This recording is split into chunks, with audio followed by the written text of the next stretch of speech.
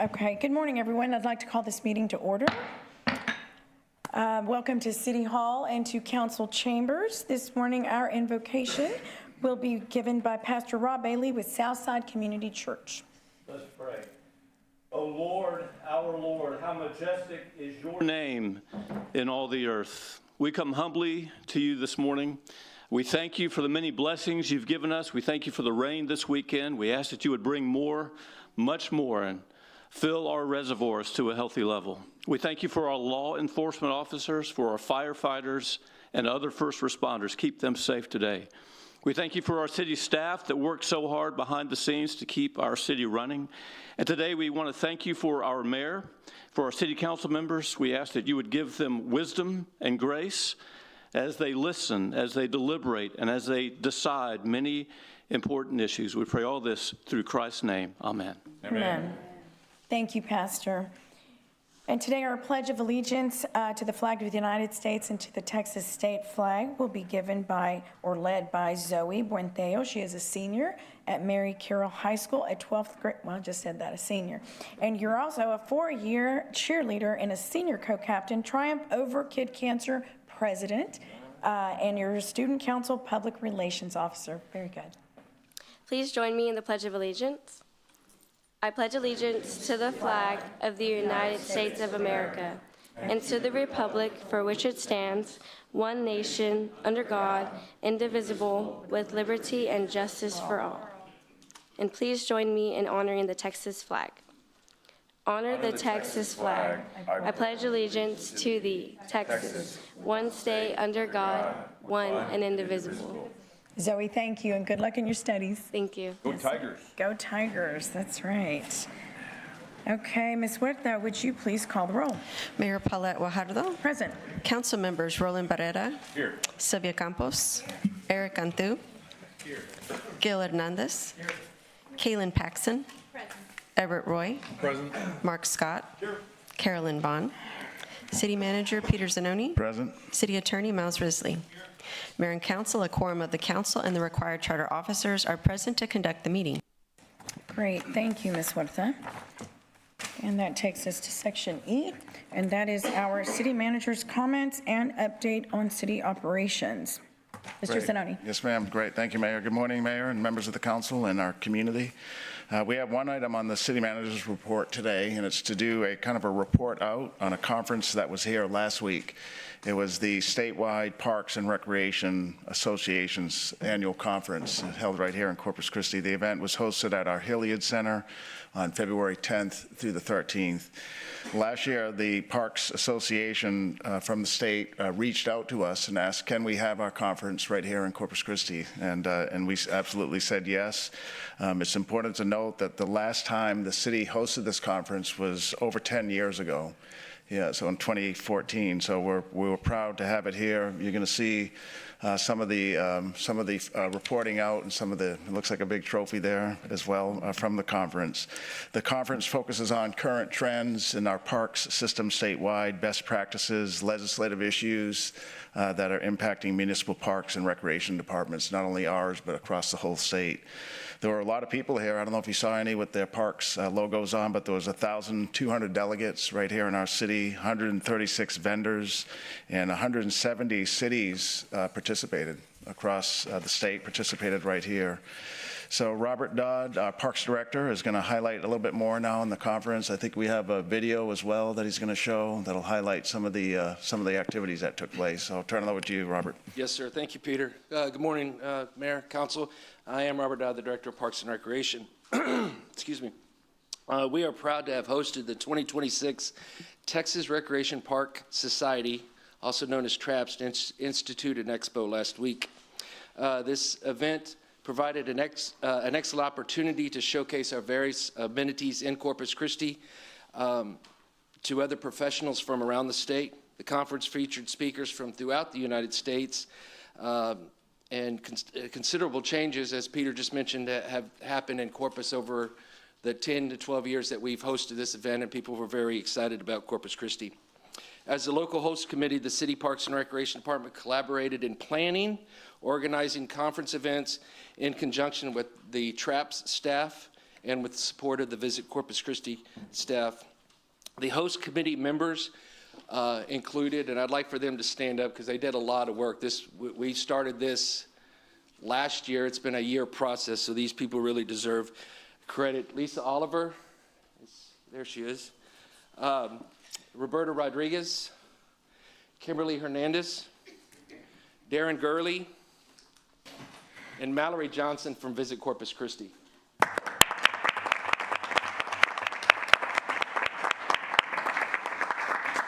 Again, over a year, probably 30, 45 meetings that they have. So it was a huge, huge thing for us in Corpus Christi. The event was held February 10th through the 13th at the Hilliard Center and the Omni Hotel. Highlights included special events at Whataburger Field, Gabe Lozano Golf Course, the Corpus Christi Museum of Science and History, Art, and the Art Museum of South Texas, as well as our own Oso Bay Wetlands and Preserves. The State Maintenance Rodeo was held at Whataburger Field with the attendance of over 275 participants. 21 of our staff members from the Corpus Christi Parks and Recreation Department were eligible to compete for this state event. I would like to acknowledge Raul Trejo, who is a park technician. He finished second in the state in the backhoe event. And Jeremy Luna, who is a park technician as well, he was our state champion in the backpack blower event. Yeah. So very impressive.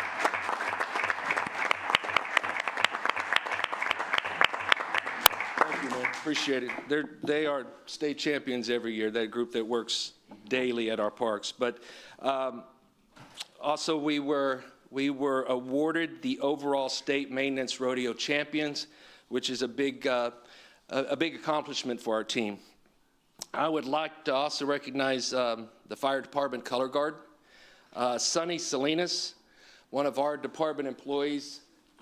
He sang the national anthem at the opening ceremonies. Wow! And he is unbelievable, unbelievable. He did a great job. I'm very proud of Sonny. So thank you, Sonny.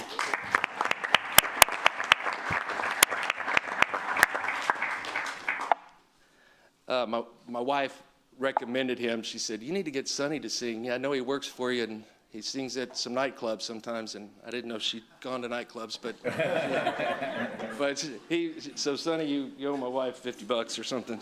No, but he did an amazing job. I was very impressed. Additionally, we'd like to thank Mayor for being there at the conference welcome. That was a great addition. There's also there was an opportunity for our team to engage in educational sessions and serve as presenters as well. The conference presenters included Tanya Watley. I believe maybe she went back to work, but she held a session that was entitled "Heart Your Park: Seeding the Future: A Volunteer-Powered Approach to Native Plants," and hosted a tour at the Oso Bay Wetlands Preserves. Also, Lisa Oliver, Roberta Rodriguez, and myself presented on the topic, "What is employee engagement and why it matters?" So it was an honor to be able to be a presenter at TRAPS this year. We received positive feedback from the conference attendees and TRAP boards regarding our role, and we look forward to welcoming them back again in the future.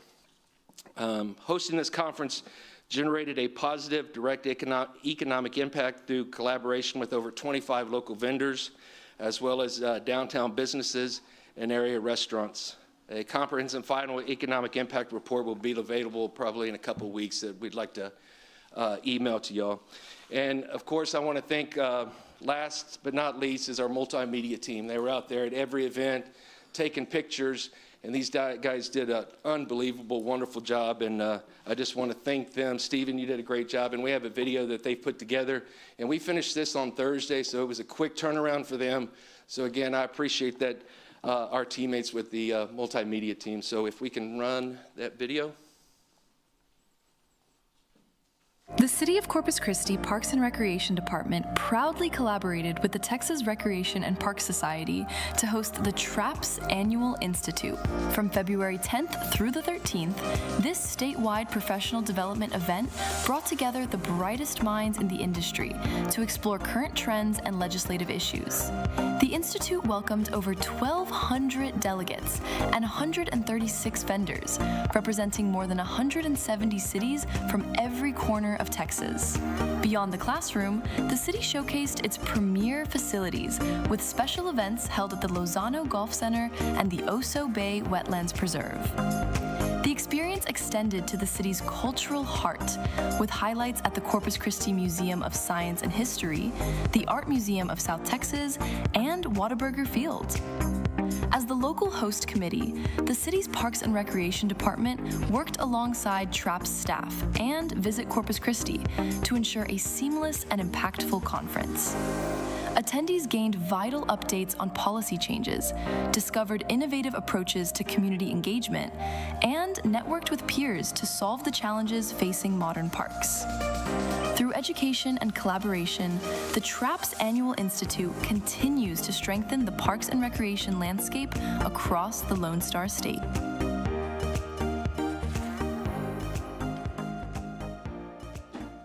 Again, I just want to thank our team, the Parks and Recreation team, our staff. They're unbelievable. They make me look good, so that's hard to do sometimes. And they're very, very excited, and they're already asking for the next time we get to host this. So again, thank you for your support, and again, my staff, y'all are absolutely wonderful. Mallory, you did a great job. Thank you. That's all I got. Great, thank you, Robert. Good, sir.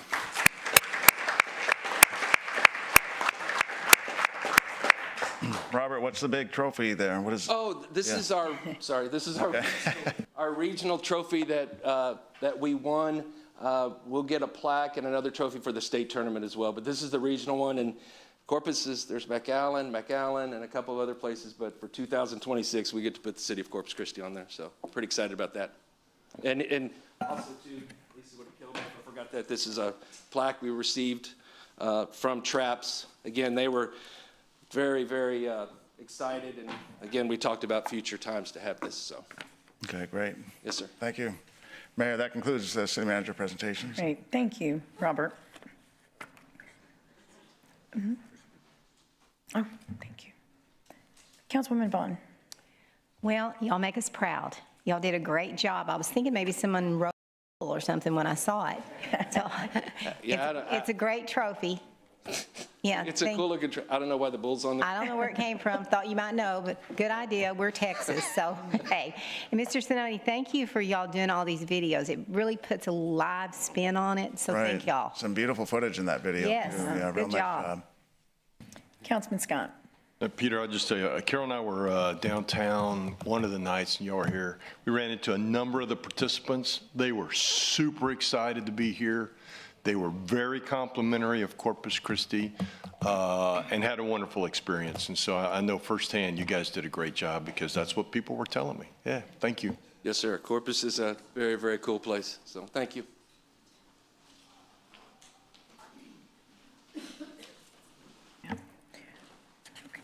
Thank you, and thank you all for being here. Congratulations. Yes, ma'am. Thanks, Kim.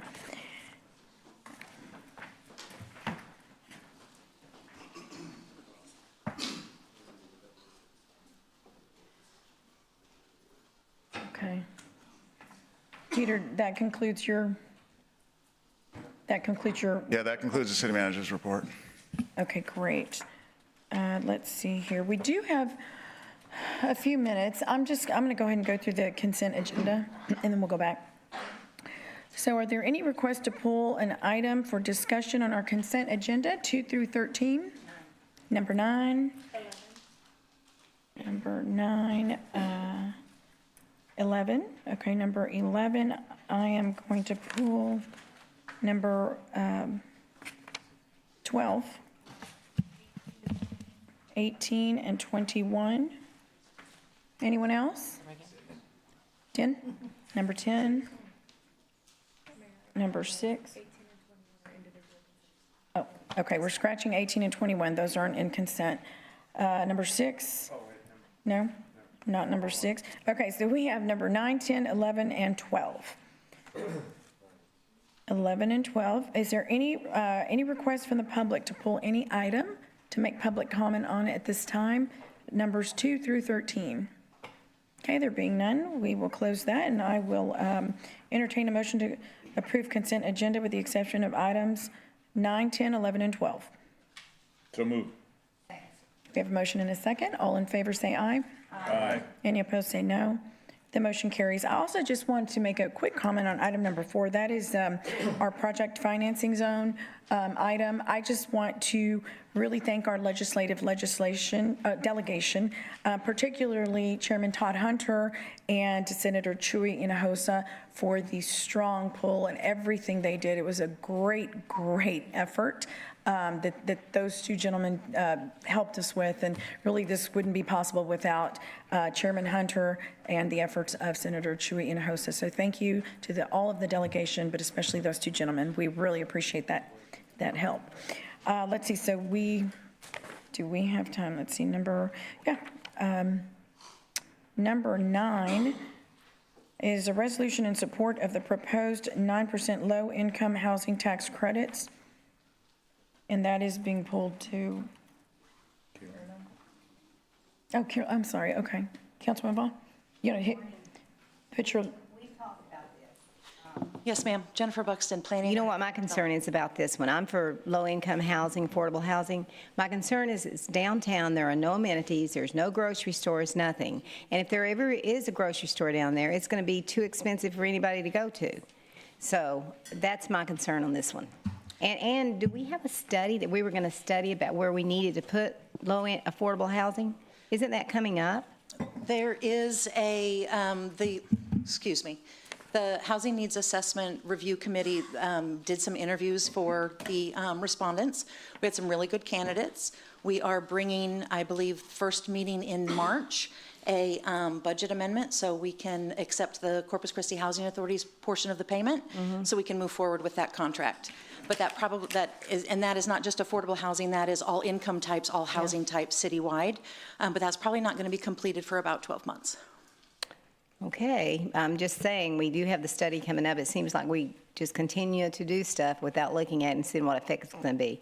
Like I said, I'm for it, but I'm concerned with it being down there. I just think that's a bad move, but thank you. Yes, ma'am. Councilman Scott. Yes, and we talked a little bit about this. I just want to publicly express my concern as well. The original concept, right, was to take those residents from Seagull Villa, put them in a new facility, which is fantastic and is close to the hospitals, where I think it's more beneficial to the residents. But then it was always designed to become a market rate facility. I think that I wasn't on the council, but that's my understanding. That's the way that project was presented. So I'm disappointed that it's not market rate. Now I understand you or someone has worked out a compromise. I wanted you to kind of work through that. The developer has worked out a compromise where the building will actually now be 2 separate projects, but on the outside you'll only see one. It is for 60 of the units to be low-income housing and 40% of the units to be, 40 of the units to be market rate, 2 retail spaces and 1 employee space. So it is a 40-60 split between mixed income and affordable housing. It's also split between seniors and what you would consider to be a general population. I understand that part. I just want to, whoever did that, I want to thank you for working out a compromise that does put market rates. 'Cause I think it's a legitimate concern that there's no, affordable grocery store downtown, and who's there is wonderful, and they have great stuff, and we've eaten there before, but that is a concern of mine. The other one, I think that at some point there's going to be an ask for some assistance, and I wanted to make sure I kind of get ahead of the curve. Okay. I don't think it's an appropriate use of TERS money to help finance a project that does not increase tax revenue to the TERS, right? And so I just kind of want to get out there. So if at some point this project, you come back and say, hey, they need X amount of dollars, and I think the TERS ought to fund that, I think that's an inappropriate it's not inappropriate. I just don't think that's a good investment of TERS, because the TERS concept is you're going to build a $10 million building, which is going to generate $1 million in tax revenue, so I'm going to give you $500,000 to help make it happen. I'd be willing to have a conversation about the 60-40 split, and maybe there's some TERS money because of that 40% in market. I just want to get ahead of the curve, so if I, blow a gasket months from now, you're not caught surprised. And just to be transparent, when this project was presented to the TERS, it was, there was a commitment of $3,060,000 when the project was 100 market rate units. The project is still indicating that it needs the $3 million from the TERS for the market rate units. But I want to be really clear that at this stage in the process, in the pre-development process, numbers aren't certain. Right. Costs aren't all in. They don't have letters of intent. They haven't run the underwriting through the lenders. Costs aren't certain yet. And I think that we should expect for the asks to either increase or decrease or change, and the numbers to be different from what they are today. In my experience, the asks don't decrease. Yeah, and my thought is that if you're taking a $3 million building and you're going to invest it so it becomes a $6 million building, you've increased the tax value $3 million, in which case it generates, again, $1 million in revenue, so I'm going to give you some back. But I don't think it's good public policy to, and I'm a little bit of a hypocrite, and I admitted this to my downtown friends who expressed concern over this project, that I did support a TERS contribution to the Catholic Church on the Hill, but that was just because I want to be right with God. And, yes, sir. I want no issue. As a Protestant, I want everybody to, to get on the page. And again, that we're still, the numbers are still preliminary, but there is a potential that we could sit down and talk about, well, is there any way to transfer some of that subsidy gap to the affordable housing side, where we have dedicated affordable housing sources and not use so much of the TERS, but because of the two different ownership and financing structures, that might be a little difficult. But I'm not taking it off the table. Okay, and my last thought is that what we really want is the project to be in Corpus Christi, and we love our brethren up in Victoria, but we don't want them to get this opportunity, and so my intent is to vote to support all the projects, because I think this project currently is the highest itself. I guess it's self-scored the highest, which means all things being equal, those tax credits come to Corpus Christi, and we get X million dollars investment downtown, and I think that's a good thing. Yes, sir. We have the number 1 and the number 3 top scoring pre-applications. All right. Well, thank you. Thank you. Councilman Cantu. Thank you, Mayor. Real quick, I am with Councilwoman Vaughn. I think it's a bad location for affordable housing, especially if you have 60 units, more than half of the complex. There's no HEB, there's no laundry mats down there. I mean, it's just kind of tough. However, is there a parking lot for that complex? There is a parking lot associated with the building. However, market conditions would most likely tell us that that will be used by the market rate units. There are very few low-income seniors that have full-time transportation cars, so the parking needs are very small for senior affordable housing deals. Okay, but if they do have a vehicle, they have somewhere to park without getting charged for it? The developer is here, David Fournier with Fish Ponds here. He can answer that question for us. Okay.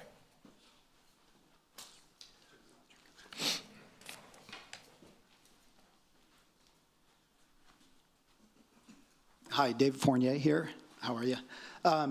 So yes, I understand. I hear the concerns on. We originally had intended for all market rate units. Crazy enough, that was all pre-COVID, pre-financial crash, hyperinflation. From a construction standpoint, our preference would have been to do all market rate because it's a lot less brain damage, quite honestly. But it's just not financially feasible anymore. And I think this is a good mix. The property has been sitting there vacant as we've tried to rework numbers, hoping interest rates would come down, hoping construction costs would come down, but hope's not a strategy. And so when this opportunity presented it, We weren't going to do it. We were going to let another developer do it, but then they, I don't know, chickened out. I don't know what they did. But they ended up, giving us back the opportunity to do that. We've got experience doing historic renovations, and much to my partner's desire, complicated projects. So I understand all of that. The way that we're going to handle the parking, we're going to create a condo structure.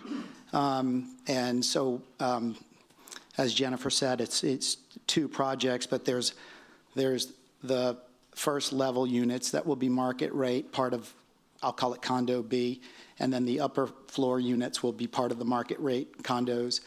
In the middle are the affordable condos. The parking lot will keep actually with the market rate condo. That's the concept, so that in the future, if it becomes feasible to, say, do a parking garage, it's not restricted by the LURA, by the regulatory agreement. So that's one of the things we're thinking kind of ahead of time. And so, yes, the residents would have parking, and under TDHCA regulations, you can't charge for those sort of amenities. Perfect. Thank you so much. Appreciate it. Mm-hmm. Jennifer, when it was Gulf, or what was it called? It was Seagulf Villas. When it was Seagulf, was it senior affordable housing? Yes, it was. It was seniors and persons with disabilities for 30% area median income and below. So it's actually improving, not improving, but it's going from 100% to 40 units out of this 40% being market. There is a greater income target mix, yes. Right. Yes. But that's what it was before. Yes, ma'am. Thank you. Councilman Hernandez? Okay, thank you, Mayor. One of the big issues that we don't have, a shopping center or supermarket downtown is because it needs more people. The more people you get there, the more amenities come. So we've made a priority, not only through TERS, the downtown TERS, but as a city, to try and get more population into downtown. The more population you have, the more things happen. And, we've been incentivizing them more and more since at least since I've been on council. So I think this is, I understand that they wanted to do on market rate, but just the numbers didn't work, and I'd rather have something there than in another empty building downtown. So it's important that we, support this to go forward, just simply because we want residents downtown, we want buildings to be utilized, and I don't know what the alternative is if this doesn't happen. So I know maybe we can get, I know the Downtown Management District endorses this, so we want to go ahead and go forward, and I will be voting yes on this. Councilman Roy. Yes, thanks for your presentation. First of all, I wanted to clarify, because a lot of people, to the public, when they hear the word affordable housing, then there's a lot of misnomers in terms of what type of affordable housing. But if I understand this particular project, and David, let me know, it's not geared towards Section 8, right? So it is not geared towards Section 8, but Section 8 clients can live there. There are a certain number of, Section 8, as we typically think of them, are households that make at or below 30% of the area median income. Can you please bring up the slide presentation for 9 and 10? Thank you. I guess what I'm asking is that basically it is tied into, it's tied into their current income and what they make. Yes, but the units are, there's a wide income mix targeted. I'm going to show you. Okay, can you show my screen, please? And Councilwoman Campos, oh, and I'm sorry. Okay. You can see the Seagulf Villas in Palms at Galahar, and by the way, this is not a better or worse comparison, it's just a side-by-side. One is single, one is senior households, one is family households, so of course the bedroom sizes are going to be different. But if you look at Seagulf Villas, they have 1, 2, 6, They have 6 units that are for persons at 30%. And then you can see that they have efficiencies at 50 and efficiencies at 60, efficiencies at unrestricted. And if you hit all of those bedroom sizes, except for the 2 bedrooms, you'll see they're allocated across all of the income levels. So it's definitely blended. That's an easy way to say it. Yes, blended it's a great way to use it. It's mixed income. All right. Yes. The other thing I just wanted to also acknowledge, because I do agree with Council Member Hernandez, it's almost like the chicken and the egg. We've got to be able to do something to increase our density downtown to be able to have a wider selection in terms of groceries. But the good thing is that, you look at our partners, H-E-B and Walmart, they do deliver groceries. And so that's a big plus, I think, in the community. And the other thing is that one of the things I keep saying is that density is what helps us in terms of crime. It's very important to make sure that we continue. I just had a big meeting and conversations last week about the homelessness. And it's an issue, but it tends to work itself out when you have areas that are denser and crime, because people don't like to do things that are bad around other people. So the more people you have, the less crime you have. And so anyway, I'm for this project. I think it's going to be a great project for the district. And I look forward. I appreciate you coming up with this solution. Not that I have anything against Victoria, but I do believe that it was going to benefit Corpus Christi, our community. And I'm glad that we scored the way we did. So thank you. Thank you, sir. Thank you, Jennifer. At this time, I'm going to pause. We're about 10 minutes into the noon hour, and I don't want to belabor the public comment hour. So, Jennifer, if you will come back up afterwards. Yes, ma'am. That would be good. I want to take a moment now to address the rules of decorum. This council chambers is a place of public business, a forum for civic discussion, decision-making, and service to the people of Corpus Christi. It is not a stage for personal attacks, disruptions, or vulgarity. We will not tolerate violations of decorum. We're here to do the people's work, so we would like to proceed in that spirit. If you would like to speak on a specific agenda item during this discussion, you do not need to sign up beforehand. I will ask for public comment when the council considers the item.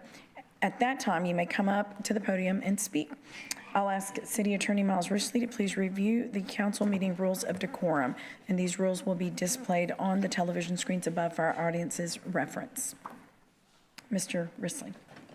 All citizens must be courteous, polite, and respectful to one another, including the city council and city staff. The mayor and council members shall be referred to by title and/or title surname. All remarks must be addressed to the mayor and city council and not to the council members as individuals. Citizens are only permitted to speak on city-related subject matter. Speaking on any non-city-related matter is prohibited. Loud, boisterous, profane, or obscene language or behavior is not allowed. Citizens must refrain from any disturbing noise, demonstration, or other act disrupting to the city council business. Thank you, Mr. Risley. If you'll please state your name and the city in which you live before beginning your comments. In-person comments are limited to 3 minutes. For call-in or WebEx video speakers, Corpus Christi residents receive up to 3 minutes and non-residents up to 1.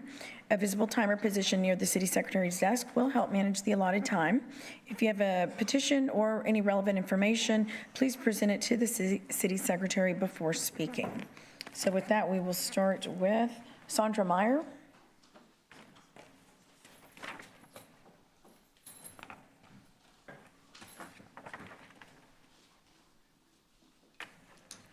Hello, Sandra Meyer, City of Corpus Christi. First off, thank y'all all for that you do. And I hope when y'all realize when I come up and talk, I try to provide something of value that will help you serve better.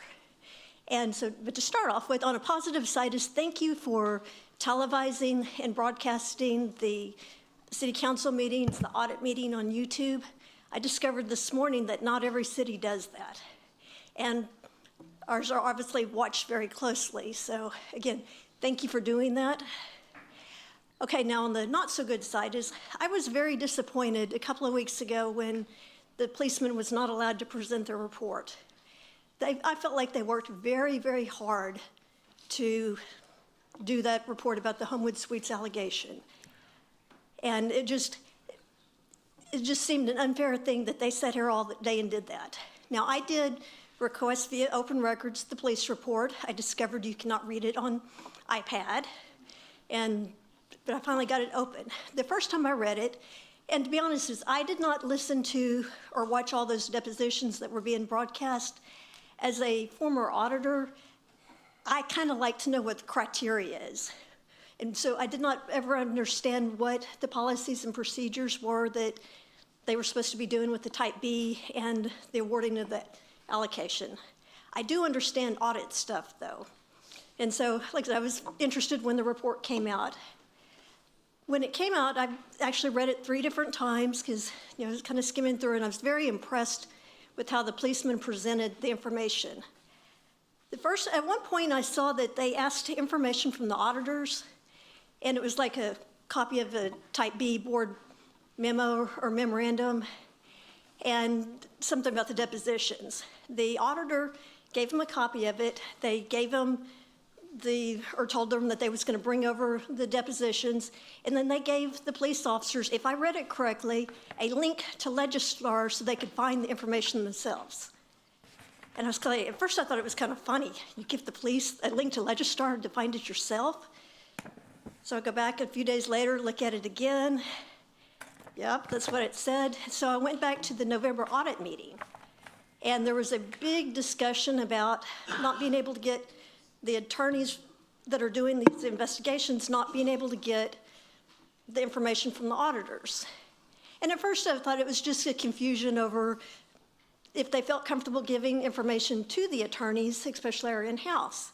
But then as I listened, at one point, George, the city auditor's kind of like, well, you got to remember, this was a investigation. We did not have an audit report like you would normally have an audit report stuff. Going back to the failed peer review, that was one of the concerns, is that they were, okay, that's all, thank you. Thank you, Ms. Meyer. Alejandro Chavera?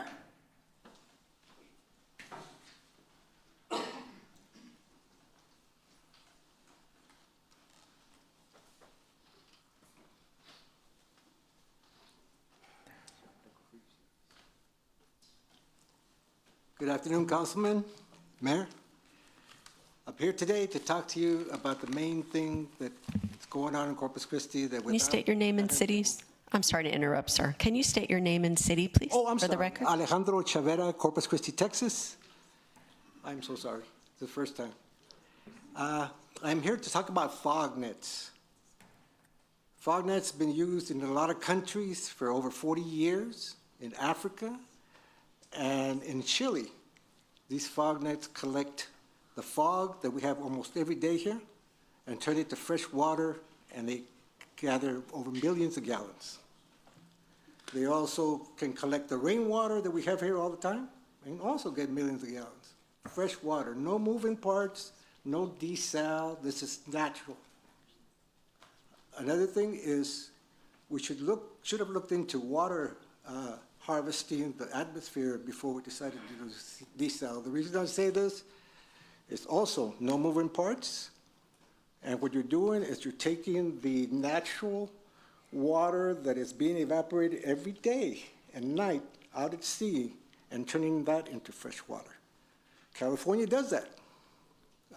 There's other things we could be doing. We could be doing stuff in the city, reorganizing in our wastewater.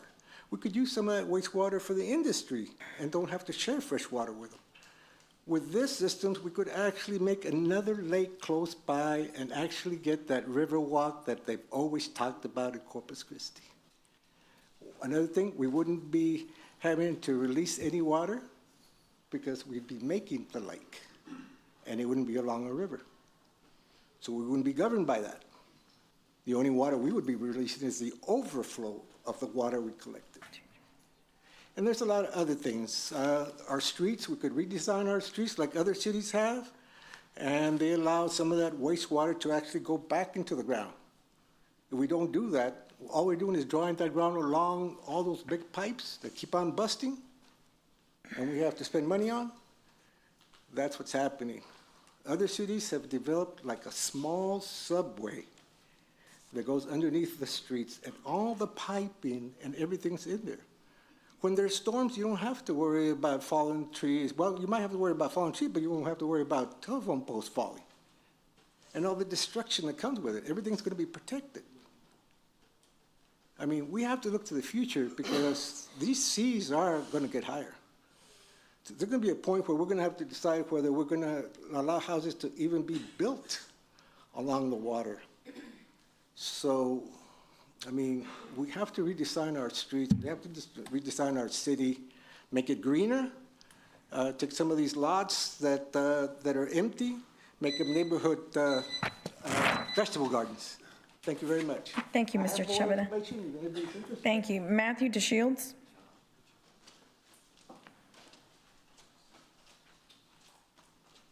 Then we'll have David Ainsworth Sr., Jason Hale, Susie Saldana, and then Creston Cook.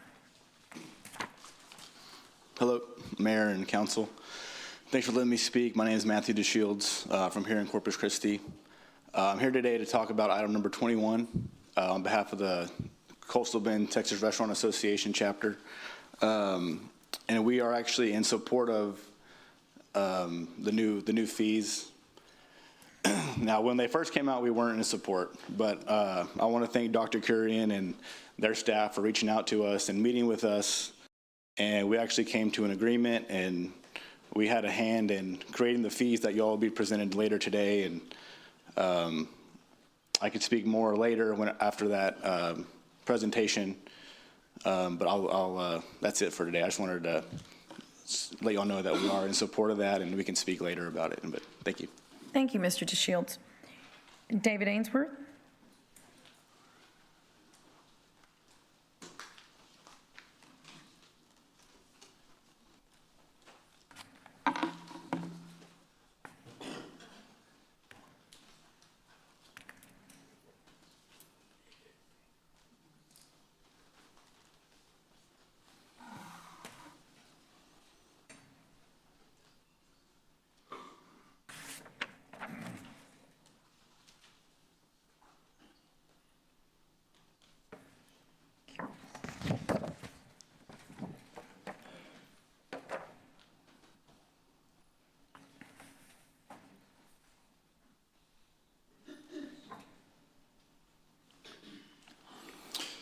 Mayor, council members, thank you for the opportunity to speak. My name is David Ainsworth, Sr.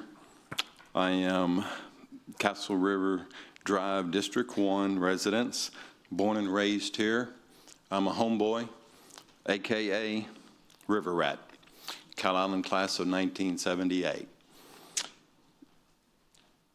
I'm here today not in opposition to any contract, but in support of one shared objective, securing reliable water for Corpus Christi. This is a defining moment for the city. Industry is growing, residents are concerned, drought conditions continue to test our resilience. We recognize the seriousness of the decisions before you, and we respect the work that has gone into advancing desalination and other supply projects. Our purpose today is simple. We want to formally express our interest in partnering with the City of Corpus Christi to bring additional tools, additional capacity, and additional speed to the solution. Water security is not a single project challenge. It requires layered solutions, conservation, reuse, desalination, and innovation working together. Our teams bring a patented modular treatment technology, experienced industrial operators, and marine scale desalination vision, all Texas-based, ready to support the city. We are not asking you to change course. We are asking you to allow us to contribute. Corpus Christi can become a model for coastal water resilience in Texas and beyond. That requires collaboration, not competition. This is part one of 3 parts by the principals of Prionics who are here today to speak. By the way, this concept was presented to the City Council 10 years ago in 2015. but since it was presented to supply 100 million gallons of water per day, it was turned away since the city wasn't in need of 100 million gallons of water a day. Here we are 10 years later, and we need 100 million gallons of water today. Each of you have received a text from me this morning emphasizing as a heads up after speaking to Governor Abbott and Todd Hunter last night. They asked me to please don't slow down and pursue this. Thank you for your time. God bless you. Thank you, Mr. Ainsworth. Jason Hale.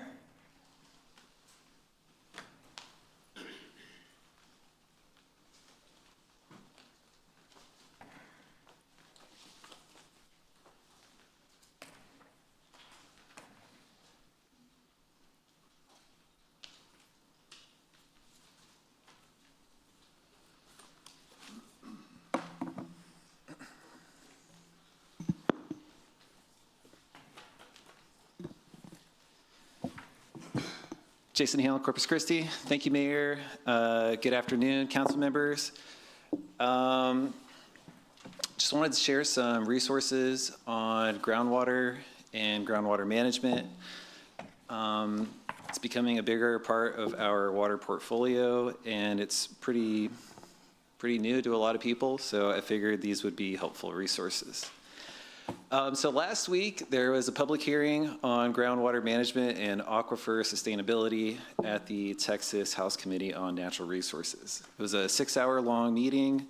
There was a lot of good discussion, but I wanted to highlight just a couple of parts of that. One of them was at about the 2.5-hour mark. The speaker was Wade Oliver, and he discussed how there's a lot of GMAs in Texas, but they're kind of grouped into two different types of GMAs. One of them is on the west, and it deals mostly with unconfined aquifers. And one is on the right, which deals with a mix of confined and unconfined aquifers. One thing I've heard recently was that the pressure in people's wells is important when in relation to productivity, and that's a concern with some of our Nueces River groundwater wells. And so that's something I kind of wanted to flag for y'all. And the other part from the hearing I wanted to highlight was Dr. Robert Mace's presentation, which started at about the 5-hour mark. And he's from the Meadows Center. He does a lot of great work. So he had done a study about 5 years ago that kind of looked at groundwater management sustainability. And the conclusion from his study was that about 90%, or no, most of the aquifers in Texas are being managed at 90% of their sustainable production, which is important to highlight as Texas continues growing, and it's something to be cognizant of. And probably the most important thing is that GCDs are not really required to look at the sustainability of their groundwater management. So it's something I want to highlight to y'all because I think it's something that residents are very interested in and would like more information about. So here's that study. All the pictures from here have been from that study. And so here's the main thing. So what I'm talking about is sustainable groundwater management. And basically what that means is how much water can you take out every year in perpetuity. I'm running out of time, but yeah, I had given y'all a handout with some questions. Please look whatever you get the chance. Thanks. Thank you, Mr. Hale. Susie Saldana.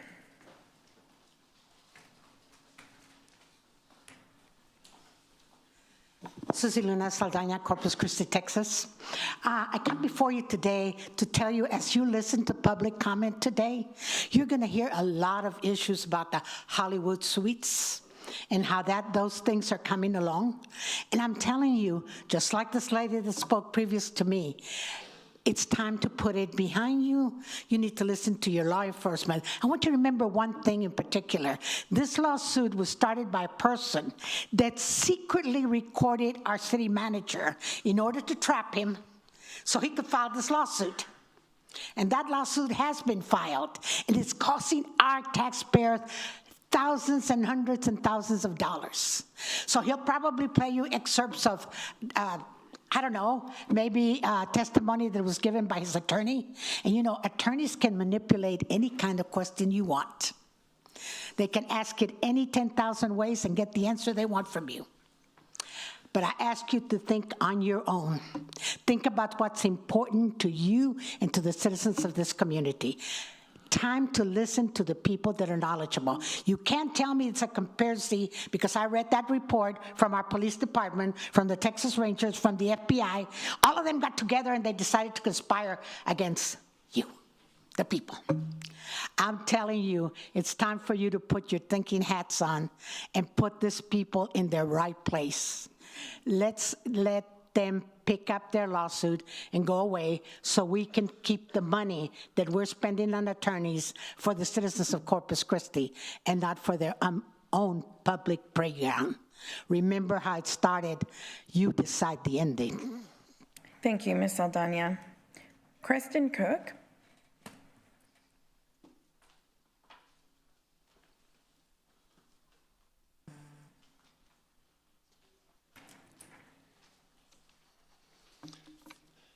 Thank you, Mayor and City Council. Creston Cook, City of Corpus Christi resident and Executive Director of South Texas Military Task Force. We want to thank you first for your continued support to the task force and one of our area's most important military installations, Corpus Christi Army Depot. I fully support the resolution and appreciate the city's advocating for one of our largest employers in the Corpus Christi area. Many members of the depot and present and past and members of our task force are here today. And to stress that CCAD is a critical element of our national defense. Helicopters continue to be needed by our military to deliver support for many missions in peacetime and at war. The 50-50 rule was made to ensure that our nation has the military equipment it needs, when it needs it, and being good stewards of taxpayer dollars at the same time. Presently, CCAD is receiving well below 50% of its workload that goes from the Army for helicopter repair. If this continues, CCAD will have no choice but to downsize even further. And when the workforce goes down, that hurts our whole community and our nation at the same time. Again, thank you for this resolution. Thank you for your continued support. Thank you, Mr. Cook. Zachary Bornstein. Okay, thank you. Jay Followell.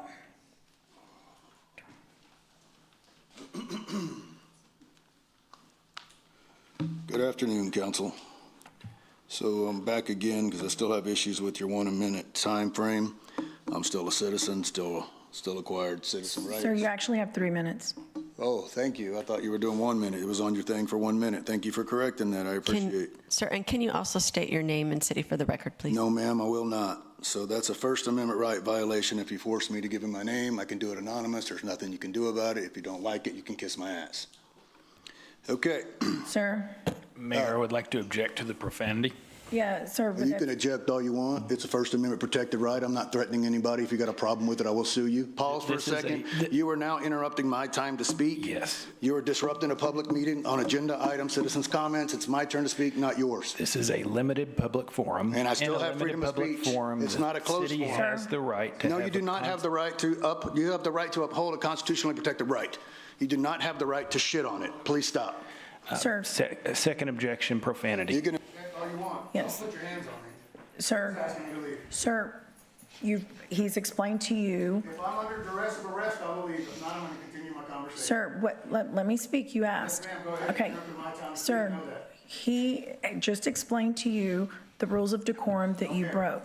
I understand that, but we broke that. It's a constitutionally protected right you should protect. Sir, thank you. Your public comment. Unless I'm under threat of duress, I have time to speak, I would like to speak. Am I under threat of duress? Duress of arrest, yes or no? We need you to, yes, sir. Sir, we need you, I'm asking you to leave, please. I'm asking you to leave based on what our attorney just told you. Do not touch me, that's assault. I don't care what she's telling me. Am I under threat of arrest? Mayor, he is violating the Rebecca. during public comment. Rebecca, turn that off. Yes, we did. I was going to say, all comments during public comment need to be directed at the city council rather than the persons around the commenter, so he was violating that rule as well. Thank you. Thank you. Robert Mice.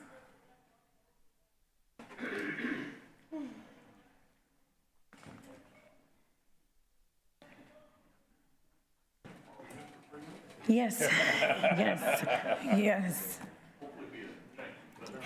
We're going to turn your microphone on. Ms. Wetler, can you please make sure, there you go, sir. Understand. Just your name and city. Yeah, Bob Mays from Magnolia, Texas, and with a company called Pure Onyx. Here with David Ainsworth today, and we presented, David shared our flyer on information that we have, but we have a patented process which has been, as David mentioned, in the works for over 10 years from a group. Over $3 million invested in front-end engineering, so it's been very well thought out with a architectural marine company, but it involves taking a Aframax tanker, a used crude carrier. It's a medium size. It is accessible to get into the ports and into the shipyards along the coast. And the idea is, what came together is modular units that can do water treating. And what the patent shows is that you can help to reduce greatly the environmental impact for coastal zone management for air emissions is moved offshore together with the inlet water, and the biggest thing is the discharge of the salt. So there's a lot of salt that's involved with processing 150 million gallons of water. You take it into a place that's already been identified off the coast of Corpus, Port Aransas, that has a deep canyon hole, and it's below most of the life for your aquatic life. And what it also does is, by the process, you can dilute the salt back down to the salinity of seawater. Solution to pollution is dilution. In this case, it works the correct way, is that you get the salt reduced, and it's been done in Israel for their desalinization, and they get environmental kudos from around the world. So it has been very well thought out. There's a lot of engineering work, and we feel like the timing is right to take the charge and move on with this. And we'd like to work with the city and the state of Texas, because the math on it comes back that the rates that we're currently charging for city water, you can actually, in a 4 to 5 year, 6 year time period on a 30-year project, which is pretty reasonable, you'll break even and you'll go to a money-making project for offshore. So fix the problem. The other piece of it is the modular units that comprise the system can be deployed today. So we've got equipment available so you can do some of the wastewater treating, some of the things. In water treating, it's not one size fits all, but you can get to the problem that you're trying to fix and address it and have real-time solutions. So the key is start with the individual you can take care of now and then work towards the long term. And we're available to help with guide a team or selected, but just would like to be part of a really good solution for the city and the state. Question? Pardon? Thank you all for your time. Yeah, thank you, sir. You Thank bet. you. Okay. Council, no, we're not. She's not. Councilwoman Paxson. Thank you, Mayor. Peter, could we get a status on this project? It certainly sounds like an incredibly viable, very soon turnaround that I think between our organization and our partners at the state has some great potential. Could we look at that expedited? We can. This is the first we're hearing of it, but we do have the gentleman's information, right? So we'll look into it. That would be incredible. Thank you so much. Okay. So we have Kenneth Krasinski.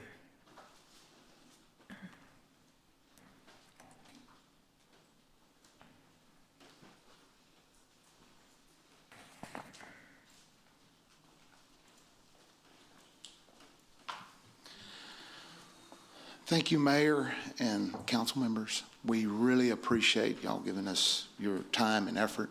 We appreciate y'all's service. My name is Kenny Krasinski. I used to live here in Corpus Christi. I live in Spring Branch, Texas, up above San Antonio. We plan on moving back here to this area. My wife and I have friends and families, and she was a teacher here, and I'm a member of one of the people of Pure Onyx, and we care about water. And, you know, water is, without 3 days, you're going to die if you don't have something to drink. And water is very important. It affects our families, jobs, the future. Corpus Christi is in a dire strait. And it's not only Corpus, it's all the surrounding communities. This patented process can solve problems in all the neighboring towns. Corpus Christi can be the leader of the water crisis in the state of Texas. We look forward to just having the opportunity to work with y'all. We have an excellent team. We've already gone through a lot of the phases of the FEED study. Us and the original patent holder has invested $2.5 to $3 million on engineering. We're ready to implement this thing. I know there's we're not here to try to compete against anybody, but this is a big problem across the United States, everywhere, from your refineries, your steel mills, your municipalities. We're here to help. And we think we can, you know, we had a great meeting with Jim Wright last night with the Railroad Commission. We're supposed to meet with him next week. We're here to help. And we can solve this issue together. And we appreciate your time. Thank you, Mr. Krasinski. Henry Williams.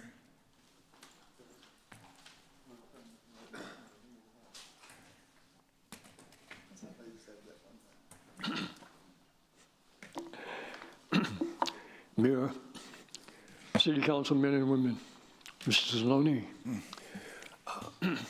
City Secretary, people in the audience. I conduct a prayer meeting the third Thursday of each month at the Corpus Christi Police Department. Reverend Williams, can you please state your name and city, please? Henry Williams, Corpus Christi, District 1. Thank you, sir. I've been conducting that meeting now for, it will be 30 years in May. And we have seen crime, violence, and lawlessness continue to decrease. Our water problem, you know, there are problems throughout our nation. You know, you'll have fires in the west, and you'll have floods in the east, and you'll have droughts. These are moral issues for our land. We have people, you know, people who have expertise with regard to solving the water problem, okay? And we need to both take advantage of that expertise, but also remember that we are people of prayer. And we need to seek God for his solution to the problems that we're having, okay? And I'd like to invite you to the prayer meeting that we have this Thursday at the Corpus Christi Police Department, 5th Floor Auditorium. We've been doing it for many years, indeed. Police Chief Markle, Assistant Chief David Blackman, they're familiar with this. I would also like to mention at next week's City Council meeting, the Inner Harbor desalination will be coming back before you all. I would ask that you say no to it. It is destructive both to the Hillcrest neighborhood, and it is also destructive to our waters and to our bay. I ask you to say no to it. Thank you very much for your time. Thank you, Mr. Williams. Justine Knox? Justine? Oh.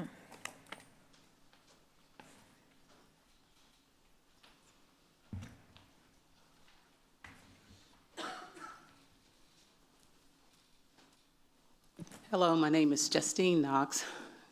Good afternoon to the mayor and all you commissioners. I want to speak on item 18 that's on the agenda about the pool that is supposed to be constructed in our area. And just want to know, does it have to be voted on to be done? Because I thought we had already settled that, and that was in the mandatory. Ms. Knox, unfortunately, we can't answer questions during public comment. Okay. But we can certainly have someone address your, outside of here. We could have staff, Peter can have one of his staff members address any questions you might have on the details of that item. Yeah. Well, you spoke on it. So, Ms. Knox, Peter, can you get someone to speak with Ms. Knox? And I just had a comment on it also. You can comment on it. I live in the historically neighborhood of Hillcrest. The pool was taken out due to construction of the Harper Bridge. It is my understanding that it's supposed to be sacrificed and maybe not rebuilt because of the water crisis here. We know that there's a water crisis here, but every time something is supposed to be put into our neighborhood, we're the sacrificial item that, no, can't do it.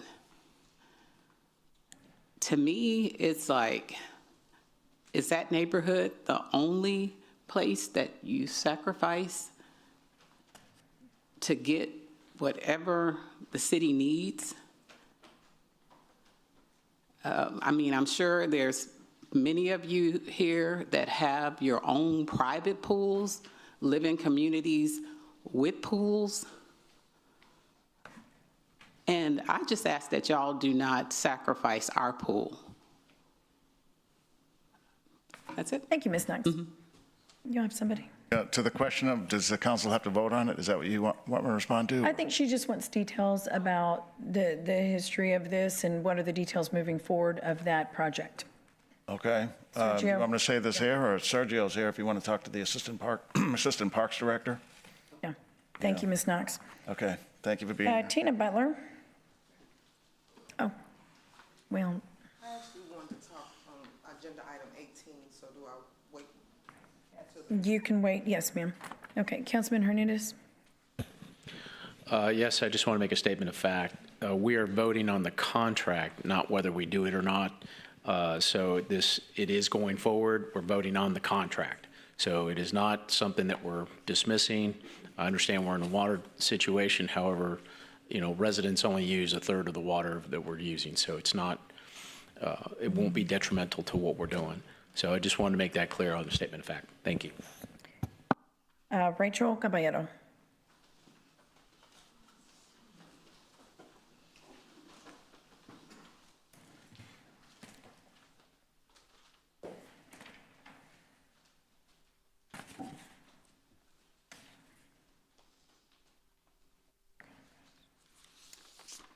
Rachel Caballero, D1.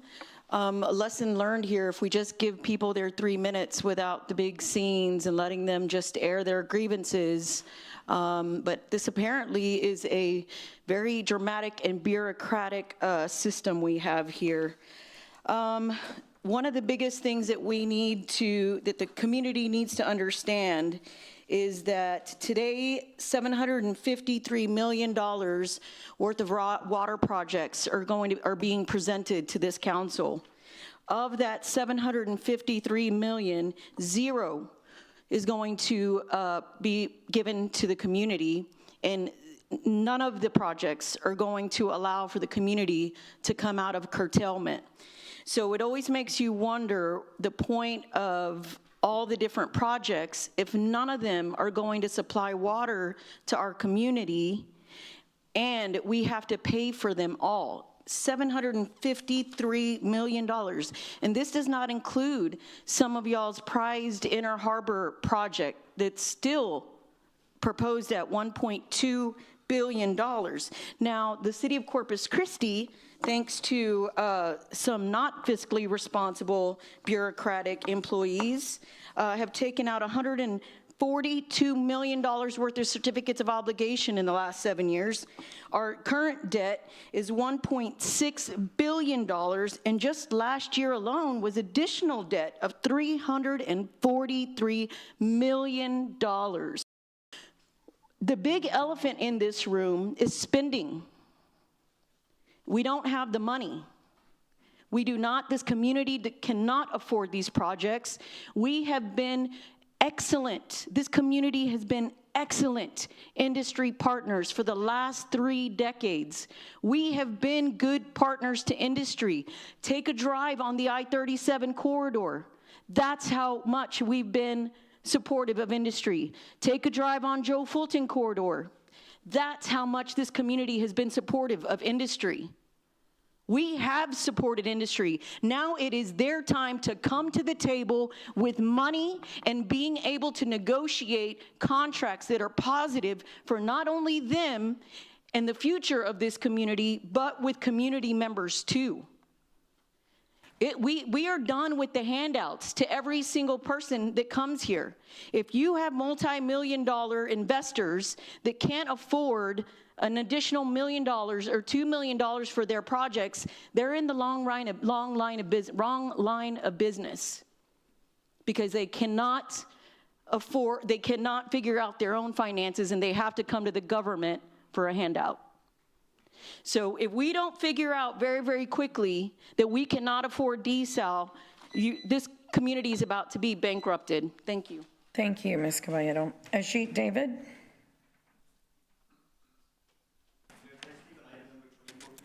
So item number 24 is a briefing, so there is no public comment on briefings, so this would be the only opportunity.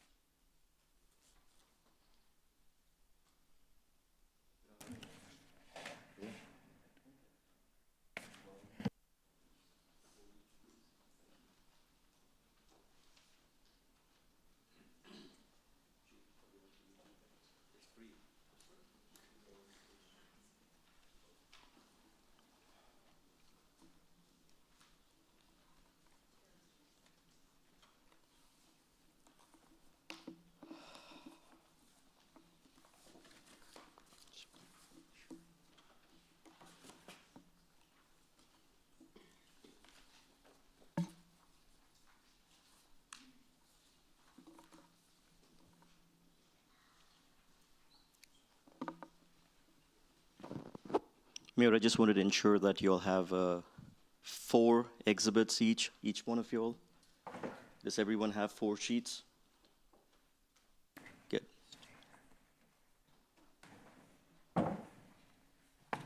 Ready? And before I start, Chief, I apologize that you were dragged into it. All I can say is sorry. Thanks. Mayor, council members, city manager and staff, Chief Markle, Chief Wade, the media, and members of this community, good afternoon to you all. At least by now, I'm assuming council is well aware of the background. Sir, I'm sorry to interrupt. Can you state your name? Sorry about that. If you can stop my time, please. Ajit David, District 2. Thank you. At least by now, I'm assuming council is well aware of the background and the bad acts involving the 2 million Type B incentive that never got 2 same readings. On April 16th, the mayor was informed. On April 19th, a formal letter detailing those concerns were sent to the mayor, and on April 23rd, the mayor was publicly informed again. What followed in the background was a cover-up involving the destruction of public records. I do not believe this council was aware of it, because had you known, a majority of you would have intervened immediately to stop it. What you're looking at is the highlighted screenshot from Legistar, the city's official public records obtained through legal discovery. It shows a staffer unlocking the file, deleting the ordinance that had already been passed, along with all supporting documents presented to council. Legistar logs these actions with precise timestamps, date, hour, minute, and second, showing exactly when these actions occurred. Now, cover-ups are always to conceal bad acts. There's no exceptions to that. Every witness testified under oath that the first and second readings were not the same, not the same ordinance. You are now seeing words on the slide of the city's own witnesses in their sworn testimony to describe the incentive scheme. That's the top portion. You also see CCPD's written conclusion. Councilman Roy likened this to the act of trying to put toothpaste back in the tube. In defense of the scheme, you may recall that Type B chair came to council and said that the award of $2 million was to do with FEMA or flood costs. The reward, in fact, is governed by a signed contract which clearly states where that money is for. That is what the signed contract said the money was for. And once exposed, that got deleted as well. Once all of these emails and everything was discovered, the city's attorneys filed an appeal with the court seeking to stay all discovery to prevent the release of any more evidence. We can all agree over here. There is a broader trust issue. The community, the city staff, and this council need to build trust with each other. The New Testament instructs us to abstain even from the appearance of evil. I recognize that majority on this council is working towards a solution. I invite all of you to come together to acknowledge what has occurred and work collaboratively to restore trust within the community. What you see over there is who is involved in this cover-up. You'll see names of assistant city manager, agenda coordinator, etc. All of this is available. Thank you. Thank you, Mr. David. Mona Lytle.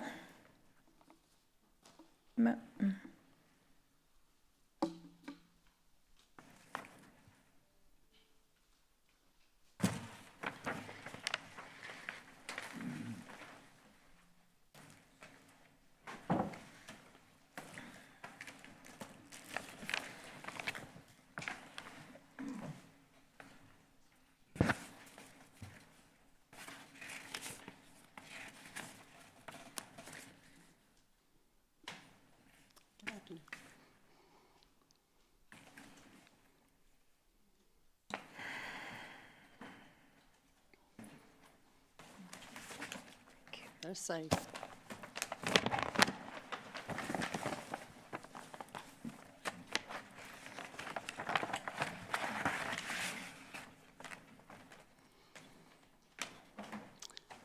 Good afternoon. I just brought you a few goodies, more to come. I am here to speak on February the 24th. Speaking on behalf of Hillcrest residents, we are asking you to please delay the voting. Excuse me, Ms. Lytle, can you state your name and city? I'm sorry. Mona Lytle, I live in Hillcrest, the historical neighborhood and community in Corpus Christi, Texas. And I'm here to ask, in behalf of Hillcrest, to please do not vote on February the 24th to bring Inner Harbor Hillcrest back to the agenda. Can we wait until the far field survey has been completed? Because it's going to tell you, as I mentioned before, Inner Harbor is not the place. So I want every project that you decide to vote on and to work with to be successful. So we're asking you, please do not vote yes on February the 24th. Vote no. Thank you. Thank you, Ms. Lytle. David Varga.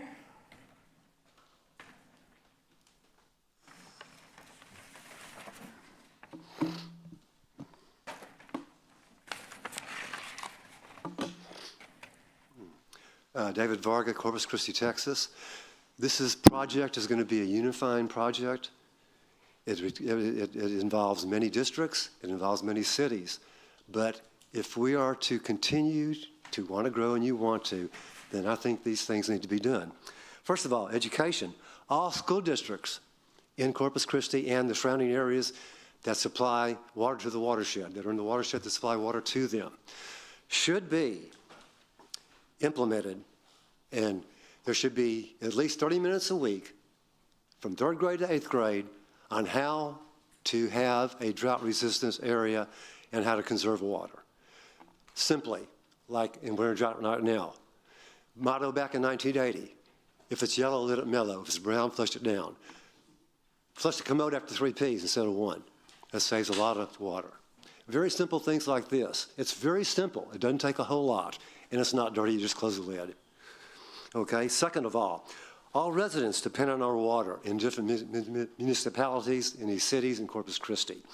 We need to come together. We need to go to all the rural areas and all the older areas and install 1 flush gallon toilets. That's a saving of 2 gallons per time, sometimes more, because sometimes you still have 5, because some of these places are 80, 90 years old. That's going to be very labor intensive. It's going to be hard to do.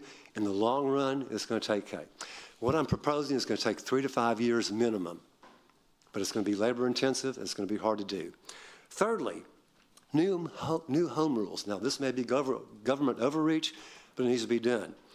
All new homes need to have at least 30 to 40% of their landscape xeriscaped, period.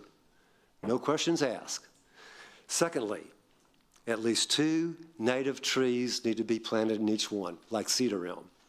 Thirdly, only drought-resistant grasses should be able to be planted, for instance, like buffalo grass and Titan RX. We also should have 4, only tankless water should be coming in.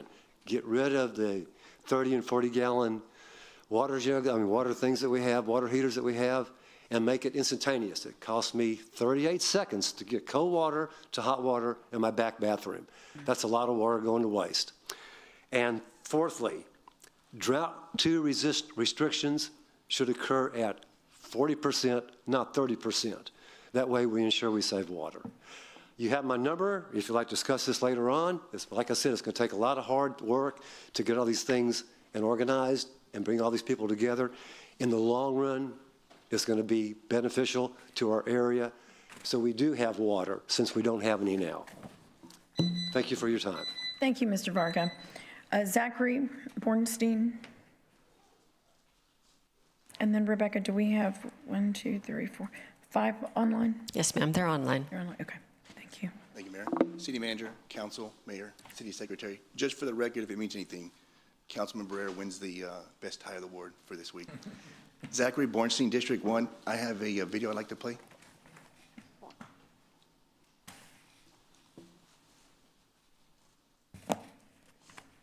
I told both my board, the project, and Type B that it had to be tied to infrastructure.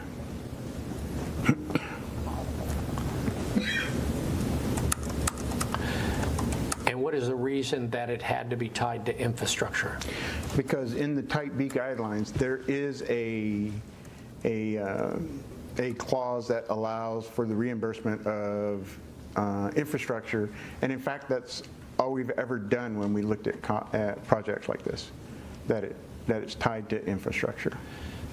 And so when would you have made that statement that it had to be tied to infrastructure? I'm sure I would have said it prior to even to the project, even before it went to our board. Before the first presentation? Yes. Pardon? Yes. So before the first presentation to the REDC? Correct. The requested information.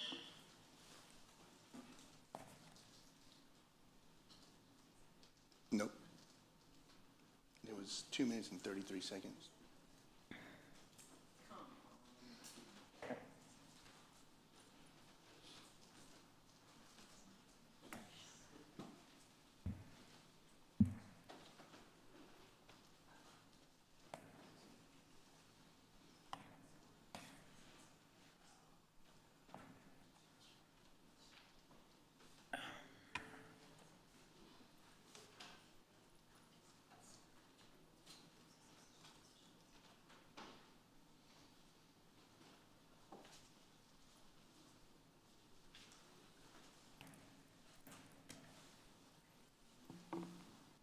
Okay, sir, my understanding is that the video ended, so that's what we have.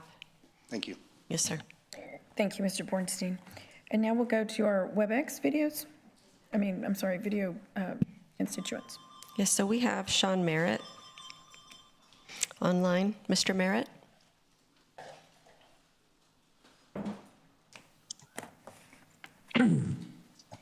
Thank you very much. Mayor, council, can y'all hear me? Yes, we can. Okay. Residents in this city can be fined Can you up to state your name and $500 city? per day. Mr. Merritt, I'm sorry to interrupt. Can you state your name and city, please? Sean Merritt, District 5. Residents in this city can be fined up to $500 per day for water in their yard. They're told that they can't wash their own vehicles in their own driveway. They're buying $41 rain barrels from the city just to legally collect runoff and keep garden plants alive. Families are adjusting their lives because of this drought. Some are so frustrated with rising costs and restrictions that they're leaving. And in the same moment, leadership is proposing a $9 million aquatic center that will require constant refill, permanent operating subsidies, and heavy EVAT from South Texas heat. That is not shared sacrifice. That is leadership telling residents to conserve while government bloats, expands, and consumes. If we are serious about water, then act like it. Desalination is inevitable. The only question, whether we build it smartly or wait for further crisis. We should be building a next-gen, future-proof water resilience hub, near-zero liquid discharge, mineral recovery from salt and brine like Eliat, Israel, and Saudi Arabia, energy integration with solar like Hussein plant in Dubai, revenue offsets that reduce long-term rate pressure on homeowners.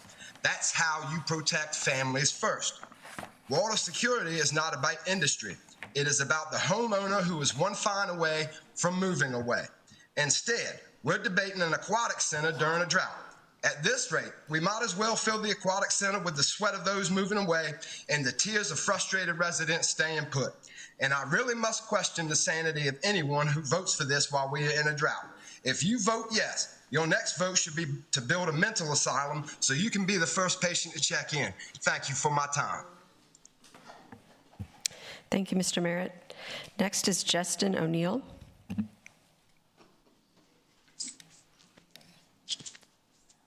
Good afternoon, Mayor, Councilman, Secretary.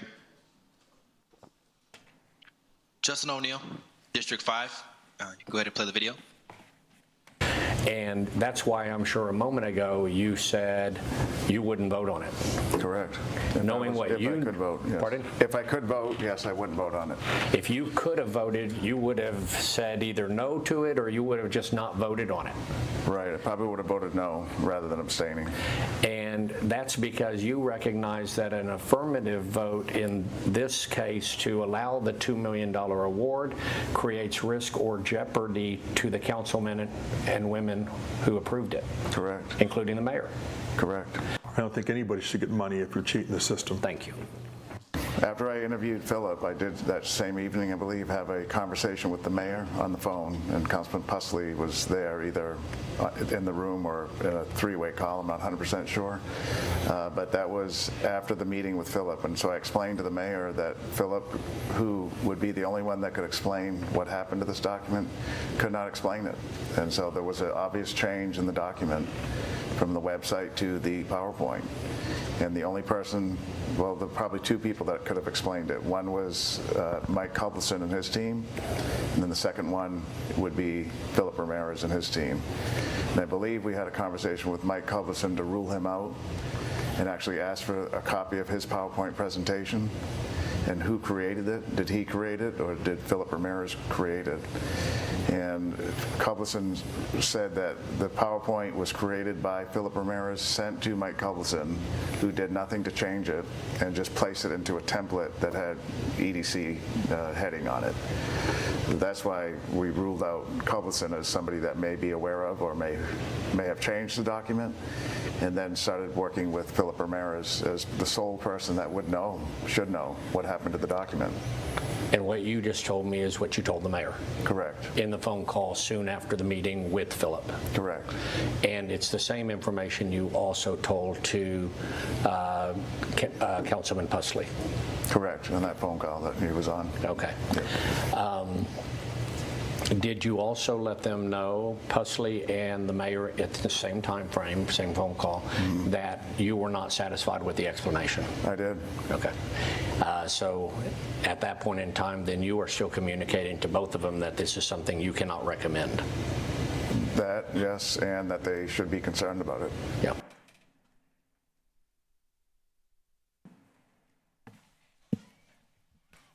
Mr. O'Neill, does that conclude your public comment?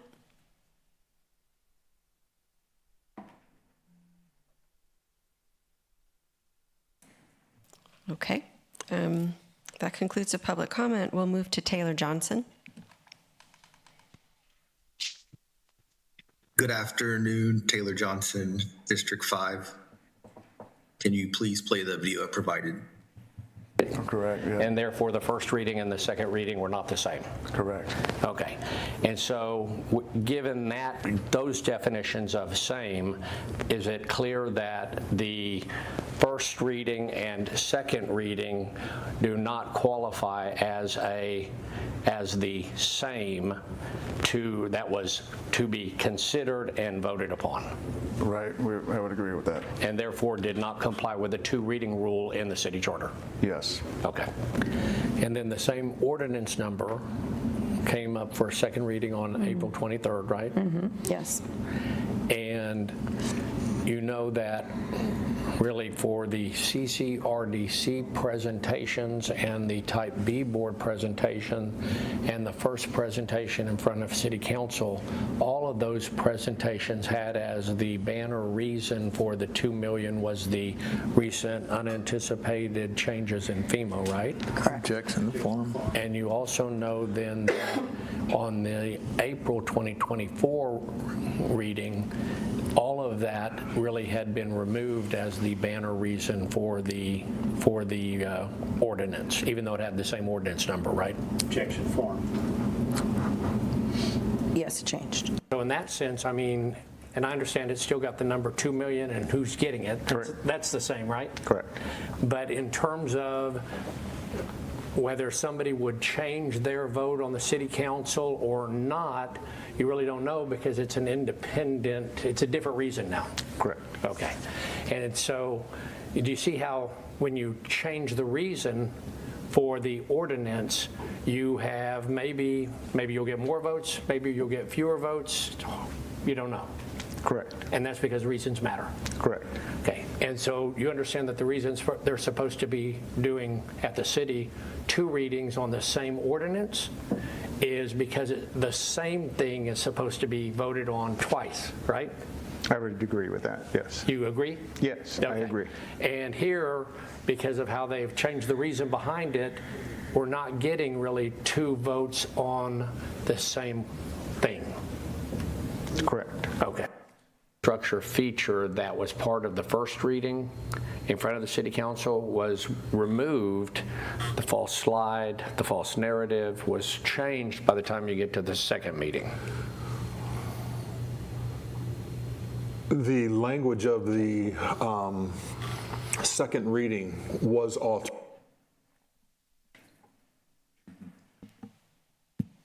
Okay, Mr. Johnson, does that conclude your public comment?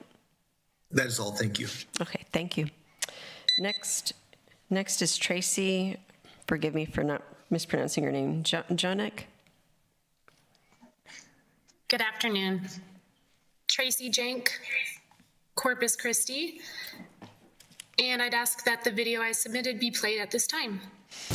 So if I give you this definition that forge, like forging a document or a writing, that forge means to alter, make, complete, execute, or authenticate any writing that happened, right, so far? Yes. So that it purports to be the act of another, like FEMA, that happened, correct? Yes. In this case? Yes. Who did not authorize it, and we talked about FEMA didn't authorize it, yes. Right? That happened in this case? Yes.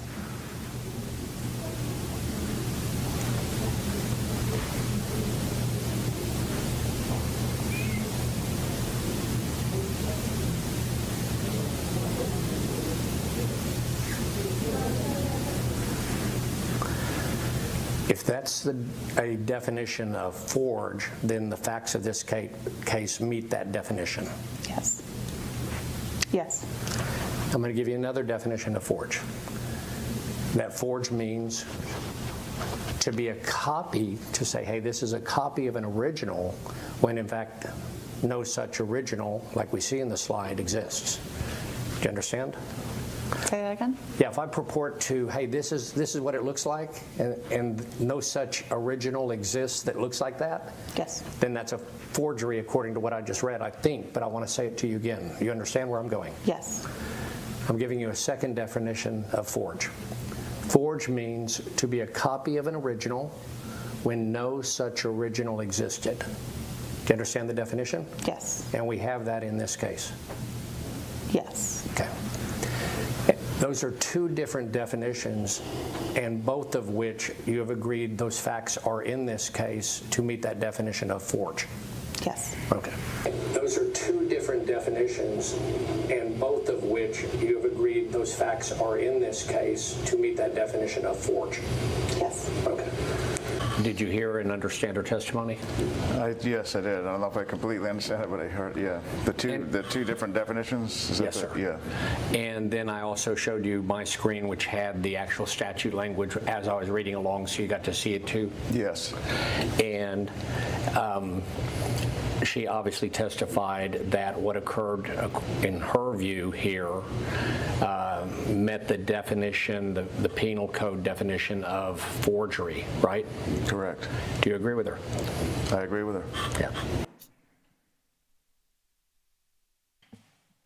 Does that conclude your public comment? Yes. Thank you very much. Next is Nishi George.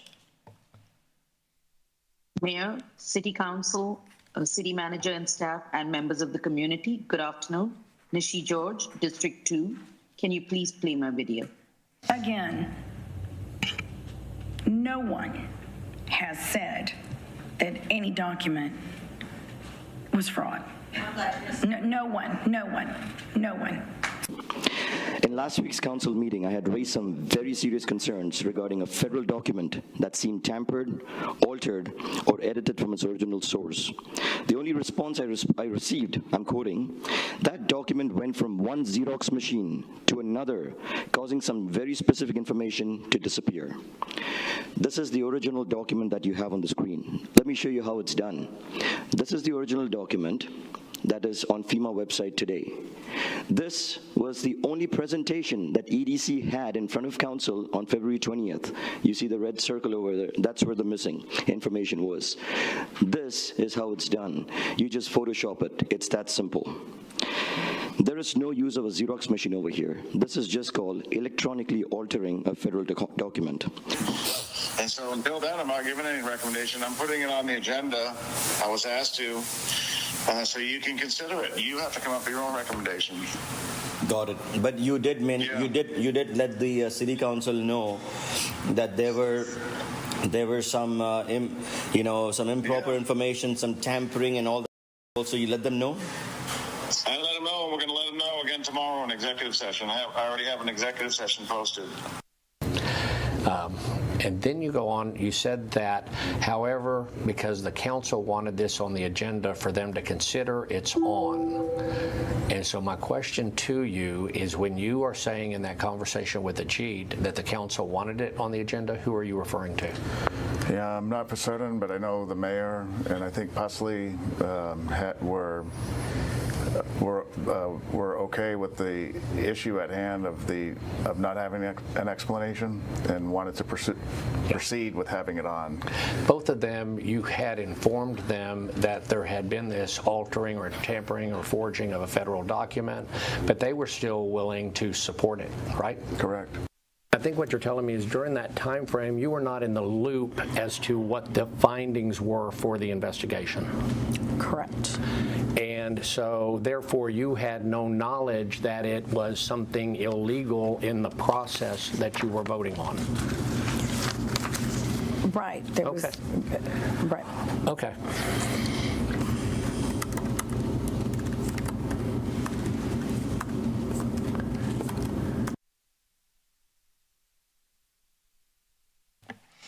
Does that conclude your comment? Yes, thank you. Thank you. Okay, Mayor, that concludes the public comment period. Thank you, Rebecca. Yeah. Go ahead. Councilman Roy. I just wanted to make a statement of fact to the public. Being a council member that was on the council and part of the deposition process, and probably in the future going to be still part of the deposition process.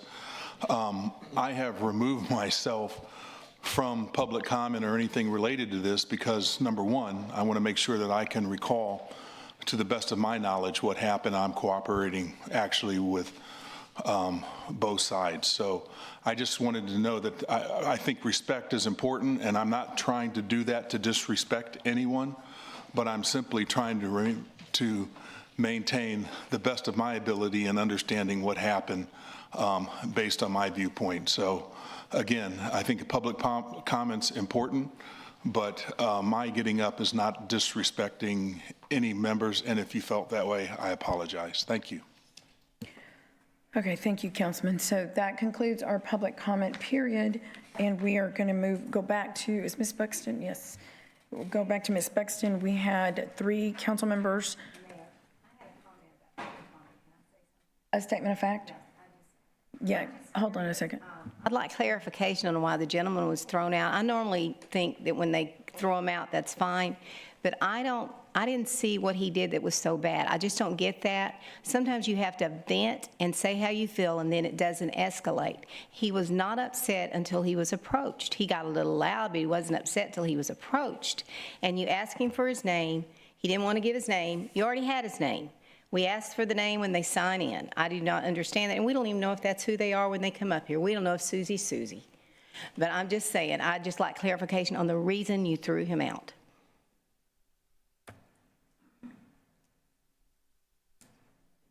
I'm asking Mr. Risley, why did y'all stop him? I didn't throw him out. You didn't throw him out, but y'all were telling him to go. I mean, I was watching motions here for the police to get him. I'm trying to figure out why y'all did that. We objected to his violation of the rules by the use of profanity. The city council has passed prohibition on the use of profanity, and then he started addressing persons other than the city council. During public comment, he's supposed to address only the city council. Okay, well, I think there's a whole bunch of people guilty of that, and there's people up here guilty of profanity too. Maybe we need to look at some of our rules. If they're this strict that sometimes we don't, people escalate doing things when they get upset like this. And I think he wanted to be heard. I don't think he was harming anybody. That's just my opinion. Thank you. Yes. Statement of fact? Go ahead. I agree with Councilwoman Vaughn. I think that we see this coming up quite often. This is an arena for the public to be able to contact their elected officials. Perhaps there's something we can do to evaluate this process. You talking to me, Councilwoman? Yes, sir. Yeah. It's the council's rules, but we can work with the council to revisit them. Thank you. Yeah. Yeah. Quick, Mayor. Go ahead. Miles, he says he's going to sue the city of Corpus Christi. Can he sue us, and are we going to pay him out of money?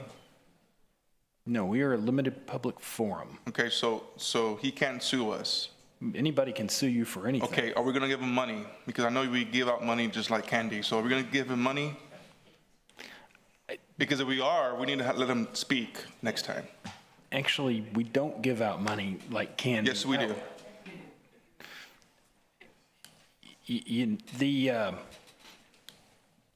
It's a simple question, yes or no. Are we going to? Can he sue us? Yes, he can sue. And can we give him money for violating his rights? Your decision to settle any lawsuit that might be made is your decision. I mean, it's based on an analysis of the cost of defending the lawsuit, likely risk of loss. Okay, how about this? Just like anybody, any person can sue you for anything. Okay, one last question. It's a yes or no question. Are we violating his rights? The city council. Yes or no? Are we violating his rights? Yes or no? That's not susceptible to a yes or no answer. Peter, you need to get with your city attorney and figure out something, because he can't never answer yes or no. I don't want to hear, I don't know this, I don't know that. It's either a yes or a no. I'm asking you, it's a direct question, yes or no. That's not as susceptible to a yes or no answer. Thank you. I'd like to continue, Mayor. Oh, go ahead. The city council has a limited public forum. When there's a limited public forum, the city council has the authority to establish rules. Right. One of those rules is a rule against profanity, Right. and we've been asked to bring up the violations of those rules, and we've done so when those violations were made. The city council has the authority to repeal or modify those rules if it wishes. So that's, the city council has that authority. Right, thank you, Moss. Ms. Buxton. We're going to go back to item number 9. And we had, Ms. Gumpels, you were up. You had a question on, this is the resolution in support of the proposed 9% low-income housing tax credits. Ms. Gumpels. Oh, hold on. All right. Okay, so back to business. I just wanted to thank the developer for not giving up on this project, and I still want to challenge the developer because this was at one time a low housing residence place, the Gulf Villa. And so as much as I appreciate the, having the suggestion of having the grocery stores and that and so forth, I still feel that I think we need to go, to make sure that we are getting more people, moved into this area. And I do appreciate that it really has become a mixed area, a mixed income. And what I had asked you before, Jennifer, is so that we could emphasize or let the public know what kind of income we're talking about, just in dollars and cents. What kind of, and that's what I had asked you, like, could you let the public know how much they would have to be making in order to afford these apartments? Yes, ma'am. So the, what we would call the 60% area median income limits, a senior, one-person senior household, their income would be about $35,000 a year. Okay. For a, say if this were Palms at Galahar and it was a family unit, 4 members, that same 60% area median income limit would be about $50,000. Okay. You drop that down to the 30% AMI and we're looking at $17,000 and $25,000. But if out of those, only 30%, did you say, or about how many apartments would that come out to? It varies by apartment building and complex. So example, on the 30% units for Seagulf Villas, there were 6. There were 6 units at Seagulf Villas at 30% AMI, and there were 8 at Palms at Galahar.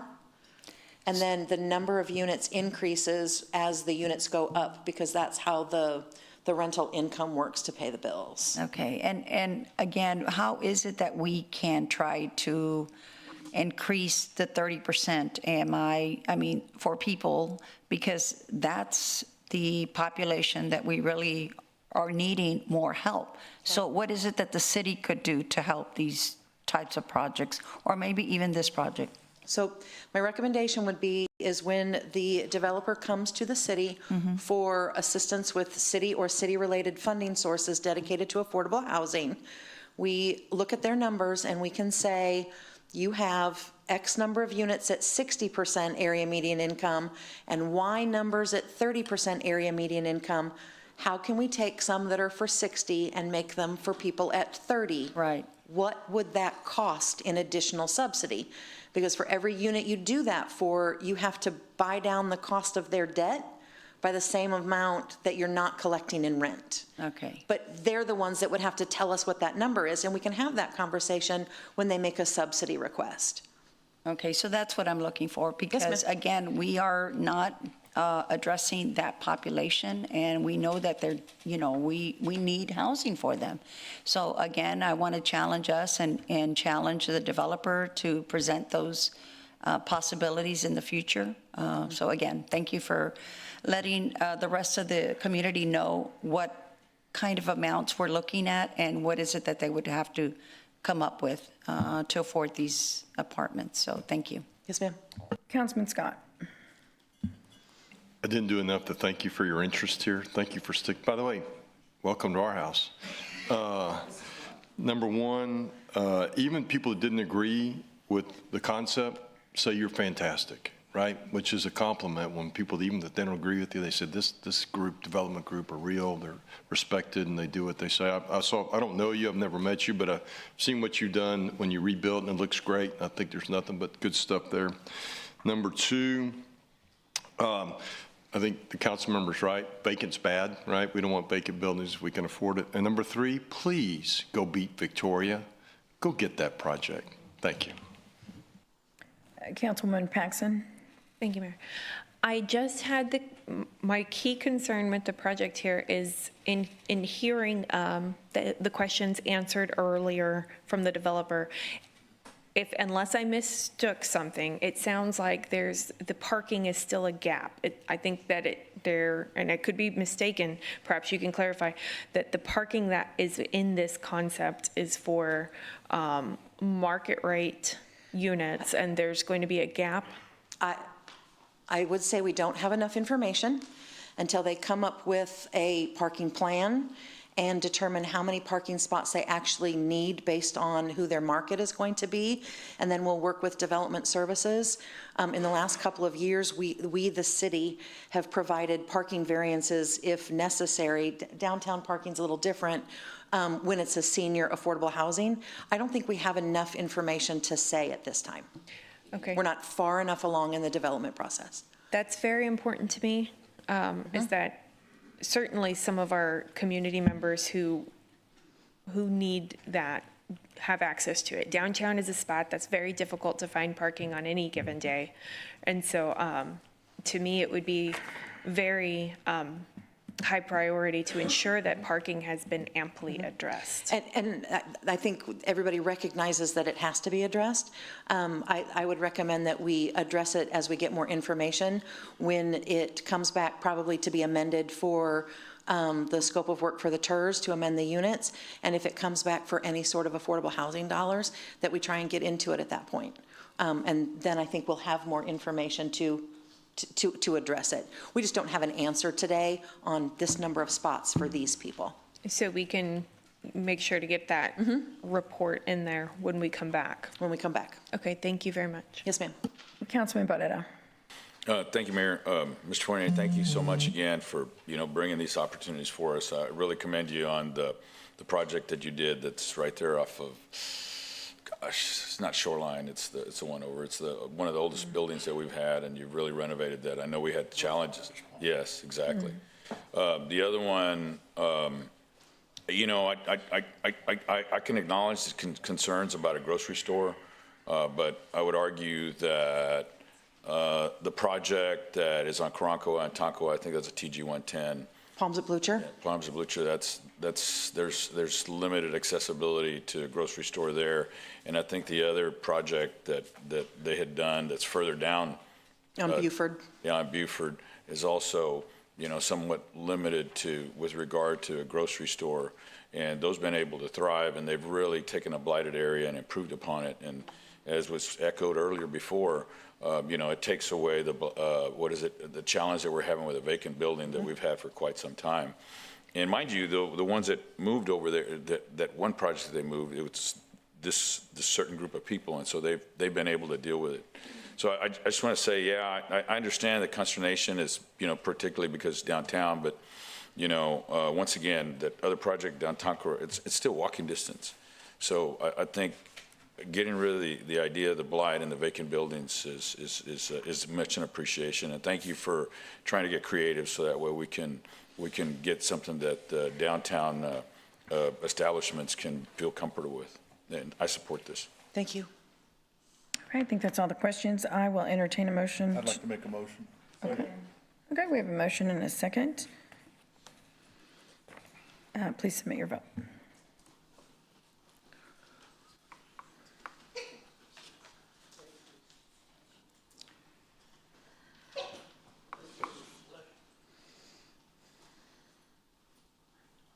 Okay, the motion carries.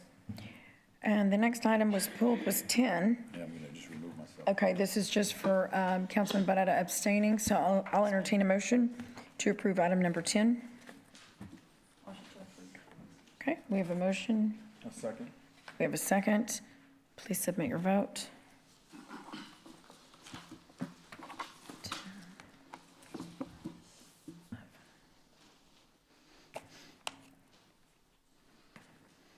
Okay, the motion carries.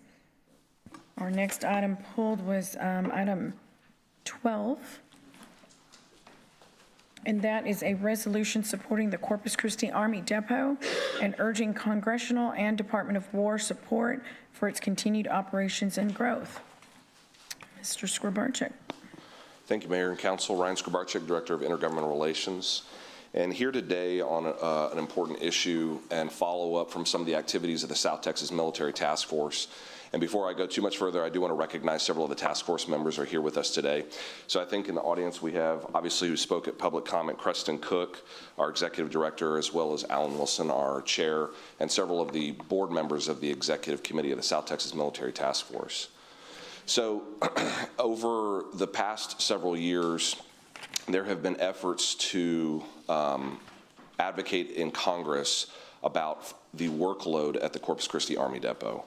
And I believe at the end of January, I think it was the 29th or 30th, IGR sent a memo to council with a recent article that had been published about the incentives and the forces that act on the workload at Corpus Christi Army Depot, and the importance in maintaining and protecting that and how we might influence that. So prior to this, the city's federal legislative agenda had included language on the 50-50 rule, which Mr. Cook spoke about during his public comment. The 50-50 rule, in part, is what keeps a steady and consistent workload at the Corpus Christi Army Depot by making sure with that workload that we keep a steady workforce there, if you're following me. Because those artisans take a number of years to get up to that skilled labor that we want to maintain. And why is that important for the military? It is an important piece of national security that the military have its own organic ability to maintain the equipment that they utilize and provide to the warfighter. It's also important, obviously, to the Coastal Bend for the jobs that it provides to our region. And so over the past several years with external forces, things like fewer Blackhawks used in overseas wars, and here recently, the Army Transformation Initiative, the Army is shifting its portfolio of aviation. But as Mr. Cook talked about during his public comment, we know that in terms of all of the helicopters that can be maintained by the Army, we're confident that far less than 50% are being maintained at Corpus Christi Army Depot. So the resolution in front of council today expands on the language in our legislative agenda to go past the 50-50 rule and talk in particular about a few things that we would like to see. First, the military address, which is first and foremost the workload and the contracts that exist for helicopter work today.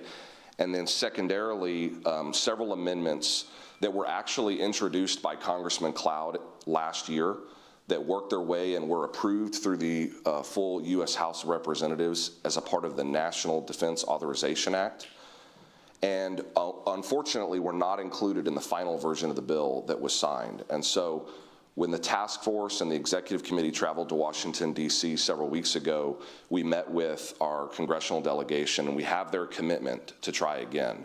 And so in part, today's resolution is to make clear to the community and also to make clear to Congress this community's support of these initiatives that would help bring workload back to Corpus Christi Army Depot and sustain workload there.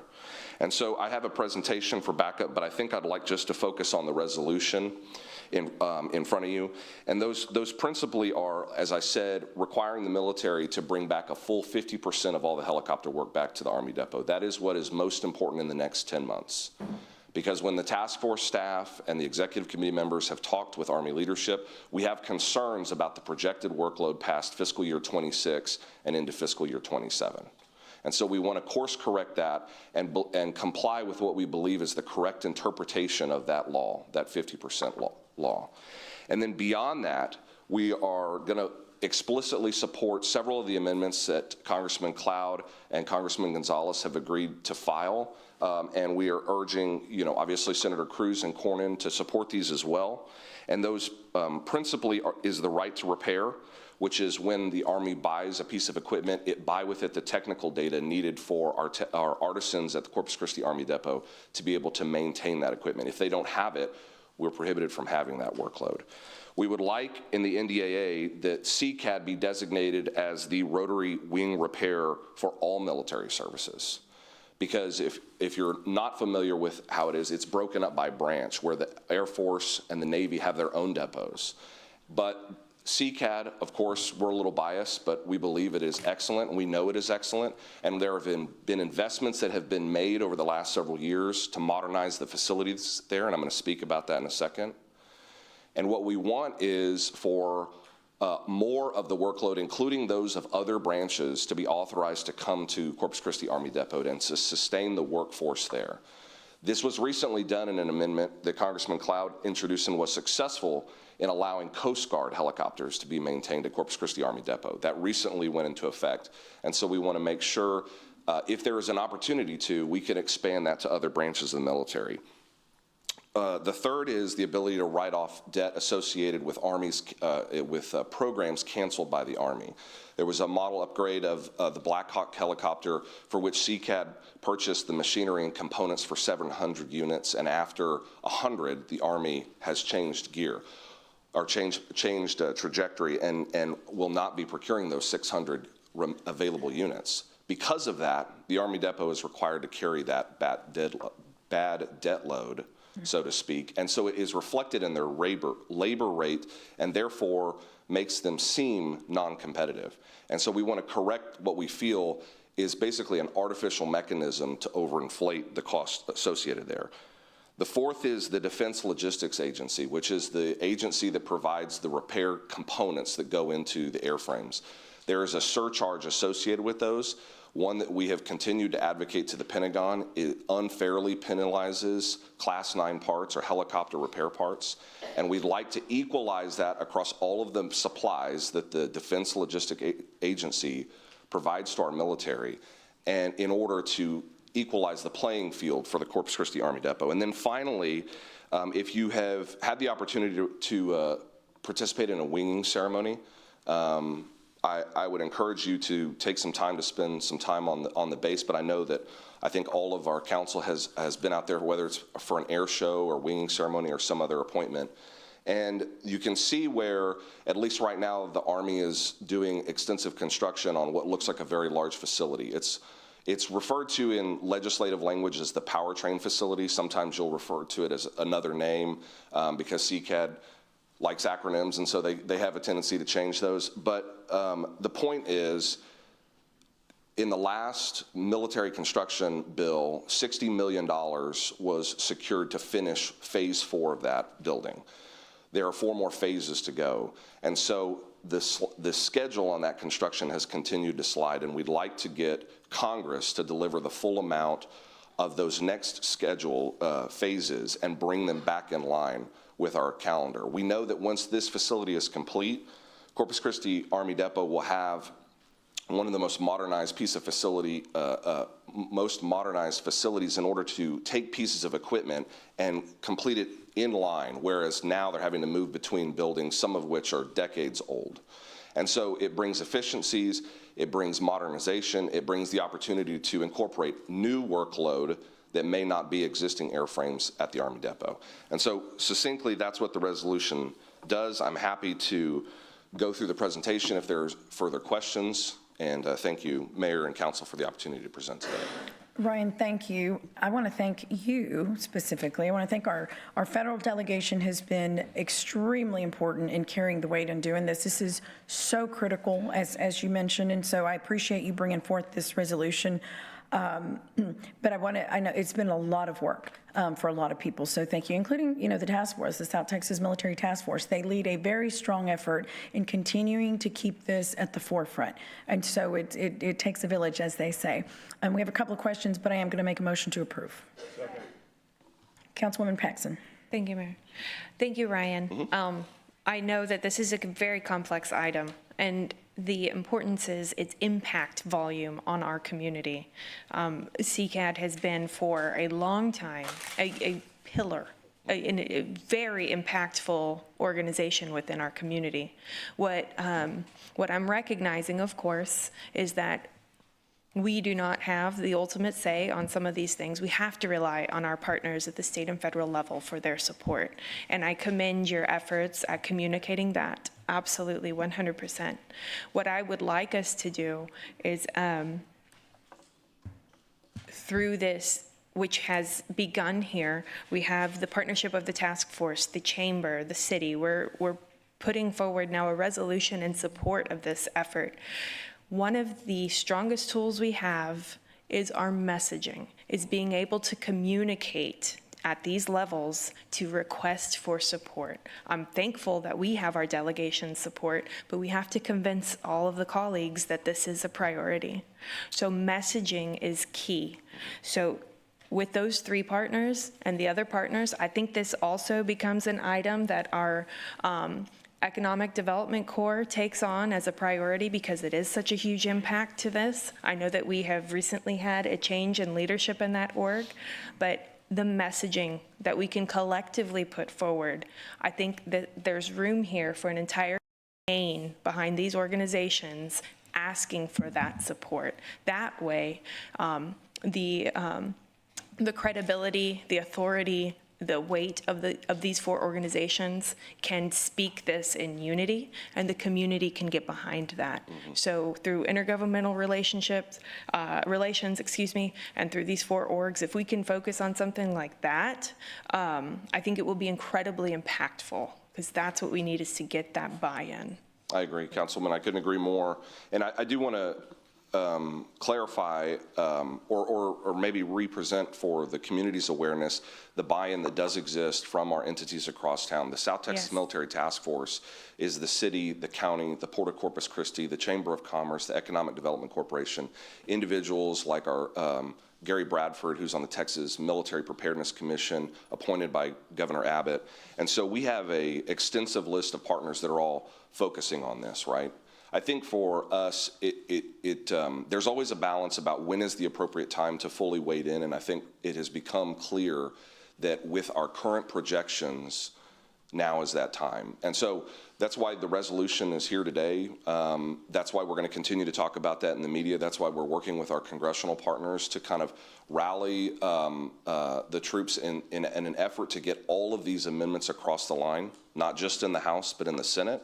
And we know we are partnering with Judge Scott, and the county is going to deliver the same message as well. So I agree with you wholeheartedly. It's going to take the entire community really speaking with one voice about the importance of maintaining the workload and the workforce at Corpus Christi Army Depot. Thank you for that acknowledgement, and please do recognize that my intention is to acknowledge that we have the support of all of our local partnerships, but I think, as you very accurately stated, now is when each of us, yes, we've come together as one conglomerate to push this forward, but we can each do our part supplementally to add to that message, to make that a priority within our organizations. So we're taking this as the pillar and running with it, if that makes sense. Absolutely. So thank you very much. I do want to point to some resources. There are online, support Corpus Christi Army Depot.com, support CCAD, right?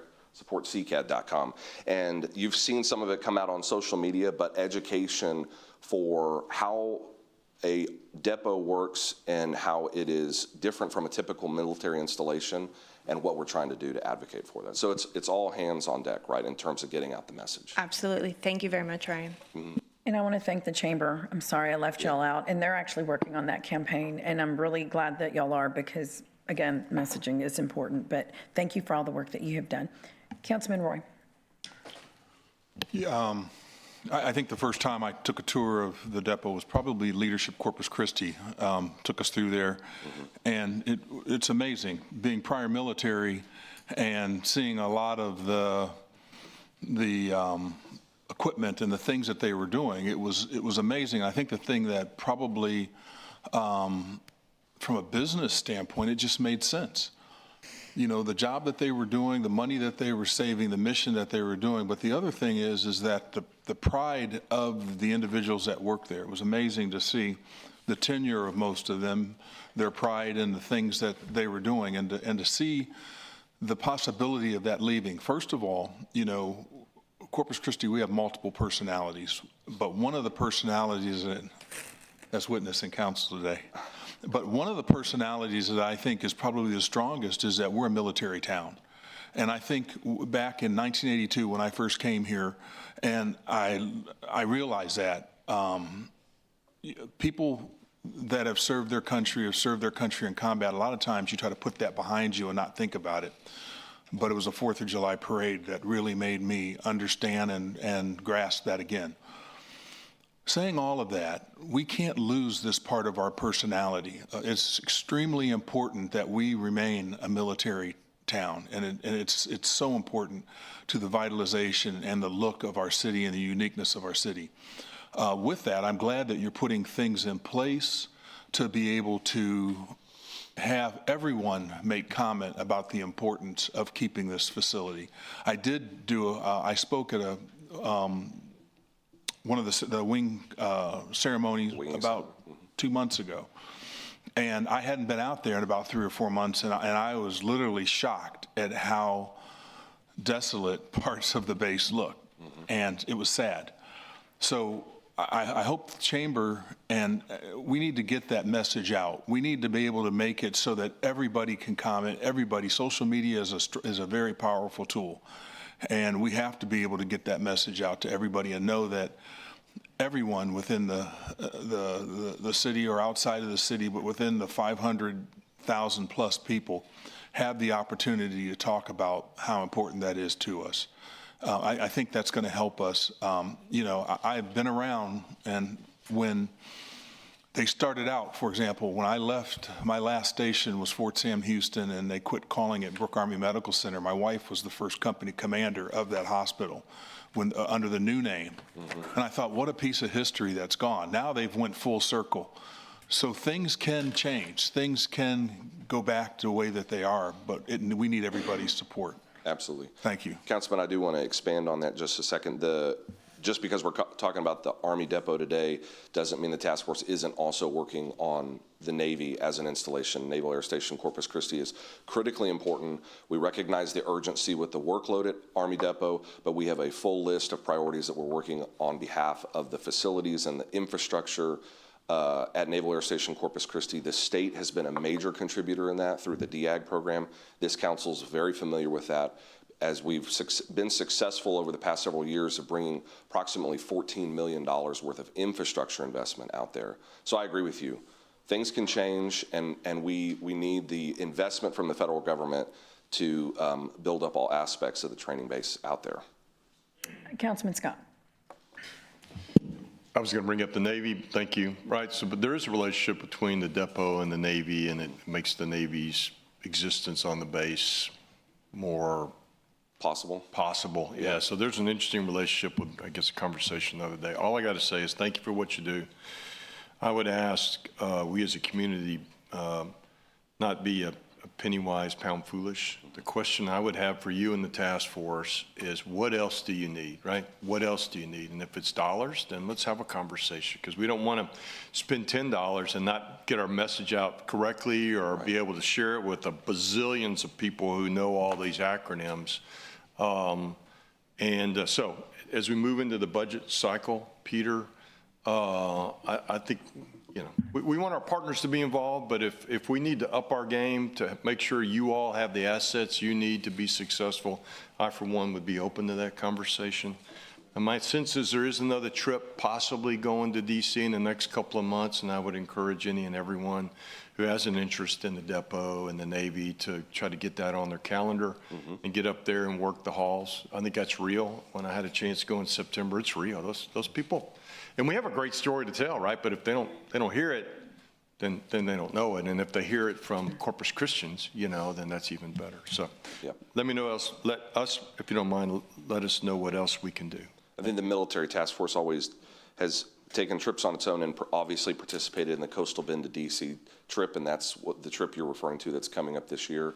And that's an important opportunity to get in front of not just our delegation, but a broader delegation, to Councilwoman Paxton's point, of the entire Texas congressional delegation and making them aware. So yeah, thank you for that. Awesome. Let us know what else we can do to help. Thank you. Councilwoman Campos. Thank you, Mayor. I did have a conversation with some of the union representative from that area, and I'm sorry that I was not able to make it, I guess, to the Wednesday's press conference, so I did try to send some representation. The main thing is that, you know, the Army Depot has been a staple. It is part of our, you know, of our city. I'm just concerned because I think he had said, and I remember back in the day, I think we could boast that we had like 5,000. Yep. But now I think he said 2,000. Is that about right? Yeah, just over 2,000 right now. And you know, this is, I mean, I know that, you know, it's part of the federal government going down and stating that, you know, we need to, you know, readjust some of these bases, but again, like you have been stating, that the Army Depot can be a magnet or can bring some of those other, you know, the other Air Force or Navy. I mean, and I know we have the Navy, but to bring whatever more we can do to make Corpus Christi Army Depot successful. I think we all agree, you know, we need to do our part, but it's sad that we're down to now 2,000. So again, whatever we need to do. Well, I did have the opportunity to speak with the individuals that you had asked to come to the event, and I think that was an important conversation to keep tabs. I can tell you the team at the depot is very committed to being competitive. Okay. And it is not a traditional, as the memo attached with this states, it's not a traditional installation in the sense that we're just reliant on federal appropriations, right? They have to compete for workload, and they can be competitive. We have to get rid of some of the artificial burdens that are put on them and make and allow them to operate in that space. But I think that it's without a doubt the leadership out there is committed to looking at what is the future of Army aviation and having a full role in that. And that's part of that conversation about investment in facilities and those types of things. That's what he mentioned. He mentioned that we were not investing, or the Army Depot was not investing as much as it could, or as much as it should, I guess. So I don't know, whatever we need to do to, you know, have those conversations, we need to do that. Yeah, that's part of this resolution today, is making sure that our federal delegation understands that the MILCON dollars are critically important to the future of CCAD. Okay, well, thanks, Ryan. Councilman Cantu. Thank you, Mayor. On the press release a couple weeks ago, there was a red sign I saw on TV, and it had like 2011 $5,900, 2015 $4,980, 2021 $3,191, and 2026 $1,000. 2026, does that mean we only have 1,000 employees over there? No, so that's a projection based on anticipated workload, if that makes sense. So through the end of fiscal year 26, and so we should only have 1,000 at the end of the year. If nothing changes, correct, Councilman? There was a big layoff beginning of last year. Why didn't we speak up then? Why did we wait so long to do a press release and do all this stuff? We should have done it a long time ago. Yeah, I think the layoff you're talking about is the ending of a federal contract with a particular union group that was out there. And at that time, there were communications to our federal delegation to try to understand, was this the result of airframe work that was timing out and that contract naturally coming to its end? Or was this something else? Was this a pressure on the Army Depot that was otherwise forcing them to let go of employees? And so, I think we have been consistent. I think the part about it, though, that needs to improve is just the community coming together and collectively saying to our delegation, we're reaching a point where we can't sustain further losses. Why do you think it's been a reduction of workforce so drastically? Yeah. Well, like I talked about, when you left some of the wars that we were involved in, and you weren't having the workload associated with the damaged helicopters, that was a reduction over time. The other thing is just the nature of the depot itself And I hate to put him on the spot, but if Creston wants to come up and add to this, just to make sure, he was the top civilian at the time of the depot a number of years ago, and so can speak to the mechanics. But go ahead. South Texas Task Force is ran by the chambers? It's a committee of the Chamber of Commerce. We have a funding agreement with them for this. So we give them money? To the task force, yes. Used for the task force. Okay. And Creston is their executive director. How much more or less do we give to the task force? Just curious. So go ahead. A year, the city provides $75,000, so to support of Corpus Christi. We're supported by Nueces County, the REDC also. It's many different elements in our community support the task force. I just hope and pray that the Chambers does the same energy level on the Inner Harbor desal plant on this project, because, I mean, we need to keep that open, and I hope and pray that they put a lot of stuff in text messaging and campaigns or whatever they need to do, the same energy of the Inner Harbor. Just remember. But what was the reason you think it's the reduction? There's no one reason. It's a very complex subject, but if you want a deep dive, there's actually an article that's published on the web that we talked about in the press conference. I talked to the Port Commission this morning, and they're very interested in supporting the depot and very interested. But that article is written by an Army soldier, and it describes very accurately what has happened to CCAT and why. It doesn't blame anybody, but that's just because helicopters are decreasing in the Army.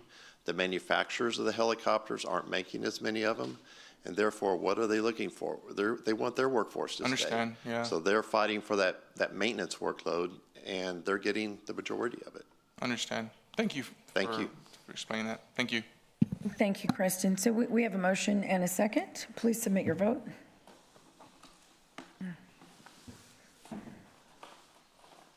Thank you, Ryan. Yes, thank you. The motion carries. So we're going to do the last pulled item before we break for lunch, and that is item number 11, a resolution authorizing the purchase of 58 replacement and 14 additional light and heavy vehicles and equipment for various departments. Now, who pulled that? You? Okay. Councilwoman Paxton, your question or comment? Thank you, Mayor. Good afternoon. Good afternoon. So I understand that vehicles time in and out. I totally understand that. I understand that we have a culture of being proactive and making sure that our city is very competitive with the services that we offer and maintains and improves a standard. I completely understand that. However, Peter, perhaps more directed at you, but for me, I understand 3.4 million is a very small amount compared to what's on our agenda today, but it's still 3.4 million. And I understand, business in all departments has to keep going. But for me, some years you, as a family, you can go on vacation, and some years you tighten your belt and you eat at home and you play at the playgrounds and go to the beach. Right now, we desperately have to put all of our focus on our water supply projects. So forgive me, I'm not targeting you or your department or anything in particular in this packet, but to me, this would be an avenue that perhaps we could do some belt tightening and conserve some of our general funding. Yes, Councilwoman, so the fleet, our vehicles and heavy equipment is part of running the business. And what evidence shows, if you delay replacing, then your maintenance costs generally increase and eventually outstrip the cost to replace the vehicle. So this is a regular part of running our operations, similar to keeping positions filled and buying other equipment, that type of thing. So if we pause on this or don't buy these vehicles, that means that time lapses the vehicles that we have that are due to be replaced because of mileage or operational issues don't get replaced, which then could cause an issue on the work that has to be done in a given day, which we'll all hear about, and we won't be addressing what the public wants. Several of these vehicles here are in Corpus Christi water, just running the regular business, whether it's wastewater or the water system. So I think the city has done a great job in making sure we have decent fleet. And since I've been here, we've been saving money to cash buy vehicles. When I first got here, everything was bought on debt, and we were paying high interest rates when we know we had to replace a vehicle. So we've put aside cash dollars over the past several budgets, over the past 5 at least, where we're at a point where we can, a lot of our vehicles we're buying with cash that's been saved, not buying vehicles with loans that have a 7 to 10% interest rate, which is a waste of taxpayer money. So I do recommend we proceed. I know that, the economy and our own local economics here at the city aren't as good as they were a few years ago, but I think we're going to see this, you're going to see a ripple effect of spending more money in the near term and maybe even in the long term if we don't stay on schedule with replacing vehicles. I commend you, Peter, I really do. I know that the team has put a lot of focus on preventative maintenance, and I align with that strongly. My comments on the seawall are a good example. However, I think in budget year 26, I know that it's passed, but for budget year 26 and 27, I don't think anyone could have anticipated the amount of CapEx that we're getting into, capital expenditures, to simply provide the commodity that is water. Yeah, that's correct. I don't think there's any way that we could have foreseen what we're doing, and we have to. I recognize that. That's essentially what I'm saying. We have to keep that as our top priority. So I don't not support your efforts, but I almost say perhaps we wait briefly, because right now we have got to really make that our top priority. And I know that business is going on right now. We are with all of these zero turns and all of these Kubotas, we're moving forward. We are completing our tasks. So let's just, in my opinion, we should make that our funding focus until, Peter, we have fully secured the support we need for these items, because they are coming online. We do have to move forward with them, and they're very expensive. Yes, ma'am. And if I may, as the city manager mentioned, we need to look at the policy for the VERF, because currently the VERF policy states that that money that's being put into that account is for usage for purchasing new vehicles and equipment. So once that money has been allocated into the VERF, then we are supposed to purchase those replacement vehicles and pieces of equipment for each department. So if we're trying to pull that money to put it elsewhere, then we really have to look into the VERF policy. We have a written policy for the usage of those funds to really see if we can legally pull that money right out to use it elsewhere. So that's something that we have. Well, that's another, thank you for bringing that up. I know that there are cases in municipal code for spending that a city manager and council can say, yes, this was budgeted for a specific department in use in the general fund, but we're now saying that we need to do an amendment and we need to reallocate those funds to a higher priority. I know there's provisions for that. So that, to piggyback on that statement, that does provide us perhaps another caveat as to why we may forego this at this time and look at it again. Please, again, I support your department. I support your efforts. I appreciate what you bring to us. We're in a specific situation right now. Yes, ma'am. So for this fiscal year, for the adopted budget, we have 257 vehicles that are supposed to come to council. This is 72 of that, so we have 118 left for this fiscal year, but we will take a look at what we're going to acquire next year for fiscal year 27 and 28. I appreciate that, Peter.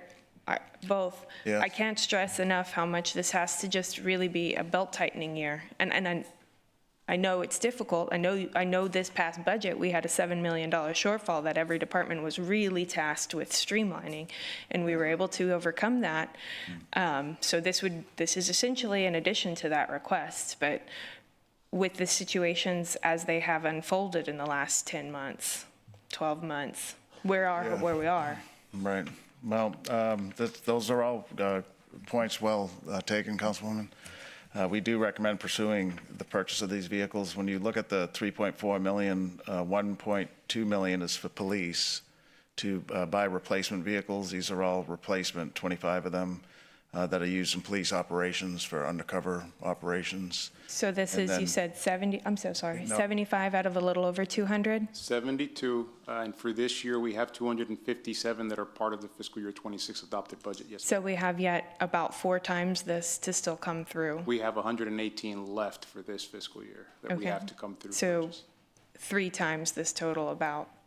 Yeah, we have, I mean, I don't know, do you know the total number of vehicles we have, Juan? Yes, we do. The total number is approximately 2,700, sir. That's Okay, so part we of have our almost assets. 3,000 vehicles, you know, in our system, and that's what it takes to run the business. That includes public safety, police, fire, parks, getting around to maintain the parks, streets, water, wastewater. I totally do understand, and I do support each of our departments, believe me, but this year has just been filled with very difficult conversations and very difficult decisions. And we've made those decisions with the council's input. Yes. So we went through the budget process, and we probably did reduce the number of vehicles that we would be buying, because we've eliminated whole departments in this budget.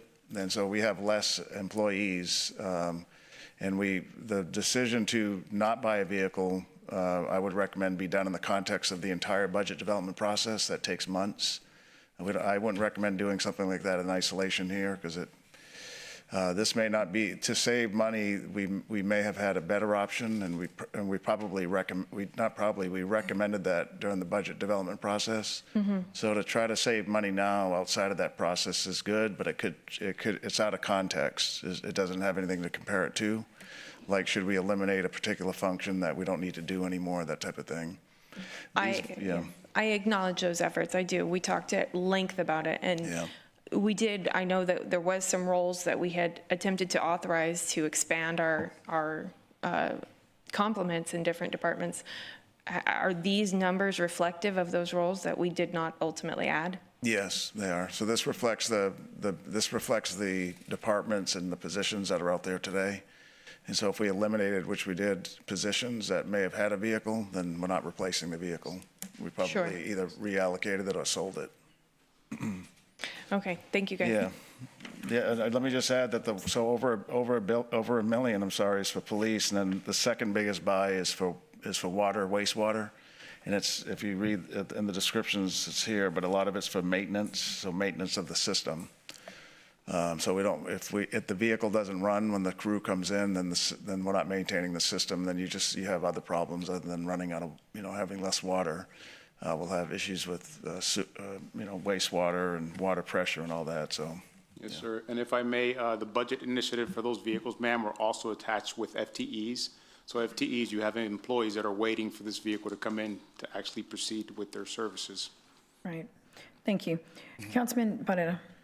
Yeah, I just want to kind of reiterate. Thank you, Mayor. So remind me again for the public, how many are going to CCW? How many are going to CCW? I'll give you that number right now accurately. It's over $1 million, Councilman. Yeah, but how many vehicles? How many vehicles to CCW? I have it right here. We have, CCW has 11. It's about a dozen, not even that. It's actually 8, sir. Yeah, it's heavy equipment. It's a Freightliner, single cab truck, with a combo jetter. And what's the current, I guess, what's the current mileage, or how old are the other vehicles that we're replacing? So I can break that down for you, sir. So we have the Houston Freightliner that we're ordering is an M2106 crew cab truck. So that is replacing, well, that's in addition. We have one that's replacing a unit that's about to exceed their service life by 12 months. By the time that vehicle gets in, that vehicle is past its service life. That's another Houston Freightliner, an M2106 extended cab. The Corpus Christi Freightliner is in addition. That's a wastewater Vector. So that's just waiting on the vehicle to come in, and that's for maintenance across the city's 107 wastewater lift stations. I was part of Wes spoke about it last week, but this budget included additional maintenance teams and CCW. And so we added the positions, but you got to buy the vehicle. Yes, sir. It's it's $691,000 for one of these big Freightliner trucks. One of them, yes, sir. It's Wes is here if you want more $191,000 for information one on it. vehicle, Right. and we're still able to purchase this outright with the VERF funding that we have. Right. And it's worth mentioning that last year when I came up here, I spoke about the auction when we were supposed to take vehicles to be auctioned out, and that Those proceeds were approximately $1.4 million that went back into the VERF fund, so. Oh, excellent. Great job, Mr. Rivera. Sure. Thank you. And then tell me a little bit more about the same situation with regard to the vehicles for the police department. What has been, have we extended their normal utilization? Absolutely, and I can break that down for you. So for the police station, their current fleet of 118 vehicles that are unmarked, 50 of those vehicles were purchased between 2011 and 2016. So they have exceeded their service life, and a lot of those vehicles have exceeded their repair costs based on the cost of the vehicle when we purchased it back then. So they need those vehicles desperately to get those vehicles back up to more modernization or more modern vehicles for that fleet. Yeah, you tightened that belt for 10 years, huh? We did. I mean, COVID-19 played a big part of that. We were unable to get those vehicles during that time frame, so now we're just catching up with PD vehicles, especially their unmarked units. Now, this has been in the CIP for how long? This has been... I mean, this has been budgeted for how long? When we did the budget? Since last September 2025, yeah. So at that time probably would have been, as yours indicated, that probably would have been the time for us to review it. I mean, we knew what was coming up. We know, the situation of the consequences of us, in particular, extending the homestead exemption and increasing that amount. So, I mean, we obviously knew where that was, and then that's where the budget was at that time. And I guess the thing is that you explain a little bit, Mr. Rivera, also, or Peter. Saving these funds this year, would they be reappropriated? We'd have to look at the policy to reappropriate elsewhere, but we'd still be limited to. They wouldn't go. Could they go to water? Did you say bonds, Councilman? No. Okay. I said these funds that were appropriated. So. Obviously, where else would the opportunity for those funds go if you would have to present to us to change a policy? I mean, I'm quite confident we couldn't utilize them for a water project. That's a great question, sir. So whenever we acquire a vehicle, that vehicle gets, per se, allocation. So the department that purchases the vehicle, they have to allocate VERF funds annually that go into the pot of money in order to replace that vehicle here 7-10 years from now. So each department inside the VERF has their fund balance. So according to what we currently have on policy right now, if, let's say, CCW has appropriated, this is just a figure of a number, $20 million in the past 10 years, that $20 million is supposed to be used for CCW replacement vehicles and equipment. Oh, so this is a component of basically the fund balance of the policy that we have towards the fund balance. Yes. I mean, go ahead. I mean, I'm a layman. I don't know. I've got insurance for a living. To add on to what Juan said, so the water and wastewater are a utility, and the rate that we charge the customers, all classification, pays for the business, right? So there's some general fund dollars there. The police is a general fund, property sales tax supported operation. You generally don't use general fund monies to pay for the water, wastewater operations because it's utility fee based.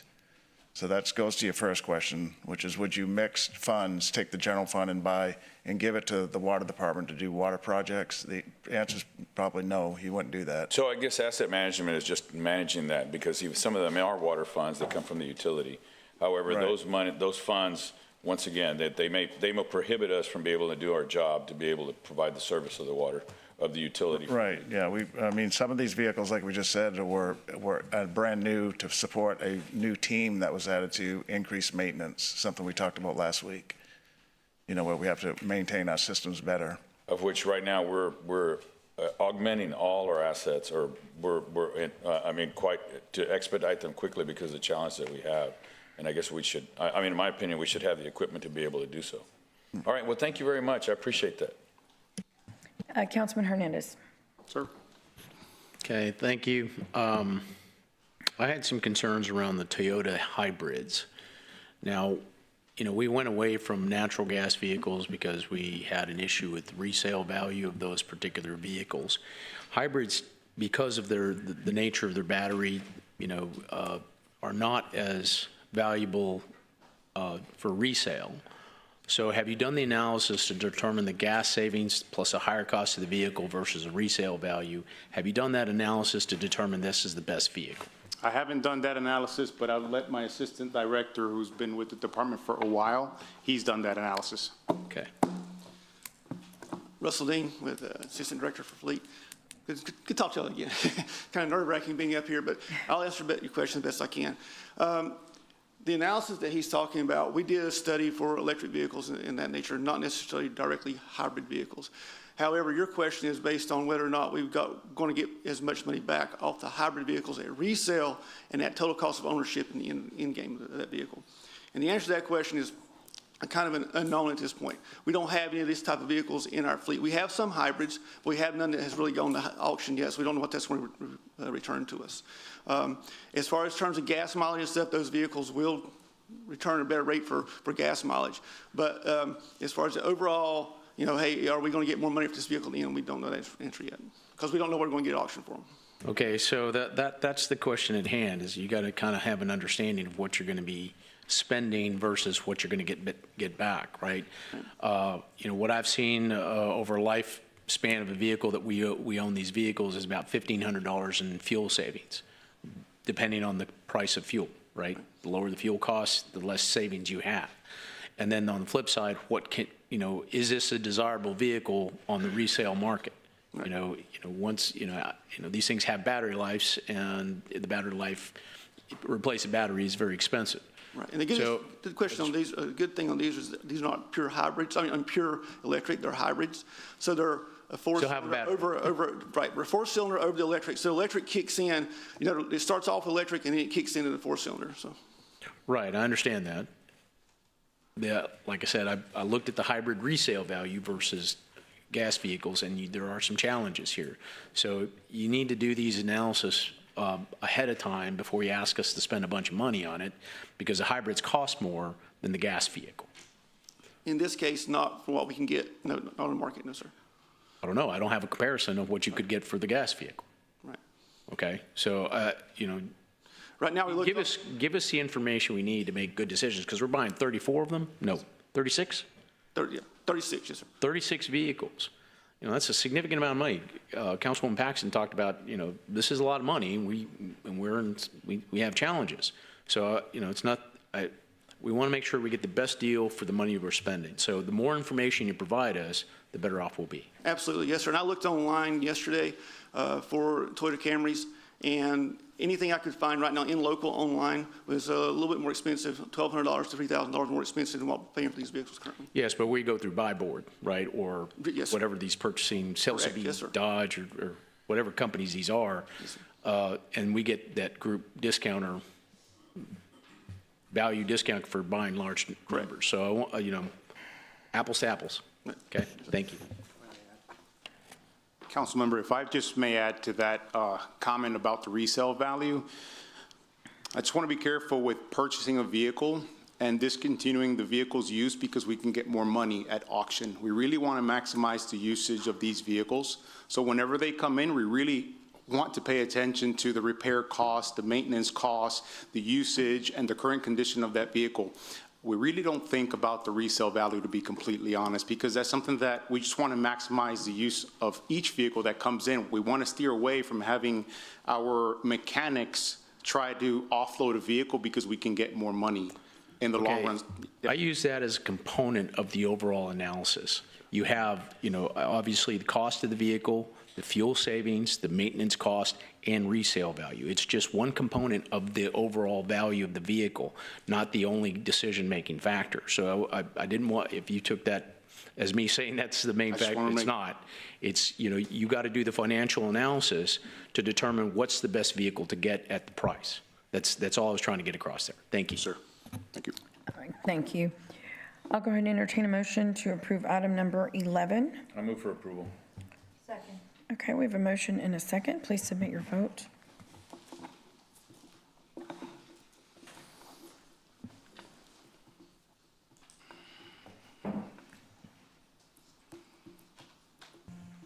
Okay, the motion carries. Thank you, Mr. Ramirez. Thank you, ma'am.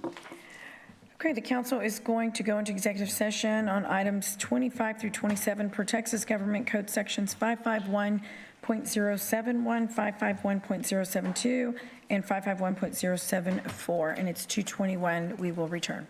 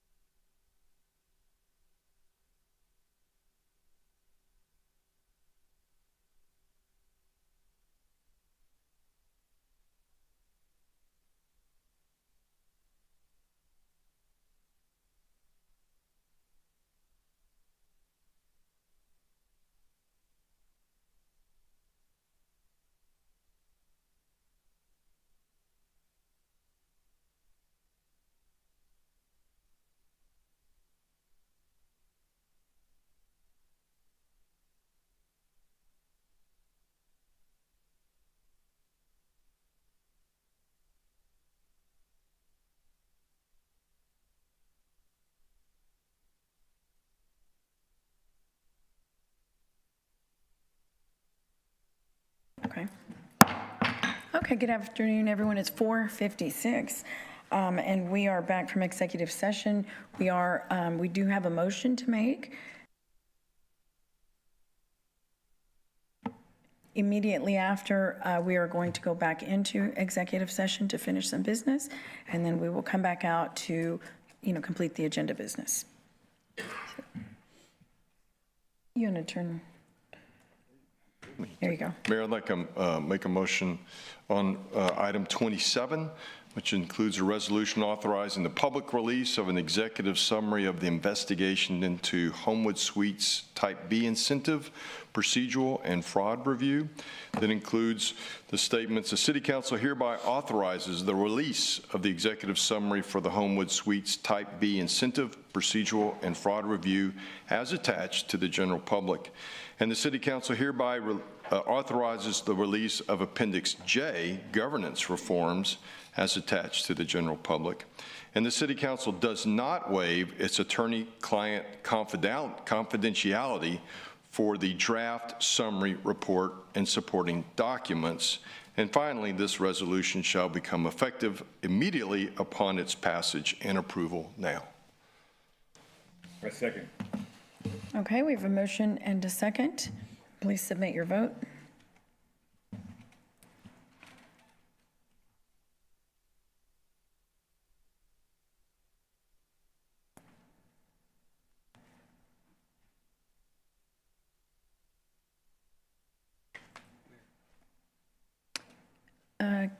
The motion carries. Councilman Cantu? I know you said after this, we're going to be going back to each session. Is there any possible way that we could hear the police department investigation report so they won't be waiting here all day? Today is going to be a waiting game. The reason not is because we also have Aqualia here, and they're also waiting. Got And it. the problem also is, not problem, but we can't move around too much on the agenda because in order to get to certain items, water items, one particular one has to come first. And I know there's going to be quite a bit of discussion on that one. Okay. Yeah. Sorry, guys. Sorry, guys. Get comfy. Okay, so at this time, we said the motion carries? Yes, ma'am, and Councilmember Roy abstained, just for the record. Okay, thank you. So the council is going to go into executive session on item. Oh, goodness, I am so sorry. Yes, I'm so sorry, Mr. Ray. Yes, could you please come forward? Yes, my name is Daniel Ray. I'm going to go over the things that you just voted to release. Just for a quick background, I am from a firm in the DFW area. A few months ago, the City Council hired my firm to do an outside counsel investigation into the Homewood Suites allegations. As you all know, the case is currently the subject of a lawsuit that's pending in court. This investigation wasn't designed to be admissible in court, but it does relate to the real basic underlying issues and allegations in that lawsuit. In front of you, you got an executive summary that you've chosen to waive privilege on and release. I'm going to go over that. It's 2 pages long.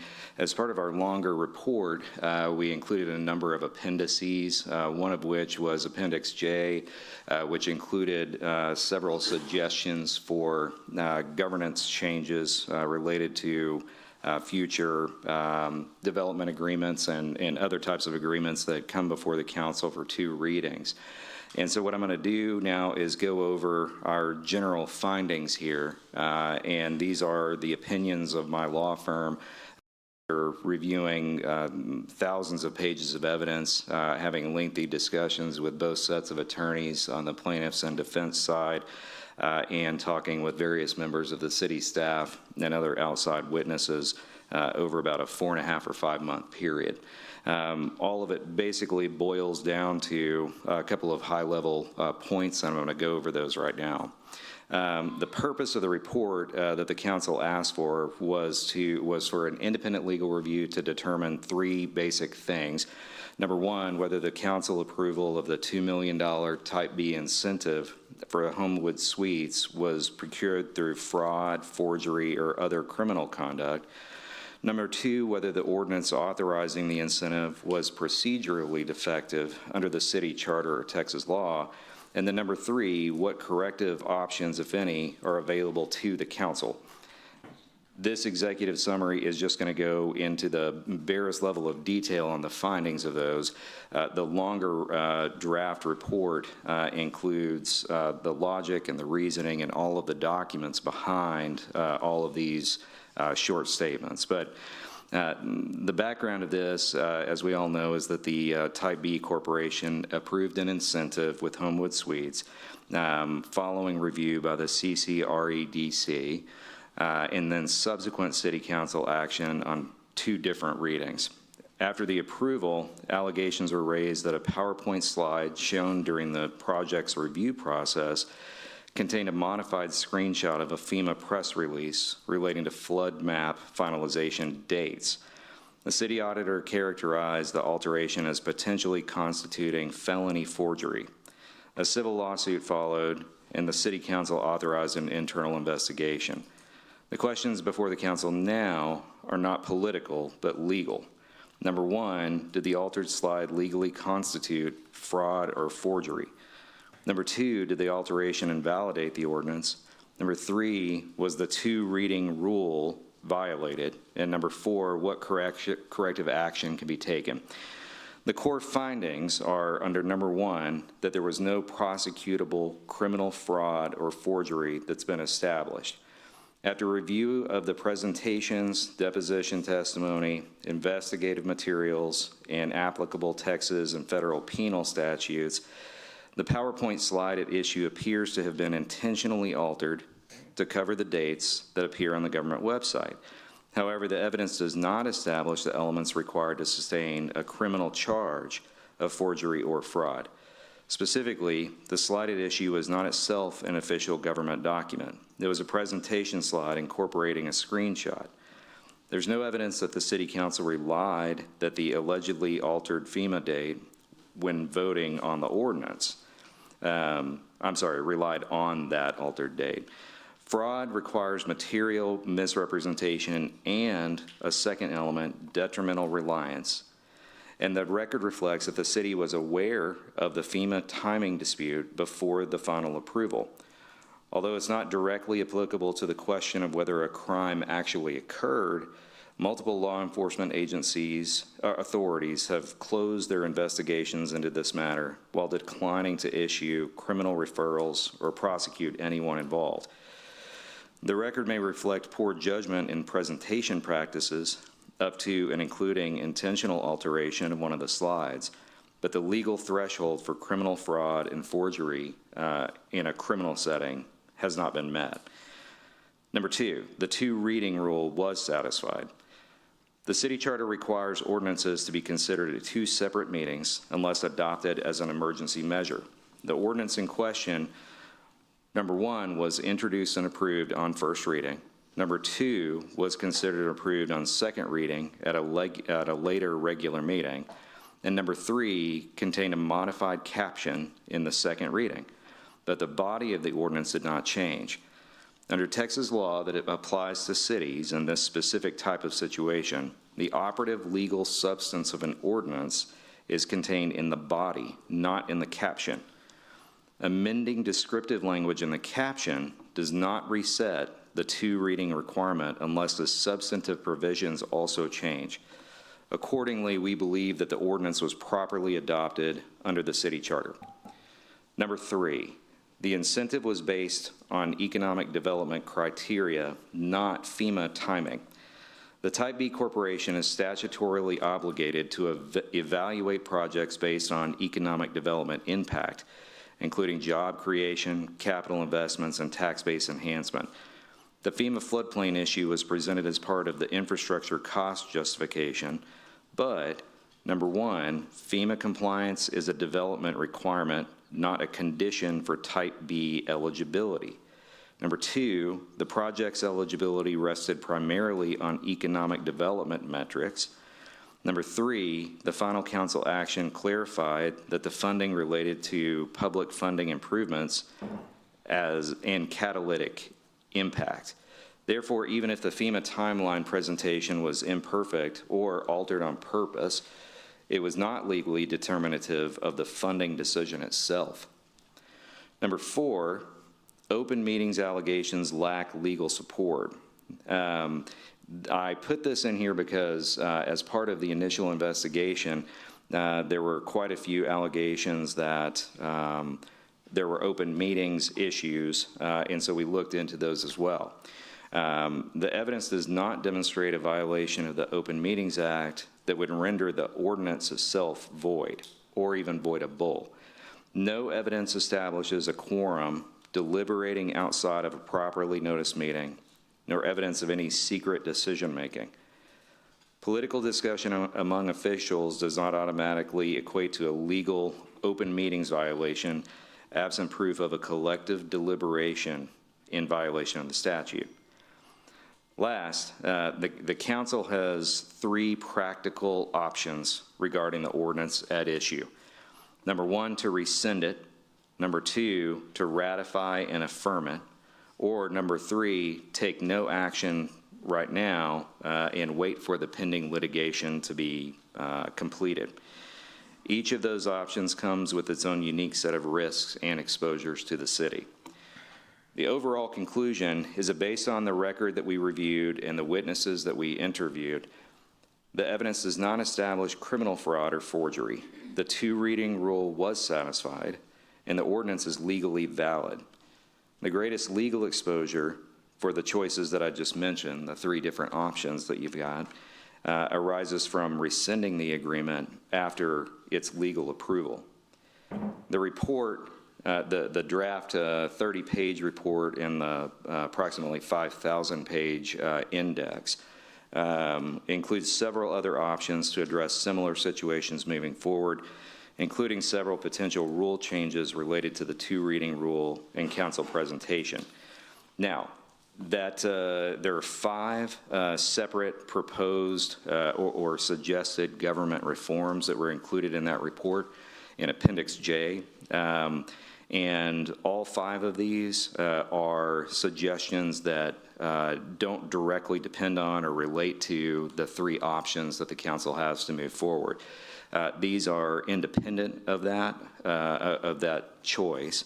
And are overall changes that would have created a difference in the elements of review that the council has here and would have created a different situation with different choices for the council to make. None of these are in final form, but I understand the council has tasked the city manager with a review of these and implementation over time in whatever way makes sense. Number 1 is document provenance rule. Provenance is just a fancy word that means we've got paperwork that proves it's real. That rule can require that any screenshot or excerpt of a third-party government website, if it's used to justify government funding, has to be accompanied by a URL, a date and time of the capture, and a PDF print to file of the full page, and then staff verification note confirming that that information was checked by staff in an independent way so that a situation with an altered date can't easily happen again. Suggestion number 2, applicant certification tailored to representatives. The suggestion is to add a sworn certification clause in incentive applications that specifically covers the accuracy of all representations about regulatory timing, eligibility practices, and any claimed new requirements. That reduces ambiguity about whether the claim was a narrative that is a talking point for someone asking for money or an actual factual assertion. Number 3, staff verification checklist for eligibility and narrative claims. Adopt an internal checklist requiring staff to verify 5 things. 1, statutory eligibility categories. Number 2, whether the costs claimed are actually reimbursable. Number 3, whether the project is committed or already under construction. Number 4, whether the application relies on external document. And number 5, whether any corrections were made after the first public release. Suggestion number 4 is the 2-reading continuity memo. For any incentive ordinance pulled and later re-agendized, as this one was, require a short staff memo to the council describing exactly what changed in the packet since the first reading, why it changed, and whether the operative ordinance body changed. This preserves legality while reducing any sort of bait and switch narratives or actual bait and switch tactics by developers who change something midstream. The last one is the public packet integrity policy, to establish a policy that if attachments are removed or swapped in the agenda packet, the agenda coordinator logs the change, and the final packet includes a change log accessible to the council and the public. This directly addresses the type of attachment removal email trail that became controversial to this matter. Those 5 reforms are compatible with any of the 3 cure options, the ratification, rescission, or hold on and wait till the end of the court case. I'm sure that there are other things that could be addressed, but those are all of the items included in Exhibit J that the council has chosen to release here publicly today. Thank you. Thank you, Mr. Ray. Okay, so,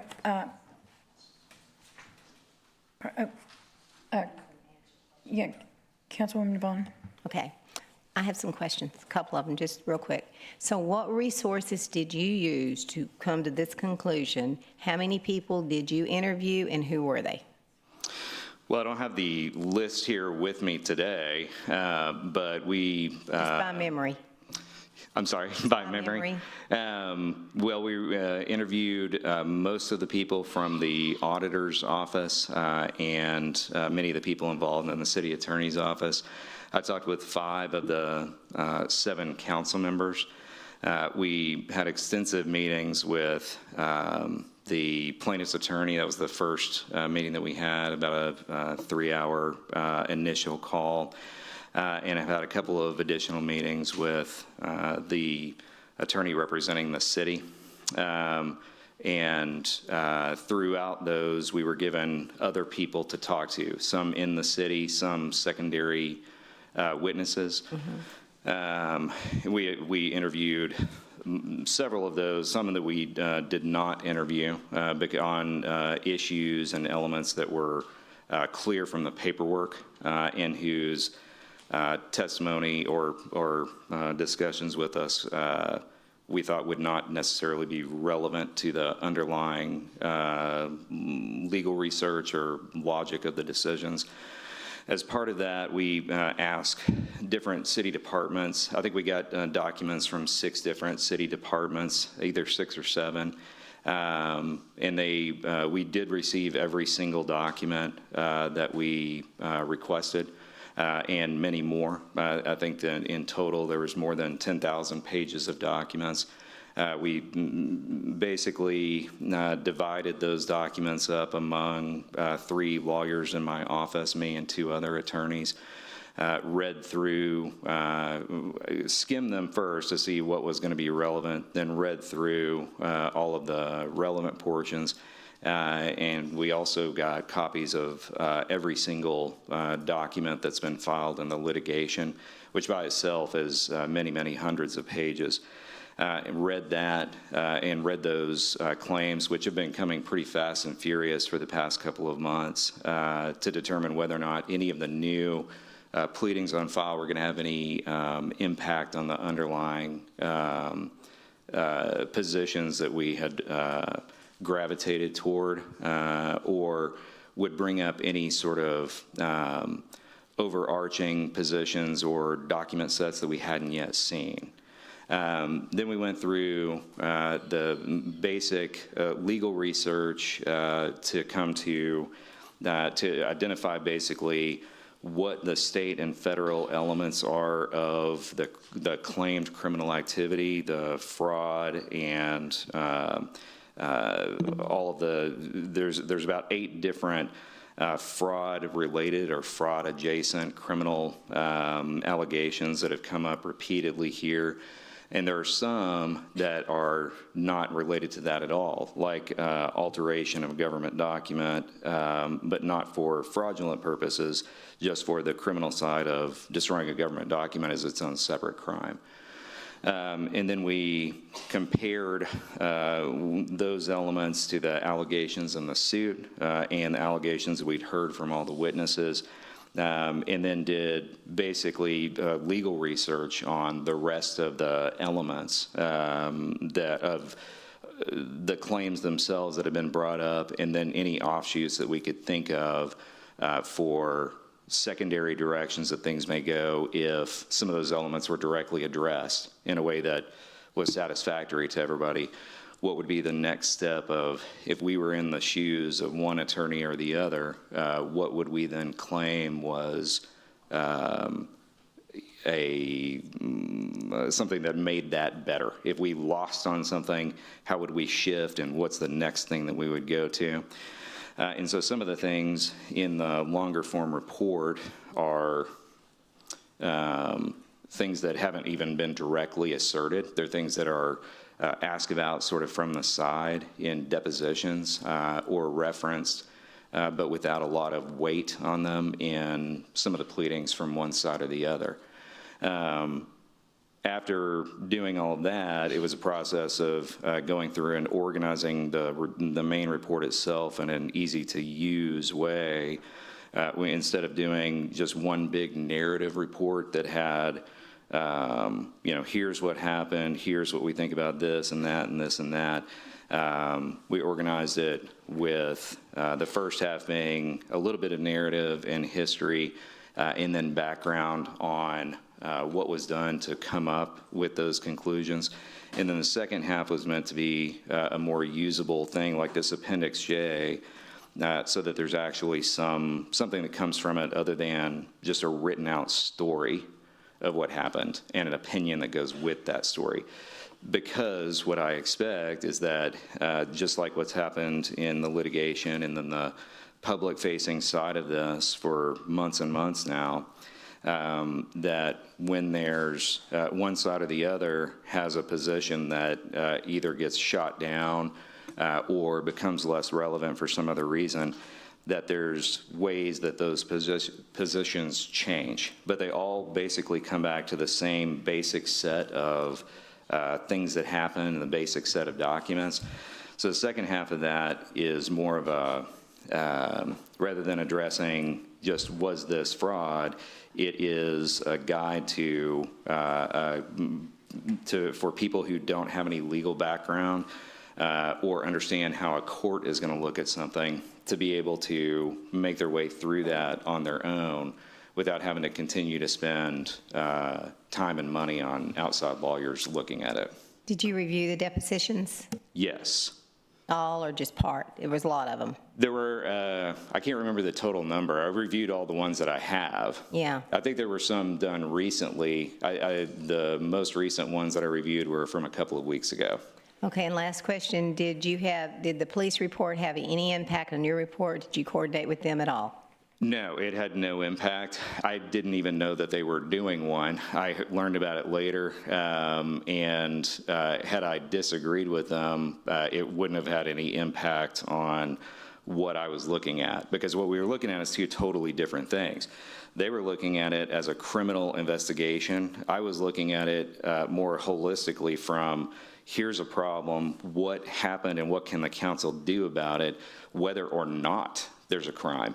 And so I didn't, I think one of the attorneys in my office did speak with a person, the assistant chief, I think, who finalized that, but it was after that report had been finalized. Okay, and I just want the public to know everything, how you got it, and you have no connection to anyone up here on this, the mayor or any council members? That's right. Until today, I'd never met or seen any of you. I've talked with 5 of you on the phone as part of the investigation. I've never met Miles or anybody else that works at the city. I have absolutely no connection to the city outside of coming here on vacation as a kid. Okay, thank you. Thank you. Mayor, I'd like to. I'm sorry. The witness has a plane to catch. Yes, you have a plane to catch. Mr. Ray, thank you very much. Thank you. I appreciate it. And in the spirit of time, we are going to go into executive session, as I mentioned earlier, on item number 25, per Texas Government Code Section 551.071, and we will return, and it shouldn't be too long. And 074, Mayor, 551.074 also. Oh, I'm sorry, yes, and 551.074. Okay, thank you, Rebecca.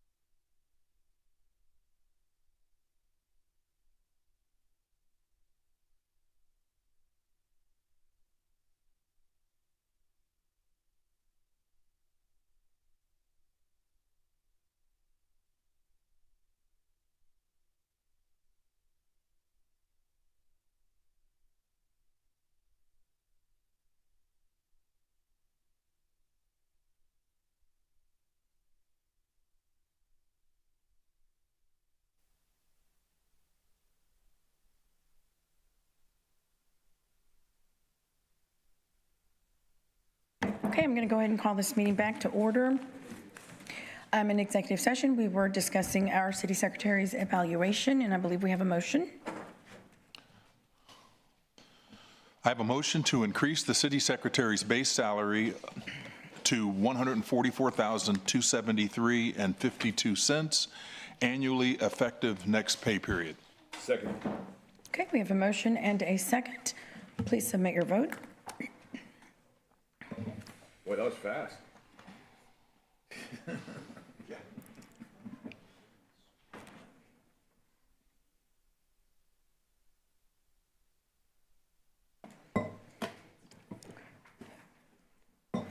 Who's Voting.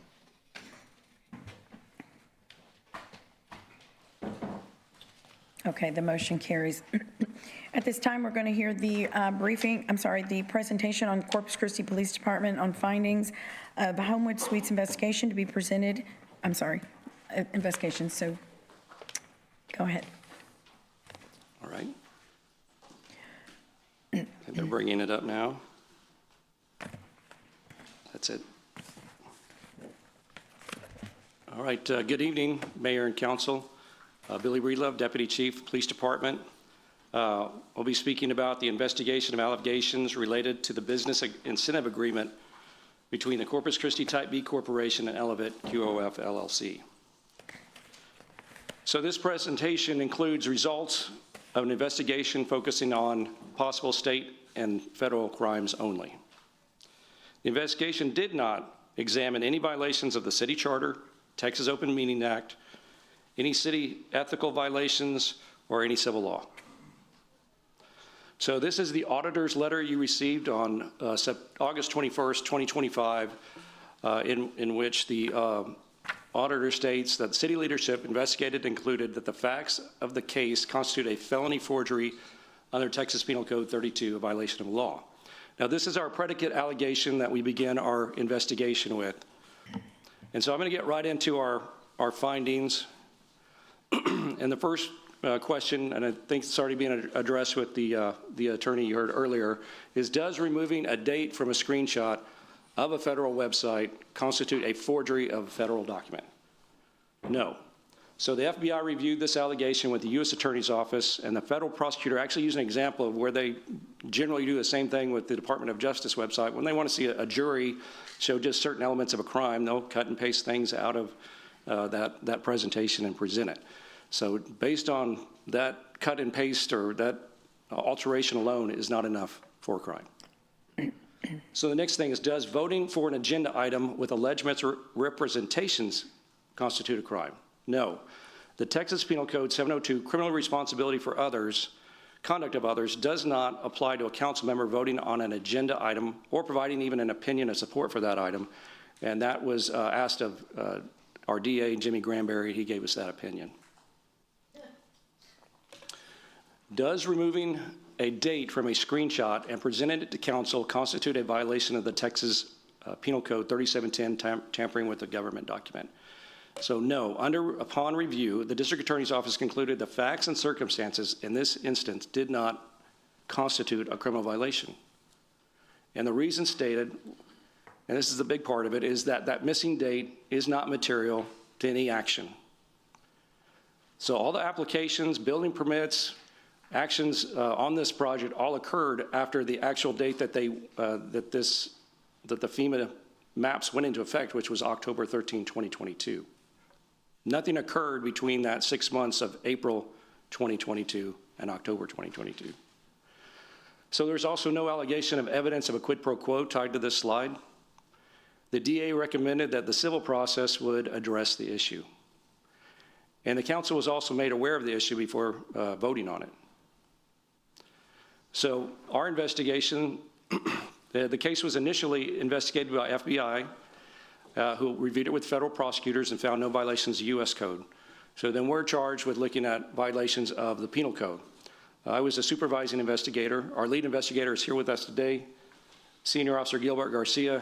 He's our most experienced investigator, over 40 years on the police department, most of that in an investigative role. We had a Texas Ranger with us, We had two supporting investigators, Senior Officer Marcus Garensway and Luvia Gomez, and they are both experienced white-collar crime investigators. And we also had the District Attorney's Office assisting us. So this is the timeline. We know that the property was sold starting in January of 13, and then those are the FEMA dates that we spoke about.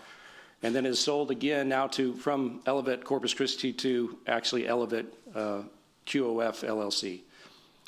The first permit that is submitted to Development Services is in August 2023, about 10 months later after those FEMA flood zones go into effect. And then later a flood certificate is submitted for the project. And then in September, Elevate submits the application for a $2 million incentive.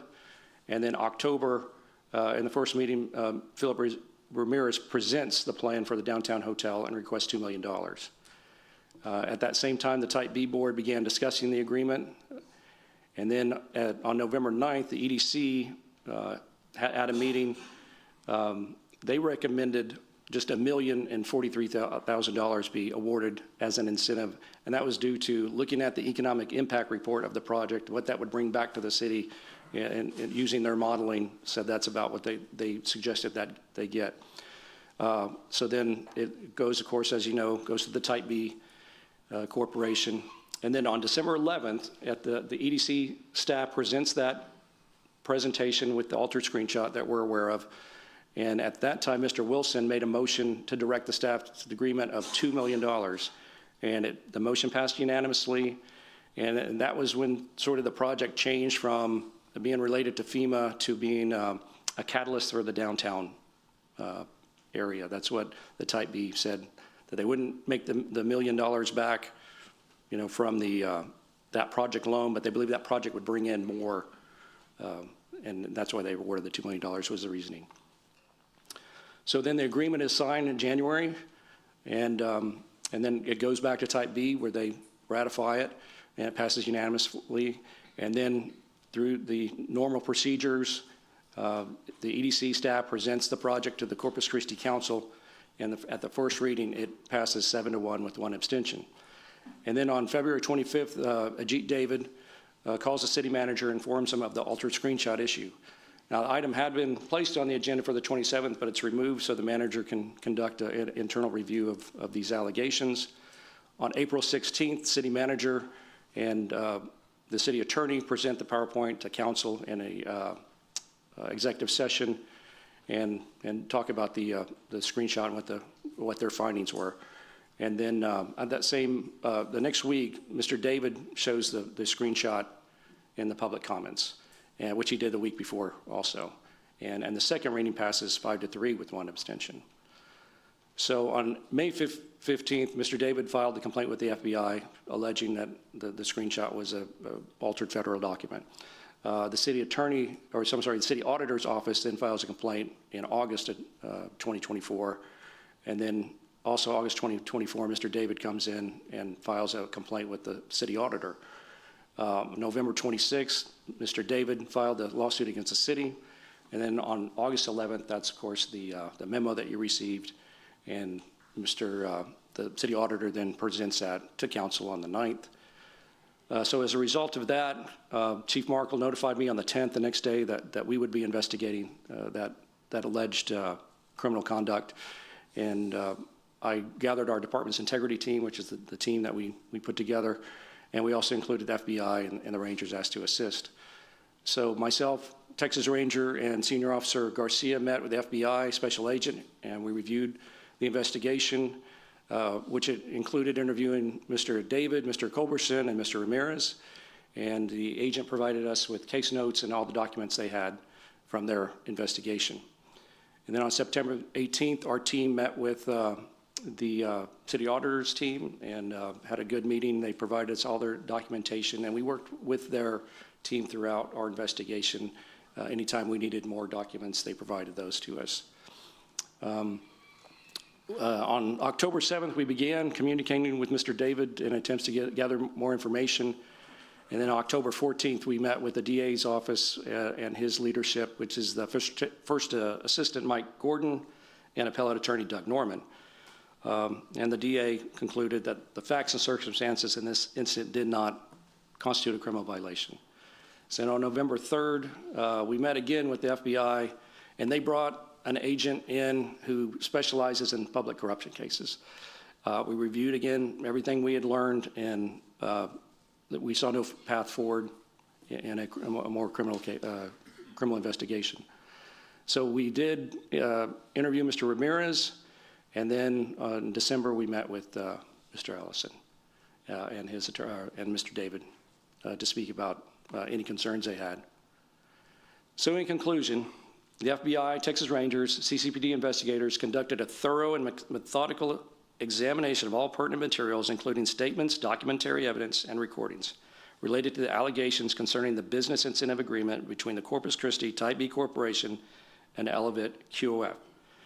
Based upon the totality of all the circumstances, we were unable to establish probable cause or substantiate any violation of applicable state or federal criminal law. So accordingly, the investigation is hereby deemed closed with no further inquiry warranted at this time. So I stand by for any of your questions.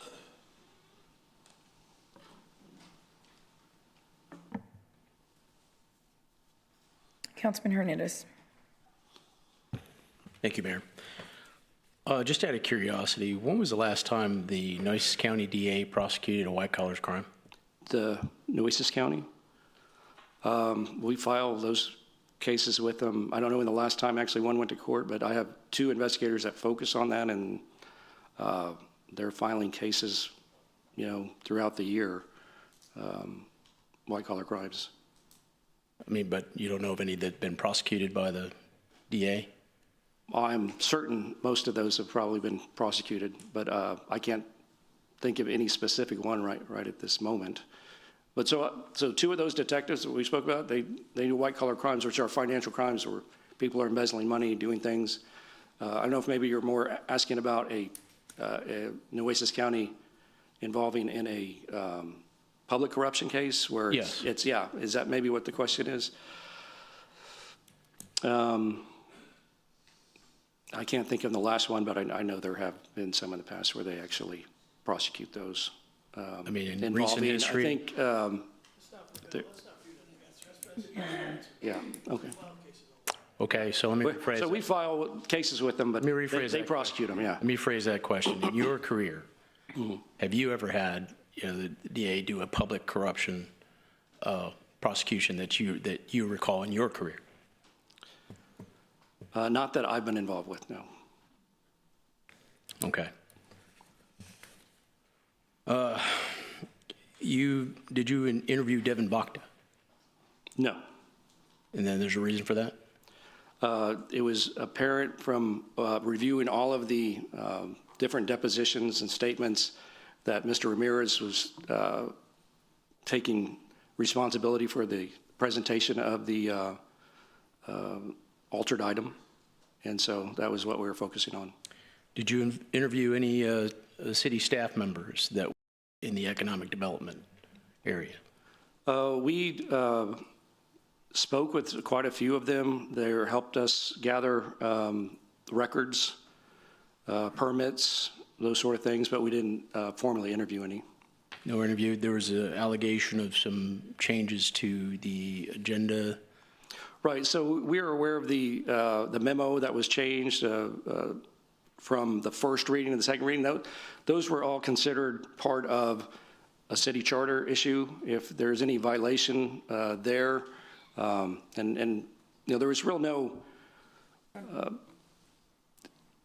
the facts are not disputed. There's no one saying there was any sort of cover up or whatever. They're like, yes, we know Heather changed the memo and it went into the Legistar, but that's just, if that is shown to be a violation, it'd be only a city charter violation. Okay. So obviously the city charter is not Right, it's not a criminal. So we're focusing on this. So we went over, mountains of state about what the attorney said. When he was talking about it, said yes, we did that same thing. Went through thousands of pages of records and depositions, and so you're looking for what's criminal here, and we the slide was the most logical thing to investigate. There was other conduct that didn't rise to criminality. I understand, and I appreciate the work you've done. Yeah. Thank you. Doesn't look like we have any other questions. Thank you for the presentation. Oh, Councilwoman Vaughn? Well, first off, I'm sorry that y'all have to go through this, but, You know, pull your microphone over. sorry you have to go through this, but it is what it is. I'm not going to sling any mud up here today. I just want the truth, and I'm glad the other report came out and your report came out as well, because we have to go by facts. So I'm going to ask you a few things. Okay. Are you or your detective or anyone that did this investigation friends with the mayor or her husband? No, I'm not. I don't know about my colleagues. Sure. I don't know. The mayor's in charge. No. Gilbert Garcia, CCPD, and the answer is no. Thank you. You're welcome. Okay. Some of these questions that I'm asking y'all, I have been asked from the public, and I want the public to be comfortable with what the investigation found out. So you think this is a civil matter, is what you said? Do you think Yes. this is a civil matter? Yeah, the civil, this will be addressed through the civil process. Okay, and why would you say that? Because there is a dispute about whether this process was legal, Mm-hmm. and that would not be a criminal case. That would be up to a civil judge, to our civil court to Okay. find out. Did you ever interview Brian Gully, No, the seller of the land? no. Never did? But you agree the documents were altered, there's no doubt about that. The screenshot was definitely altered, yes. Did it look intentional? Can you, as a police officer, I mean, you look at stuff like this, you can say. So it would be hard to argue that it was not. Thank you. And y'all believe y'all are objective in all your findings, because it's kind of hard, because you deal with people up here, so you feel like you were objective? Definitely, yeah. Okay. Well, I feel like you were too. You never got any cell phone records, right? Because you would have to have had probable cause to get those? Right, and that is one of the other things that was a little unorthodox with this investigation, is we were involved so late in it. Even if we were able to get search warrants for cell phones or computer, it's, it's almost 3 years later. Not that it would have changed anything from what we found, but if we had that ability if we developed any probable cause at any point in time, it would have been difficult to get, your text messages and those sort of things are all gone. So Heather, the assistant manager, we know that some stuff was deleted from the web, as he asked you. So it never occurred to y'all ask her who told her to delete it? Or if she did it on her own, she told Alyssa to delete it? That never occurred? Right, so that is not part of any It didn't sort matter? of criminal case. That's all part of the internal civil process. So it's not illegal to do that?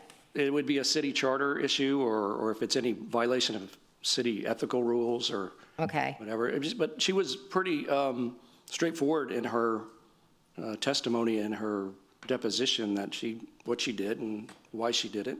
Okay. Well, I don't know if she said why she did it. Did you hear that? I recall, and I don't have the actual statements in front of me, was she was trying to make it right, that the type B, when it left there, it really should have been changed, that whole presentation. They just used the same presentation, right? And so then it goes, and they left that language in there, even though the type B said this is no longer a FEMA project, this is a Catalyst project. They kept, and so I think from what I understood from her testimony was, I was trying to make it right to fit what came out of type B. Okay. Well, I got a whole bunch of more, but I don't think that it's going to serve any purpose to ask them, because we have 2 reports, and both the reports say the same thing. So I don't think you can go any further than that. And all I wanted was truth and transparency, and I think that's what we got from you guys, and that's all we can ask. Thank you. Councilman Barrera. Here, could you bring back up the slide, thank you, Deputy Chief, that indicates that, I guess the timeline, just the first one with regard to the timeline. Which, right at the beginning? Yeah, and so, go to the next slide. Next slide.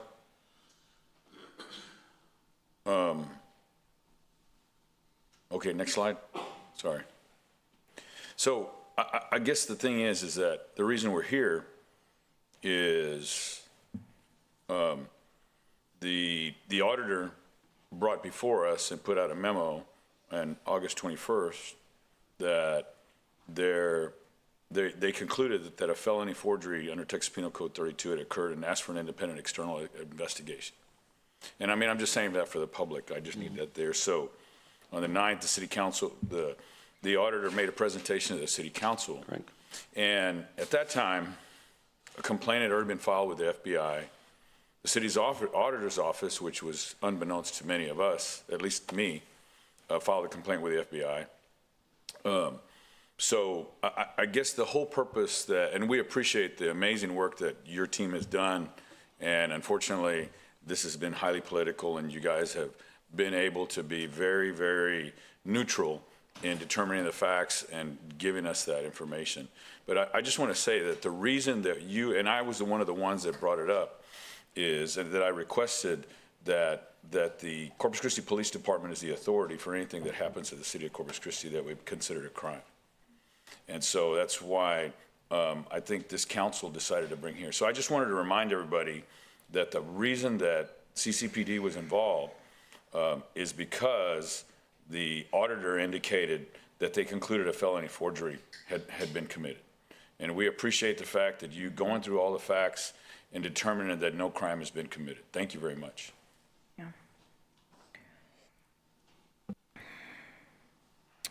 Okay, I think that sums it up. Thank you. Thank you. Thank you for your time, Chief Markle. Thank you. Okay. And we're going to move back on to Section K, that is individual consideration items. Number 14 is a resolution relating to establishing the city's intention to reimburse itself for the prior lawful expenditure of funds relating to any capital expenditures from the proceeds of one or more series of tax-exempt or taxable obligations to be issued by the city in an aggregate amount not to exceed $410 million for authorized purposes, including the Evangeline Groundwater Rights Project, pump station and conveyance systems, and the brackish water desalination plant project.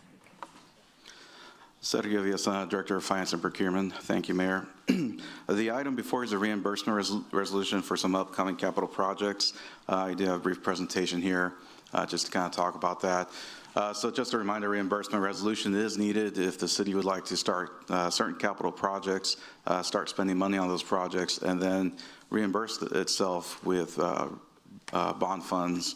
And so in order for us to spend money and to get reimbursed through debt proceeds, a resolution is needed.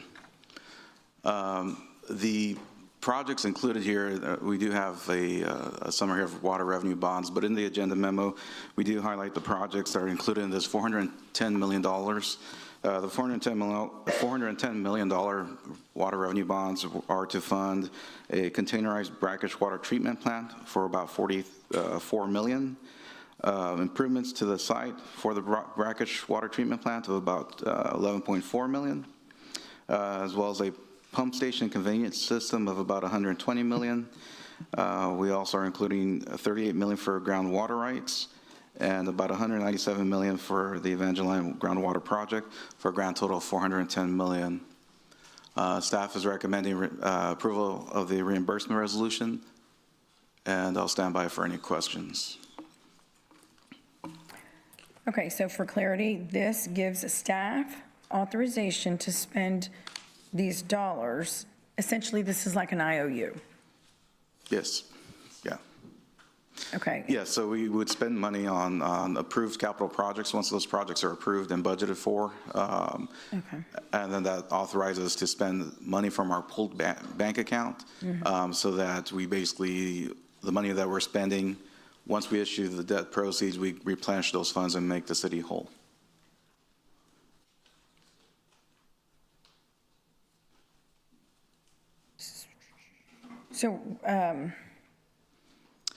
So normally, we do this annually, so just a reminder of how we normally do this is on a regular year, we go through the budget process. The budget is adopted in September. October 1st of that year, we start the new budget process, including the capital projects. Then in the month of December, finance will come with a reimbursement resolution in order to start funding those projects or start spending money on those projects using city funds. Then in about June, July timeline, we'll issue those debt for funds being spent and reimbursing ourselves, making ourselves whole.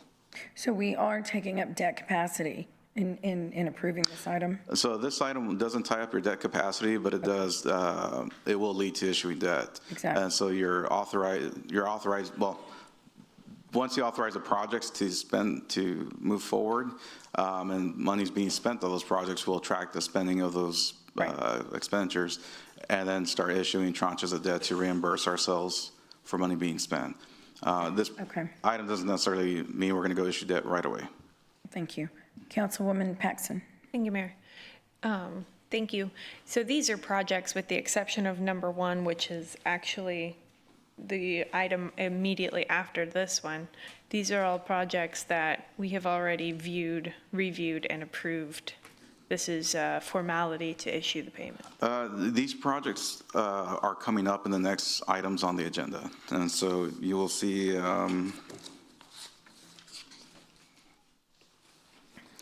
starting with item 15, that is one of the projects that would be reimbursed through the reimbursement resolution, as well as item 16, item 17. Right, the continuation of each of these projects as we've started. Oh, yes, I'm sorry. Yes, you're right. You're right, exactly. This just issues the payment on each of those. Yes, sorry. Thank you. About that. Yeah. Councilman Hernandez. Okay, I'm assuming this is from the funding is currently in our reserve balance for water? Yes, we do have, it's really the way the government accounting works. We use a pooled bank account or pooled cash. And so we, to leverage our investment and our return on investments, we basically, so the way fund accounting works, and not to get too much into the weeds, but fund accounting, you imagine you have we have at least. So it's all our balances, basically. Right, so we take all our cash from all sources and put them in one bank account. Okay. There are some projects on here that aren't going to be voted on today, like the $120 million for the conveyance is not a project that we've actually even seen yet. But you have it listed here. Are you doing that prematurely, or is that, I don't recall that being a normal process? No, normally the projects would come first, kind of as the way the budget is adopted. So you would adopt the budget approving the projects, and then the reimbursement resolution would go afterwards. And so here, maybe just the order got shuffled around a little. So it would be maybe best for the projects to go first. What is approved, then the resolution can be adjusted to match what is approved. Yeah, but you're asking for something that we're not even looking at yet. I don't see the 120. You have, you go to the agenda item. Understand. What we can do is maybe table this item for now, go through the projects for review and approval. Nick Winkleman, Chief Operating Officer, Corpus Christi Water. In fact, Councilman, the conveyance line, the improvements at Owen Stevens, and the pump station at the Western Wellfield, they are included in item number 15, including the actual brackish RO treatment. So that is something that you will see in agenda item 15. Okay, wait a minute. Have we done all the engineering for that, and or is that just a guesstimate? So it's an estimated cost. I have the details in the agenda item that we can go over in detail, the full project, which is the pump station at the Western Wellfield, conveyance line, and the brackish RO treatment and the improvement. No, I guess the question I'm asking here is that just it's in the agenda item, but I don't recall us doing any kind of procurement for it, or even the design work for it. Nothing. don't. Yeah, as we'll talk about, and as you know, Councilman, timing is critical, right? So we're going to move forward. What we seek is approval to move forward under public health and safety to hire multiple contractors to move forward, particularly on that conveyance line. We have Garver Engineering doing the design work. Yeah, I wanted to highlight, I was going to mention that last point. Garver is designing this conveyance line of about 13 miles, right? Yes, sir. It's approximately 13 miles. Right, so it's what percent of they design? They're, I would say they're getting close to 50% design, Peter. 50? Yeah, 50. Okay. So the estimates are based on 50% design. When did that happen? We hired Garver. When did you hire Garver, Nick? There was... City Council approved it, right? There was an emergency authorization memo under the previous COO that brought Garver under contract to look into the project. Right, okay. See, I thought that Garver project was for the Evangeline project, right? Not for this project. That's Garney. Garney is Evangeline. Garney is Evangeline. Yeah. So Garver, the engineering company, right? Not Garney, the construction company. Correct. You're correct, sir. Yeah. I don't recall that being part of the conveyance, but I remember something along the lines for the development of the well field. Yeah. Not the conveyance, because we didn't even talk about conveyance when they were developing the well field. The Evangeline well field? No. Wait, you're right. Yeah, It went from the eastern well field for the Bed Banks permit, then we bought 251 acres to call it the western well field, and then we acquired the rights for the 2,478 acres of the Ed Rochelle Foundation. But not until we got to the western well field did we even talk about conveyance to get to a brackish water desal. So that was never talked about about Garver in their work to do the eastern well field. The presentation for 15 lays out the step-by-step process of all of that. I do understand that the reimbursement resolution includes that, but the presentation shows that. Okay, yeah, I guess when we get to that item, I want some detailed understanding, because, that was never part of any discussion I ever recall. I'm usually pretty good about remembering stuff. There's been multiple conversations with council and the mayor about this over the last couple of months. About Garver doing the design work on a transmission line? About the conveyance line and the work that's been done to date and the brackish RO facility. All right. Like I said, I want you're asking us to go through this and approve something that did not go through a procurement process.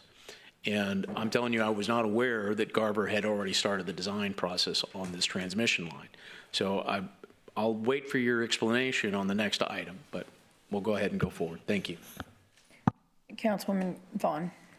Well, this looks backwards to me, because you're asking us to do a resolution on two different items, which one I agree with, and the other I don't. So how do y'all expect me to vote on that? This is backwards. You should have given us the ordinance authorizing, like 15 should have came first. Why did you do it like this? Not too sure how the agenda is set. We just, from the finance part, we'll submit our reimbursement resolution, and then it goes up the chain. Yeah, because I think we need to table this one and go to the next one and then come back. So I'm going to make a motion to table it. Yeah, we can do that. There's actually 3 projects on here, but the action similar to our budget. When we do the city's annual budget, there's always the revenues get approved first, and then you can do appropriations. The legal team's telling us you need the monies to be legally able to appropriate. But we can break this into 3 separate things. So there'll be a reimbursement resolution for the containerized RO and the transportation line.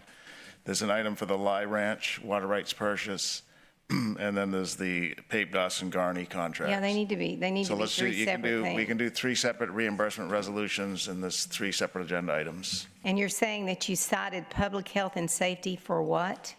For the procurement process for emergency. Okay. So did you cite anything like that for Evangeline? Public safety and health, we did? Yes. Yeah, same thing, definitely. Yes, all the water projects are operating under the emergency procurement. Yes. Yeah, the entire Evangeline design and construction work was done through the city manager's approval. It's been so long ago. Yeah, with the public health and safety. The Lye Ranch, no. Council approved the earnest contract 2 meetings ago, I believe. And then today will be council, not through an emergency power, approving the groundwater rights. And then this last project, the containerized RO system, is emergency powers of the city manager to bring that project on. Okay, so we're going to do it in 3 separate things. Let's do it so in we're not 3 gonna do it- separate ones, because Okay. like you said, you might not want to vote for some, but you might want to vote for others. Yeah, thank you. Okay. Well, and piggybacking on that, and I think it should have always been that way. So here's, I'm gonna throw another wrench here. Yeah. Just something to think about.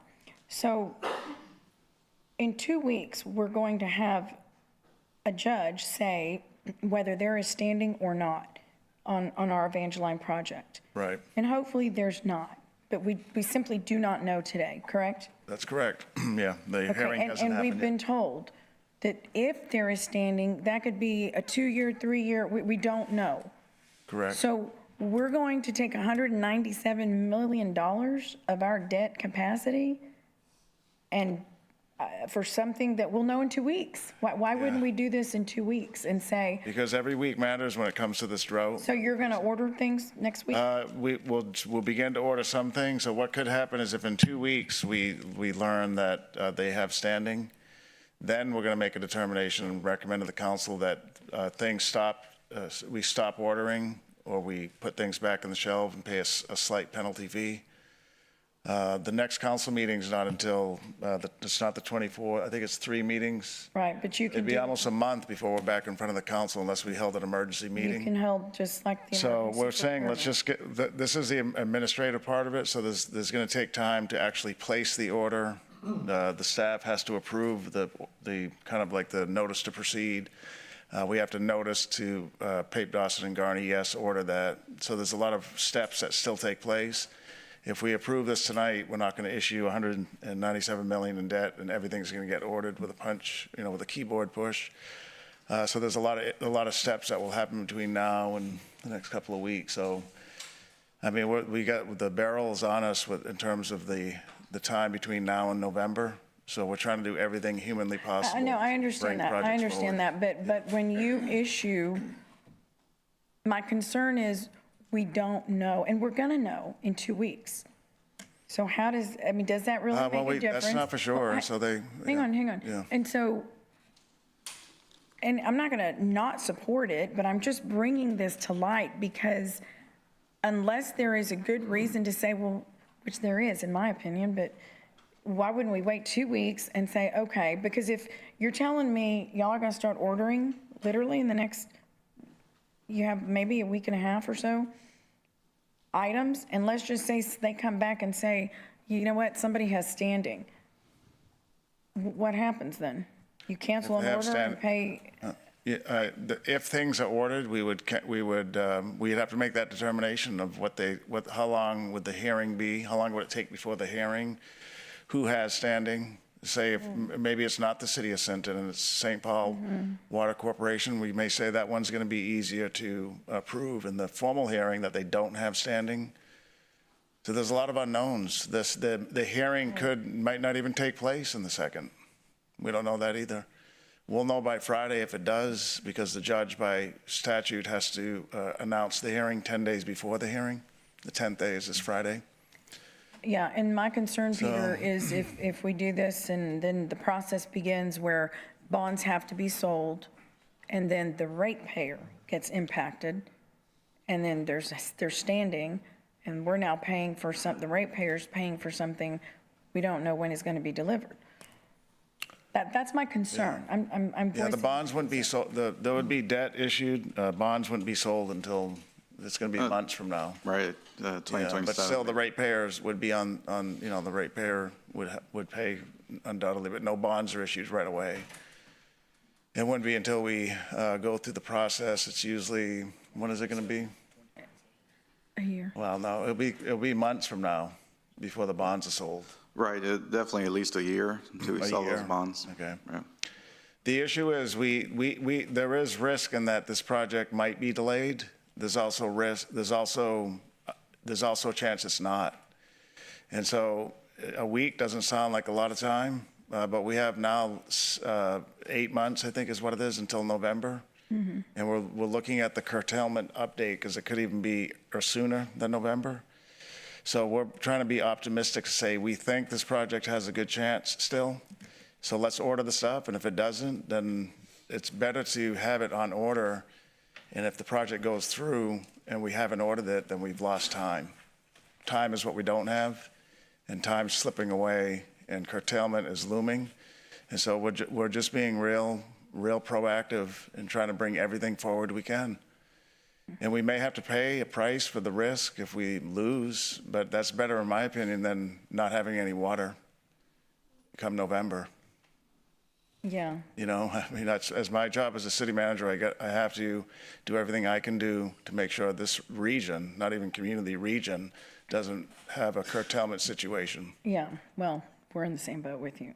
Okay, good. Yeah, we're all in the same boat. Yeah. Again, my concern is the process, and I completely understand where you're coming from. I just don't know that a week and a half or something makes. Well, you know, Chris is here, Noe from Pape Dawson. A day matters for him, so a week is a long time. And Chris, I don't know if you want Chris to come down. Chris, can you come? No, it's okay. Okay, because he's been, yeah. I don't need a lesson in time management. Yeah. Okay, come on down. Yeah. Chris. Oh, wait, can we, I'm next. Okay, if he can speak later, just, we work with him every day and every week. No, Mark's not. Oh, Oh, I'm next. I'm next. not going to speak now. So. That's fine. That's fine. okay. I'm good with it. It's been a long day, guys. Okay. Yeah. You call him. Huh? I'm not going to call him. I have other things to say. Okay. We'll call him right back.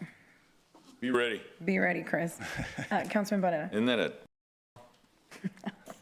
I play it every time I come in here. We ready? Anyway. Okay, first off, I'm going to disagree with you. And the reason, and I'm going to disagree with your team, with the exception of Sergio. He's brilliant. I mean, all of you are, but he's more brilliant. I can see his, I'm basking in his glow right now. And I think you're kind of barking up the wrong tree, and I think your team is concerned about contradicting you. Because the resolution, and I know we just went through this whole thing about captions, but a resolution relating to establishing the city's intention.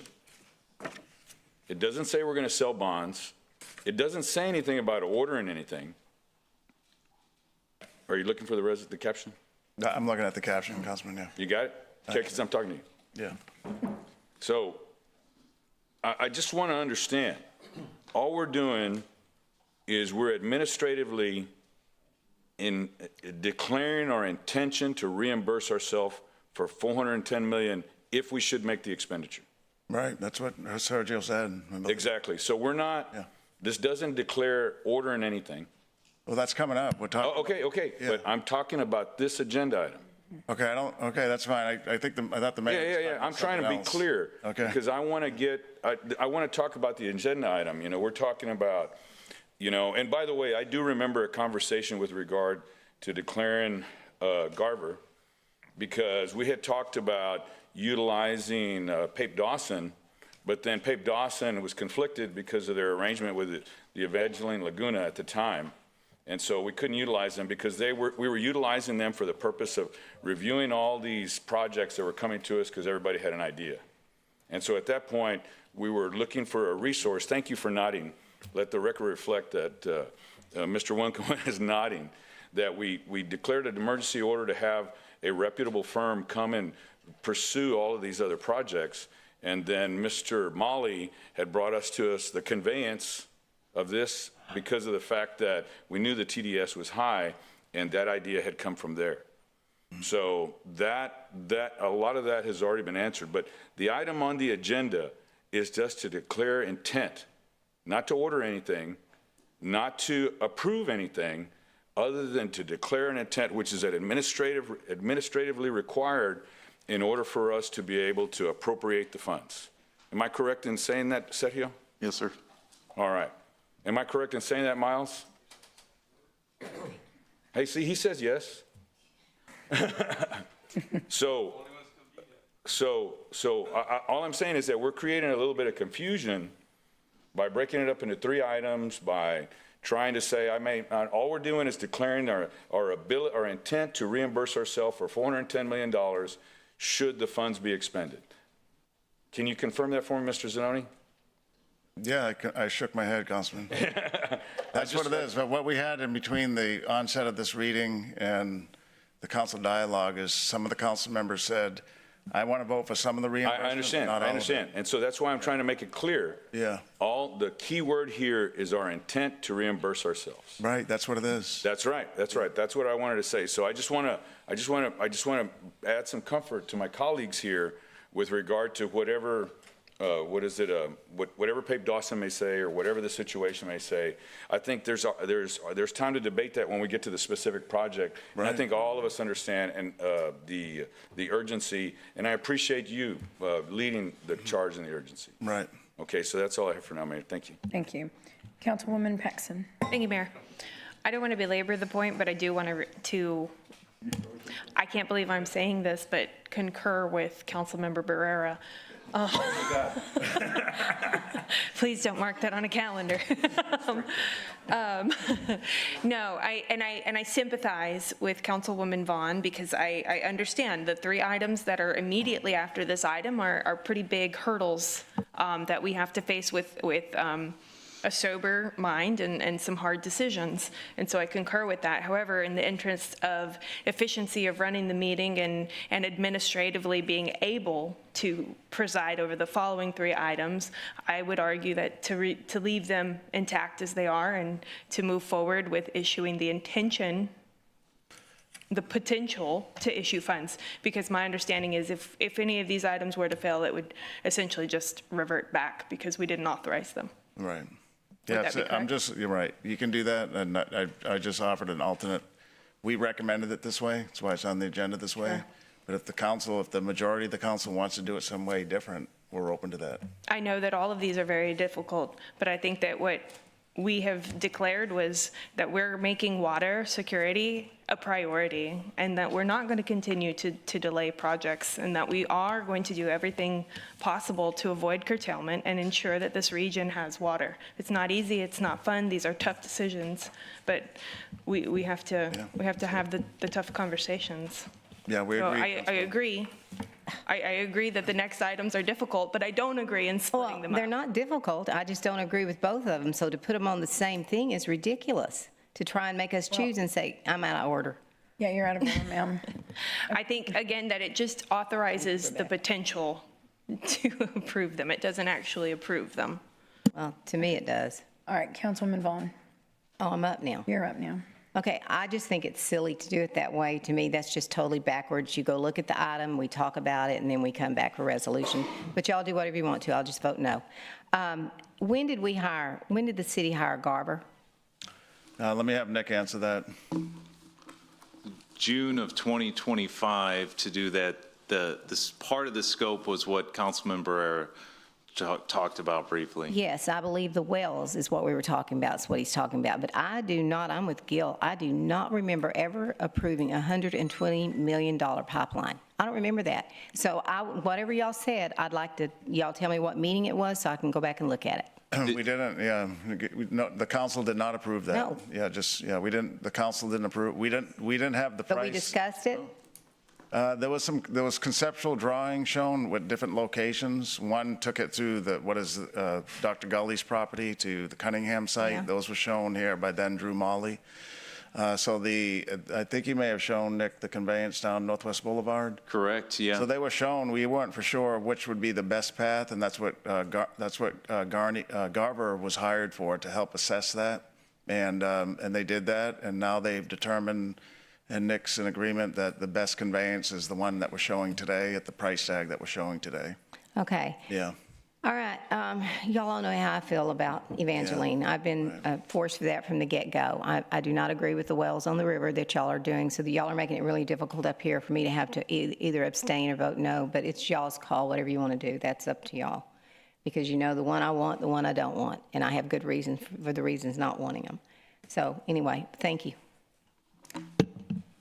Councilman Scott. Who's on first base? I don't know if this is the right time. Let me just make my statement. run as fast as you can. Try to spend as little money as you can until we have a positive resolution on the standing hearing. Right? I hear you. If you feel like you got to go, I don't know, buy a motor because it's a, whatever 2-year, and that's what if this is the appropriate time, I'd like to know how much money you think we need to spend between now and March the 5th. That's it. Oh, 3 months. And if you don't know, that's okay too, but that's where you wanted to bring him down, so I was going to put him on the spot. But my philosophical position is that I don't have a problem saying, hey, you get to go spend this, whatever you need to move that project along. I would just ask that we try to minimize expenditures unless we have to, until we have a positive resolution at the administrative judge law hearing. Is that? It's called the preliminary hearing? Thank you. With the administrative law judge, yes, sir. Yeah, sorry. And that is, well, you're telling me we'll know Friday. If the hearing is going to be on the 2nd of March, there's a 10-day requirement to make that posted and noticed, and so that 10th day is this Friday. Okay. So the judge, we've heard through the district that the hearing is on the 2nd. It's not confirmed, so it could be on the 22nd, it could be 2 months from now, we're not for sure. Okay. What we do know is we heard it's going to be on the 2nd, and if it is going to be on the 2nd, we'll know by Friday. Okay. Well, that's my position. And by the way, if it has something to do with water and you need me at a special meeting, call the meeting, Mayor, City Manager. So when it comes to water, and I know we have, X amount of day requirement, but I'm all in if you need to call us together for some special meeting to help move the water projects forward in an expeditious pace. I just would ask you to where you can, not spend dollars until we have, and I hear what you're saying. That's just to say if they have hearing. But if they don't have standing, but if they don't have standing, we're off to the races, right? So that's what we're looking for on the 2nd. But if they do get standing, then I think that might change, right? Yeah. And you said you're going to have a conversation. But I'm hopeful that you don't come to us on the 17th and go, hey, man, we spent $100 million. And now we're going to have a 1 to 2 year delay, and we've got to talk through what we're going to do about that expenditure. That may happen. We've already spent, Nick might know the number, but on the Evangeline project, we spent several million at this point. Right. The design, we've committed to a full design, which was approximately $30 million. There's additional efforts as well, including the surveying, legal fees, staff time. There's significant commitments to date with the Evangeline. When do we start procuring pipes? That's what this item's for. That's my point. So I get that we got to design this because we're going to get the permit eventually. I'm not sure. I'm not sure I'm excited to see us spend millions of dollars on procuring items, physical items, if we don't have to. And I haven't heard anybody come down and say, Mark, we got to buy 6 pumps by the 1st, or it's 2030. And that's what Chris will tell you. He will say something along those lines because he's told it to us. Is this the right item to ask that question? It's not the right item. This is just that we don't. Well, that's why I was asking who's on first. Clearly, I'm not. Okay, I'll wait. That will be item number 16. 16. All right. Yeah, number 16. Mark, we're going to come back to that. Yeah. Councilman Cantu. What's the 120 million for? The pump station. What project is that for again? So item number 15, right, is the brackish groundwater RO treatment. Okay. So the treatment equipment, the modular treatment equipment will be at Owen Stevens. Mm-hmm. We will need a pump station at the Western Wellfield to pump the water to Owen Stevens through a conveyance line. So the 120 million is for that pump station at the Western Wellfield, the conveyance line, and then also our efforts for handling the discharge or the effluent from the brackish. So the 120, the 11, and the 43, we're just going to, we're not going to bid that out. We're going to just do it under an emergency orders and just get it done. Yeah, so just like the Evangeline project and our other projects, time is of the essence, and we're moving fast. And I've got it in the presentation how we're going to go through and handle each portion of that project. I get it. I know we need to get this done, but God, this is a lot of money, like, without bidding it out, you know? And one other thing that bothers me is what's going on with the contracts for the refineries? Have we got any contracts from them? You know, I mean, we're going to spend all this money, and then we have somebody in the city hall is telling the refineries to go find your own water. So, like, we're going to spend all this money not knowing what the refineries are going to do. They're going to go and find their own water, do their own wells, do whatever they're going to do. I mean, I just don't understand why we don't have contracts yet for the refineries. I don't see why we're not making that a priority. You know, I know you have a lot on your plate, but go get a consultant and go have them do it. I mean, it's just, we got to get those contracts in. I mean, we have so much money we're spending, and, you know, and after everything's done, they're going to say, oh, hey, we got another water source. I mean, it's a lot of money. I mean, every council meeting, we're spending millions of dollars, and it's scary because I just feel like we're going to bankrupt the city because we're so worried about the refineries right now, you know, getting water, you know, and that's fine. But we need to get contracts in place, you know, and make sure that they're going to buy the water from us still, you know. Councilman, as part of the next items, I have rate impacts as part of those presentations, so you'll be able to see those. I'll present those in detail. Okay, thank you. Councilman Barrera. Here, I just want to add that we have Valero is engaged into a contract with us so that way they could build a pipeline in addition to use the effluent. And in addition, we just also engaged in a contract with Flint Hills to do the very same thing. So I know that they're looking for resources and they're looking for the city first. Now, I do know, because of my engagement with them, that they are looking for temporary sources, but they're waiting for certainty from us. And the appropriation of this funds allows them to be able to plan once we assert certainty, and then at that point, once we know that we have water flowing, then at that point, because it's the same thing, we can't engage into a contract if we don't have a product to sell. And I think once we have that product and once we've showed that we have an interest in securing water, then at that point, they have to assess the security of it. I mean, they have to ask the validity of that security. So I just want to make the public understand that you know, we have to have a product to sell. We can't engage into a contract if we don't have a product to sell. So, thank you. Okay. But I move for approval. Okay. I'm going to ask for public comment. Is there anyone in the audience that would like to make comment on item number 14? Okay, there being no one, we'll close public comment. We have a motion. We have a second. I second it. Well, but if we do that, then we can't, these items that follow? I think the councilwoman's motion was to table it, to have it broken out and do one at a time with the three items. Today? Yeah, today. We'd have to Okay, do but it does today. that mean you can't, what about these next items? It would be that there's three reimbursements on this number 14, and for three items, three different water items. And so the reimbursement resolution would be done three different times, one for each of the three items. You know, so like the Evangeline one is 197 million of the 410. And so the council, under the bonds scenario, would consider the reimbursement of 197 million at the same time as considering that contract. Right. Yeah. Yeah, well,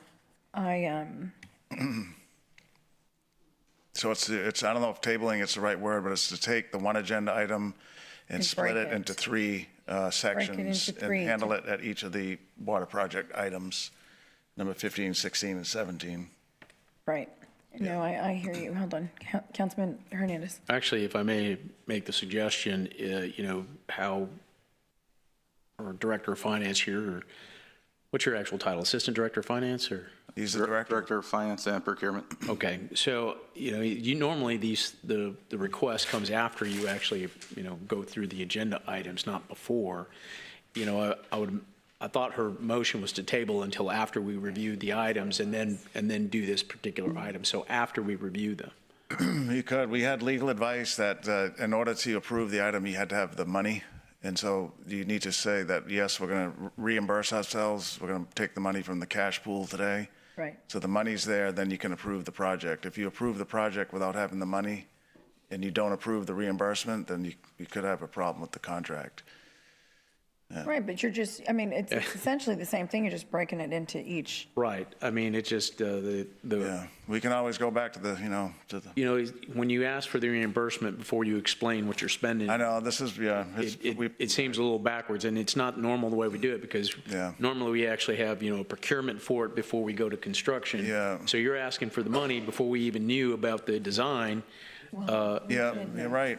I mean, I'm not going to deny that. That's true. It may be normal for you, but I mean, it's not normal for. No, you're correct, Councilman. That's exactly how it's done. What we probably should have done is had Nick get up and do a high-level summary of the 3 projects, and then have Sergio go over the reimbursement resolution, and then go into the 3 projects.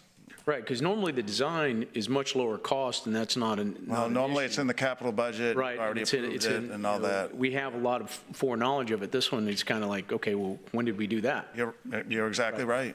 Okay. Yeah, that's why we're in a you understand the situation. Yeah. Okay, thank you. Councilman Roy.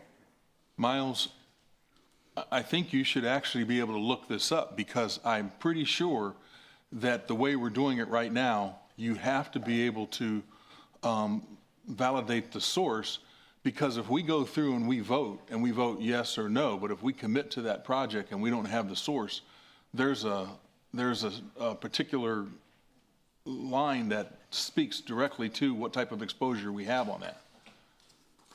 I know this is the way we. Yeah, you can't execute a contract if you don't have the money to spend. You can't get that process backwards, because you have to have one of the fundamentals of public finance is that you actually have the money identified that you're going to spend before you spend it, so that you don't spend it twice. Right, and it doesn't mean if the project fails or we stop the project, it doesn't mean all we simply do is like a check, but we're not going to use the funds, right? Right, a reimbursement resolution only says that if you spend the money, you're going to reimburse within 18 months of that expenditure from that bond that you issue. Right. And the bond doesn't get issued until 2027. So if you don't spend the money, then you could reallocate those funds. I actually remember, and I'm trying to remember what the actual verbiage is, but I know that. It's like certification of funds. It's in the charter. Mm-hmm. Yeah. And that's right. We've taken this from the charter. So anyway. Yeah. Okay, so. Well, it's more than in. We have a motion, we have a motion and a second on the ordinance. The table. No. The motion and the second was to approve the ordinance as the resolution is presented. That's what was formally made. Yes, there wasn't a second on the table. So if they want to withdraw it, they can. Yeah, so it was a motion to second to approve it as. No, they're saying. She did not make a motion, just for the record. I mean, Councilmember Vaughn, her intent was to do one, but she did not do one. So that's what happened. Okay, so we have a motion and a second for the ordinance as is presented. Please submit your vote. Okay, as presented. Yes.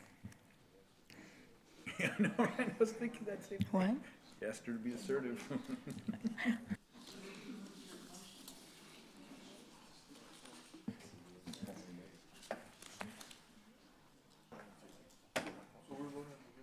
Mm-hmm.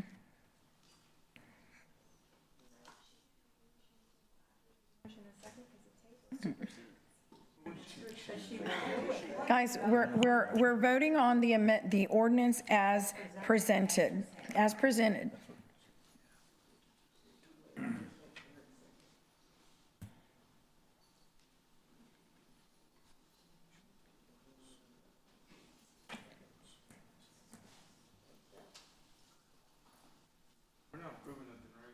No, right.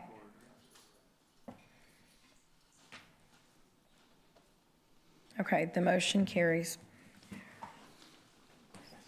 Item number 15 is an ordinance authorizing a contract with FCC Aqualia USA Corp. of Katy, Texas for design, procurement, assembly, commissioning, and operation of a containerized brackish water desal plant in the amount of $43,548,474 for the CCW Containerized Brackish Water Treatment Plant Project, authorizing construction contracts for ancillary improvements required for the Brackish Treatment Plant in an amount up to $11,451,526, authorizing emergency construction contracts for the pump station and conveyance system from the Western Wellfield to Owen Stevens Water Treatment Plant in an amount up to $120 million.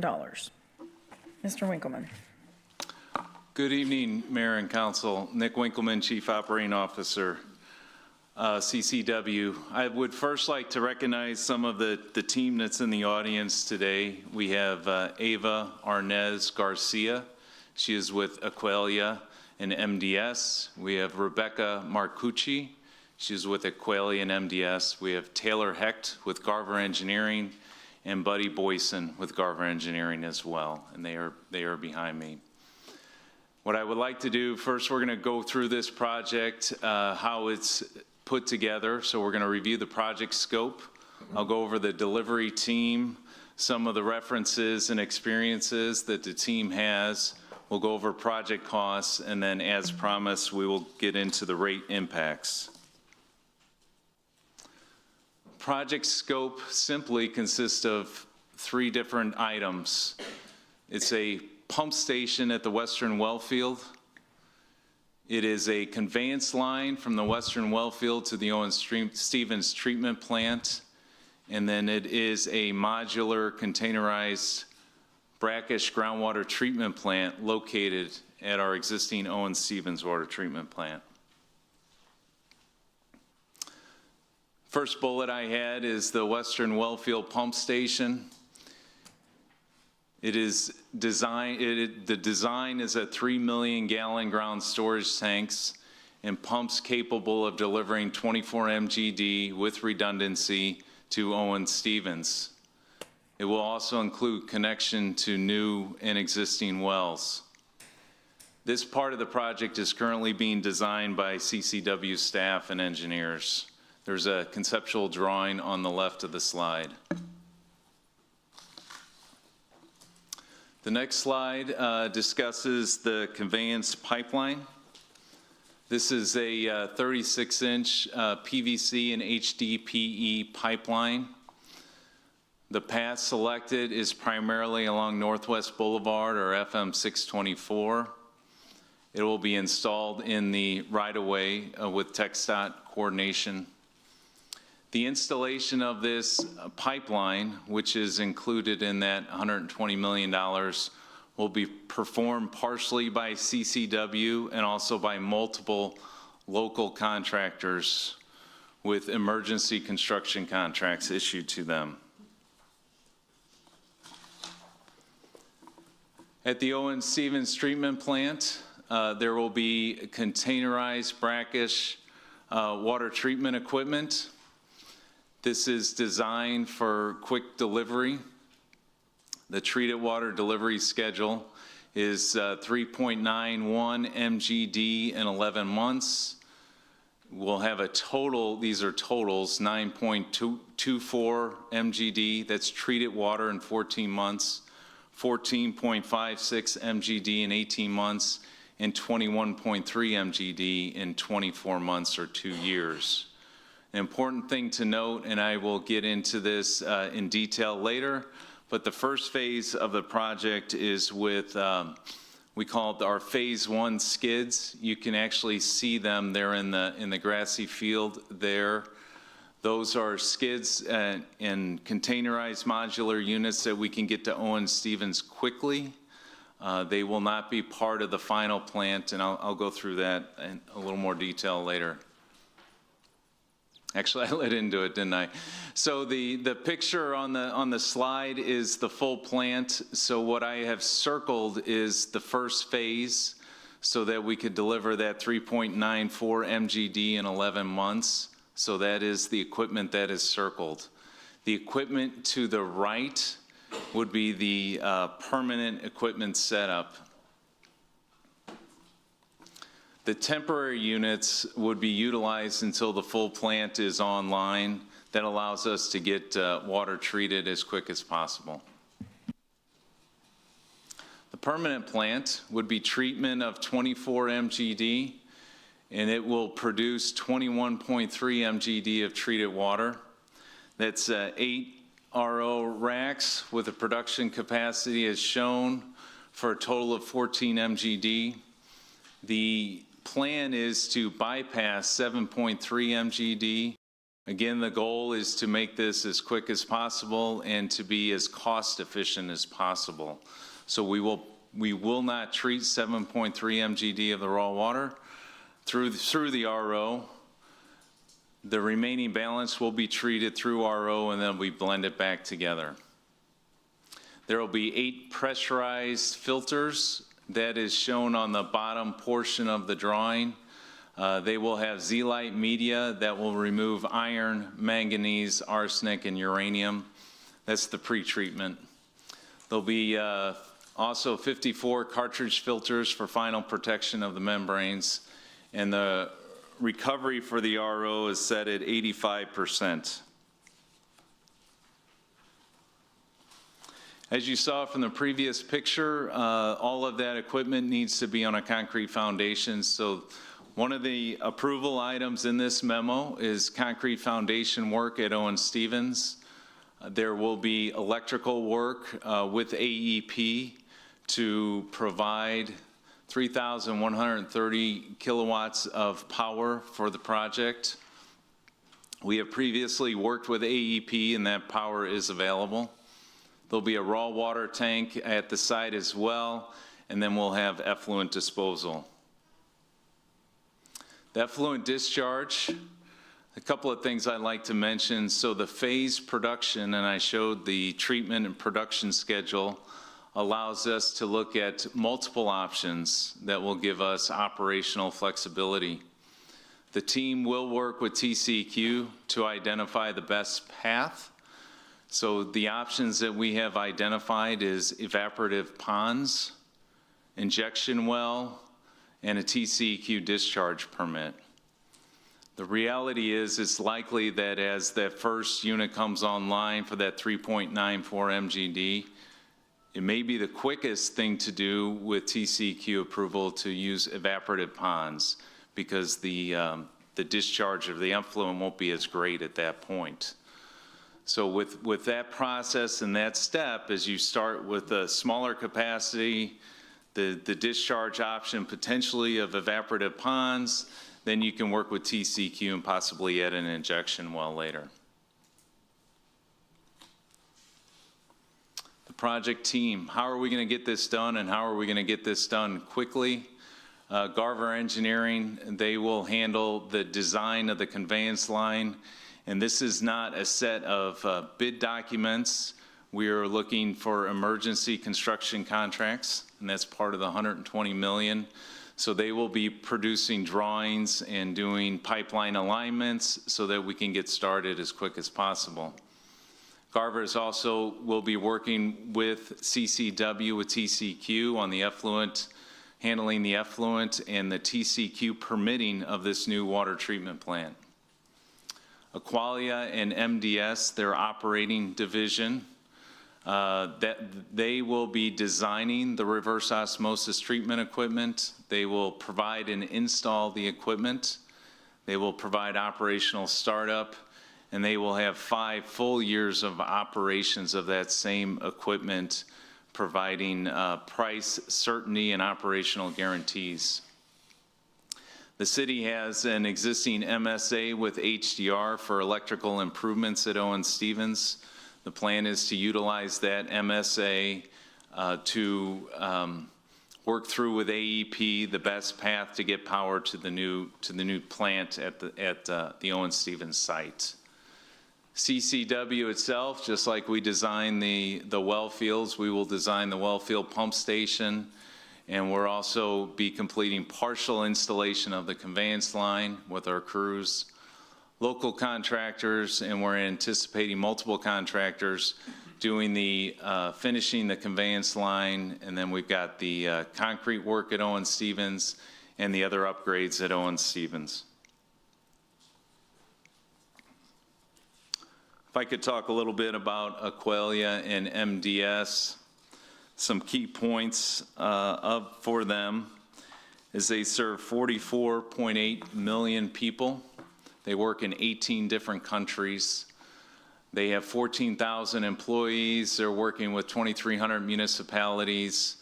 And you can see the amount of drinking water plants they're working on and wastewater treatment plants as well. They have extensive experience in desalination and brackish groundwater treatment. And with the next slide, I'll show you what they're doing in Texas. They have 270 employees in Texas. They are operating a brackish RO plant in Brazoria County, and they operate 100 drinking water plants in Texas as well. The map on the right shows the locations where they operate, where the entities where they serve. The red dots or the red callouts are their offices in the Houston, greater Houston area.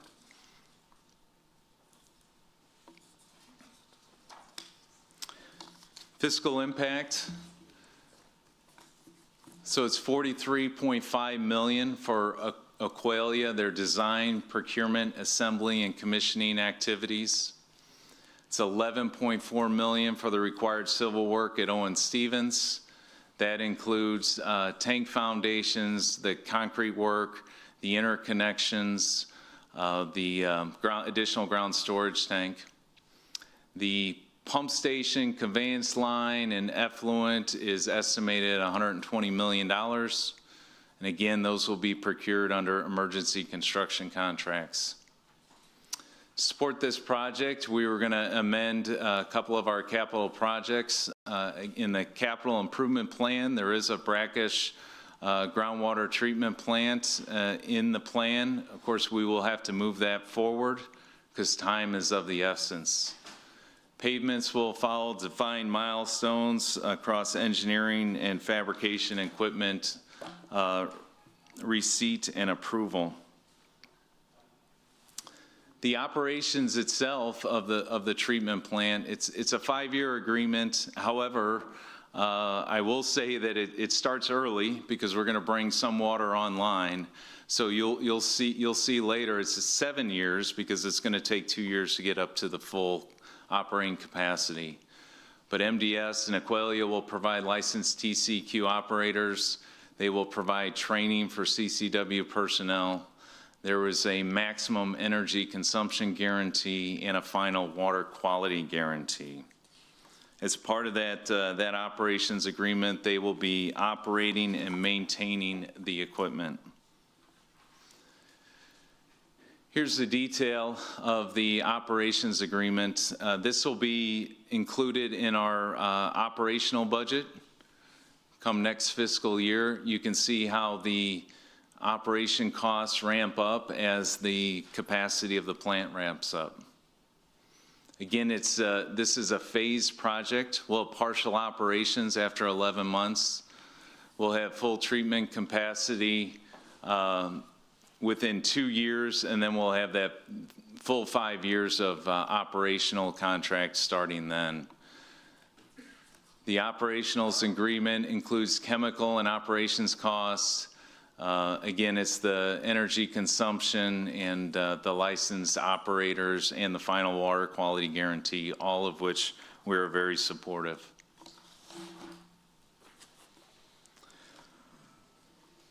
When you look at the project costs, part of this project, of course, is the $28 million of water rights purchase that was approved last council meeting.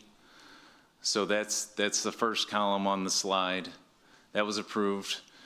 The CapEx, all those totals, is approximately $175.2 million.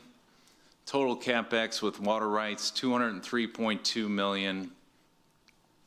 And then we have an estimated annual operating expense of $8.4 million. Of course, it ramps up over the first 2 years. I do want to point out that that does include the electrical costs using the electrical guarantees that the designer has provided Aqualia. So this is a raw water project. The current raw water rate across all customers is $1.18 per 1,000 gallons. This project at full completion will increase that raw water rate to $1.74 per 1,000 gallons, or an increase of 56 cents per 1,000 gallons. An important thing to note is there is potential for the House Bill 500 grant, which is $25 million. Staff is pursuing that grant. We have commented to the Texas Water Development Board on the requirements of that grant, and they are certainly aware of our interest. The financial numbers do not include any grant funding. So if we do receive grant funding, they would be lower. When you look at the estimated monthly water bill impact for this project, for a residential ratepayer using 6,000 gallons of water per month, the rate impact per month would be $3.38. A commercial business using approximately 20,000 gallons per month, the rate impact would be $11.26 per month.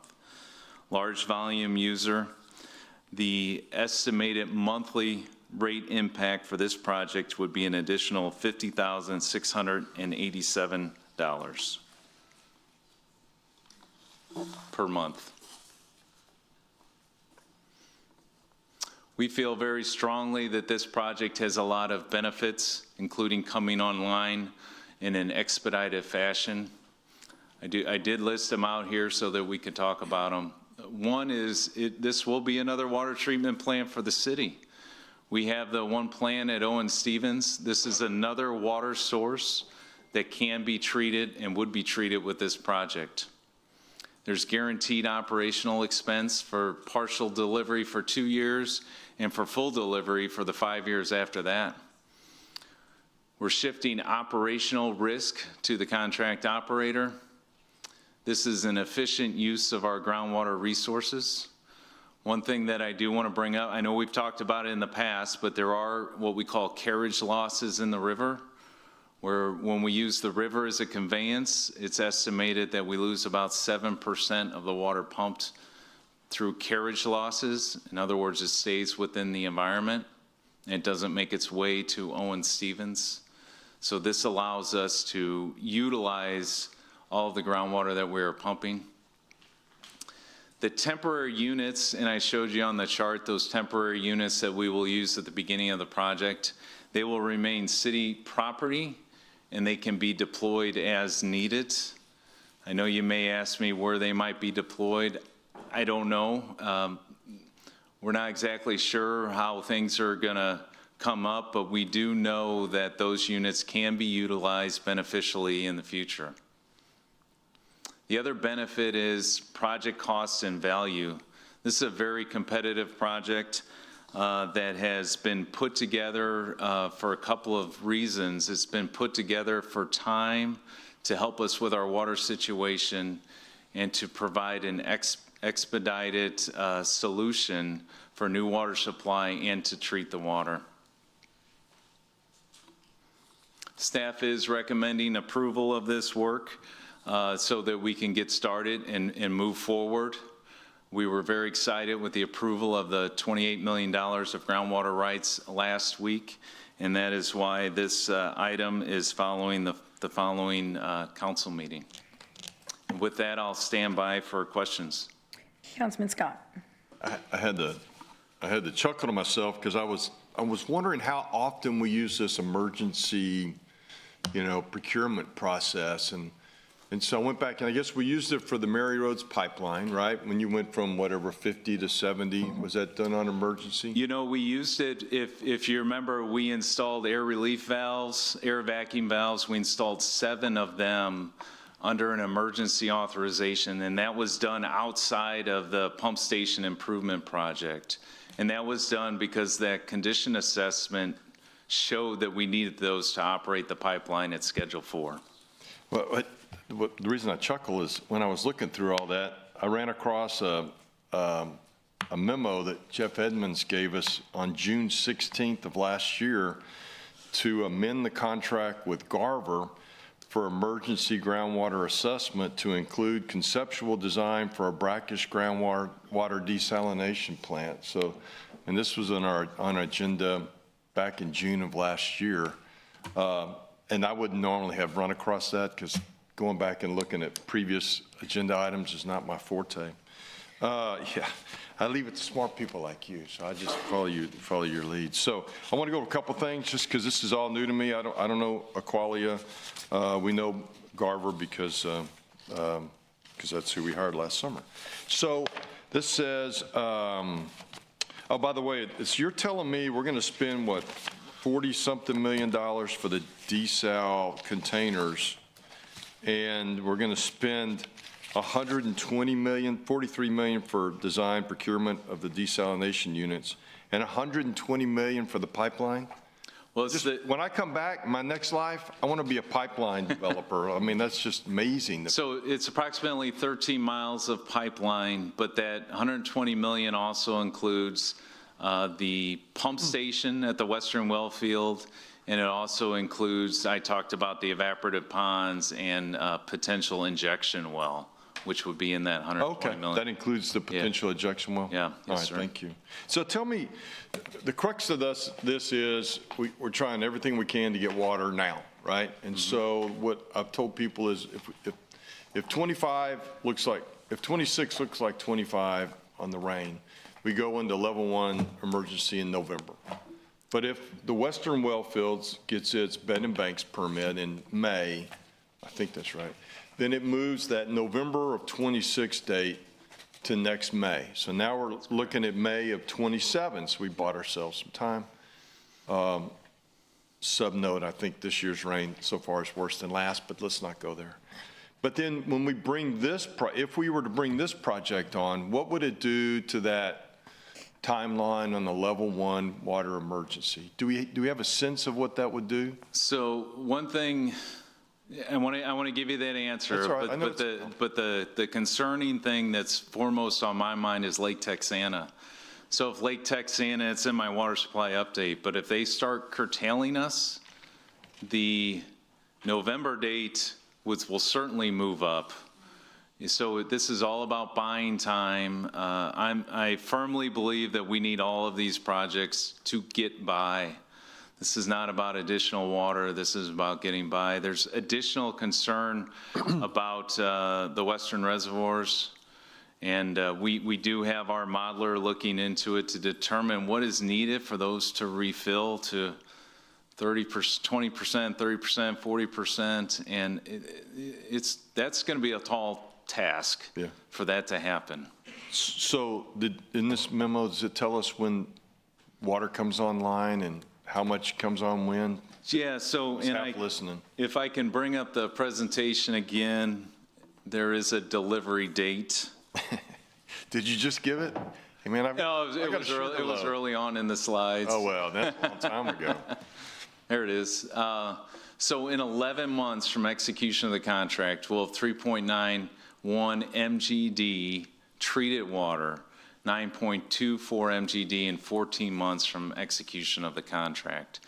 Now, one thing that I can say is another option that we're investigating is if we have the conveyance line done, we would absolutely rather, we would like to pump the groundwater through the conveyance line, then we would blend the water in the preset basin at the Owen Stevens Water Treatment Plant. I don't, say that again, I'm sorry. So once the conveyance line is done to Owen Stevens, and say we can deliver 24 MGD to Owen Stevens, but we only have treatment capacity of 3.91 MGD, what we'll do is we'll put the rest in the preset basin, blend it with our other sources, and that helps us eliminate those losses along the river, helps us more efficiently use the raw water. What do you call that, losses along the river? There's a term? They call it carriage losses, or carrying losses, it's referred to sometimes. Okay, all right. And so that does beg the question, though, I guess, why are we desaling it if we can just put it in the whatever basin and blend it? Because there's a limit to that, I guess. Is that the issue? Well, there's what we're trying to do. So, yeah, let me back up a little bit. So there is a TCQ secondary contaminant limit of TDS at 1,000. parts per million. Currently, we are blending, but if we have to start pulling back from our eastern sources with Lake Texana, or knock on wood, even if the Colorado River LCRA makes us curtail in the summer, the amount of blend changes. So a lot of this has to do with providing superior rated water quality for all of our customers. Got it. Makes sense. I understand the concerns. I also understand our need to provide as much water as we can as soon as we can. And what's, I think, unique about this is if this, all things that you said come true, we can create this water, what, 21.3 MGD for 56 cents per 1,000 gallons? Yeah. That's the difference in the rate? That's correct. That's the difference in the raw water rate. That's the difference in the raw water. Yeah, that's right. And there'll be additional costs when we put it through Owen Stevens? So the treated water will be, of course, chlorinated and tested, but then it will go into our new Clear Well 3 and then pumped throughout the distribution system. You're just being mean now, using big words. But I guess my point is, when it comes to our concern that some of our big water customers are going to go do their own thing, good luck doing your own thing for 56 cents per 1,000 gallons. I mean, I don't think that's, I don't know that there's a less expensive alternative on our to-do list. This is the least expensive water supply project that we have outside of our groundwater wells pumping into the river without treatment. Sure. All right. Well, I know the concerns. I understand the concerns. I appreciate the concerns. I'm going to support it just because I think it's a way to get water here fast and a really relatively inexpensive proposal. I do appreciate the grant opportunity. I think we should really, and if our friends up north really love us, in Austin, this would be a good way to show the love. Would you say it's $25 million grant? The initial rollout was $25 million as part of that House Bill 500 for cities of our size. Okay. Yeah, we'll take it as a late Valentine's present or Easter. I can wait. Anyhow, thank you, Mayor. Yes, Councilman Hernandez. All right, thank you, Mayor.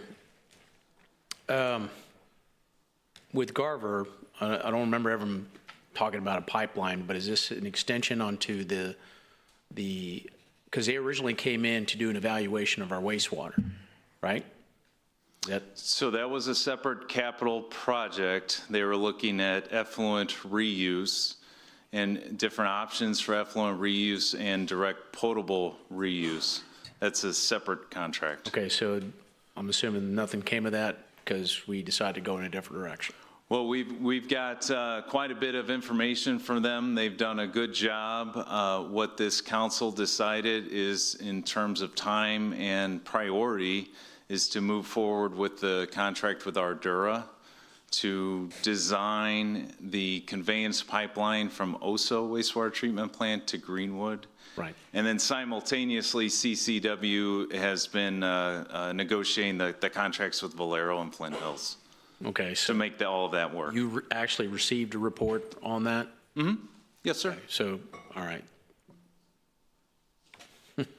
Okay, and so then this one, which Councilman Scott had talked about, was looking into a possible brackish water desal plant with regards to the eastern well fields, right? It was in regards to groundwater. To groundwater, but nothing on conveyance. That was an extension of that particular contract. I wouldn't call it an extension. I would say it's part of the process. So as part of that emergency memo, we engaged them to help us better understand the alignment. As the city manager said, they did different scenarios with different alignments. Okay, so you were under the assumption that we understood that it meant everything associated with that, including the design of a conveyance line that for $120 million. I know what we talked about previously. Yes, sir. I don't understand that answer.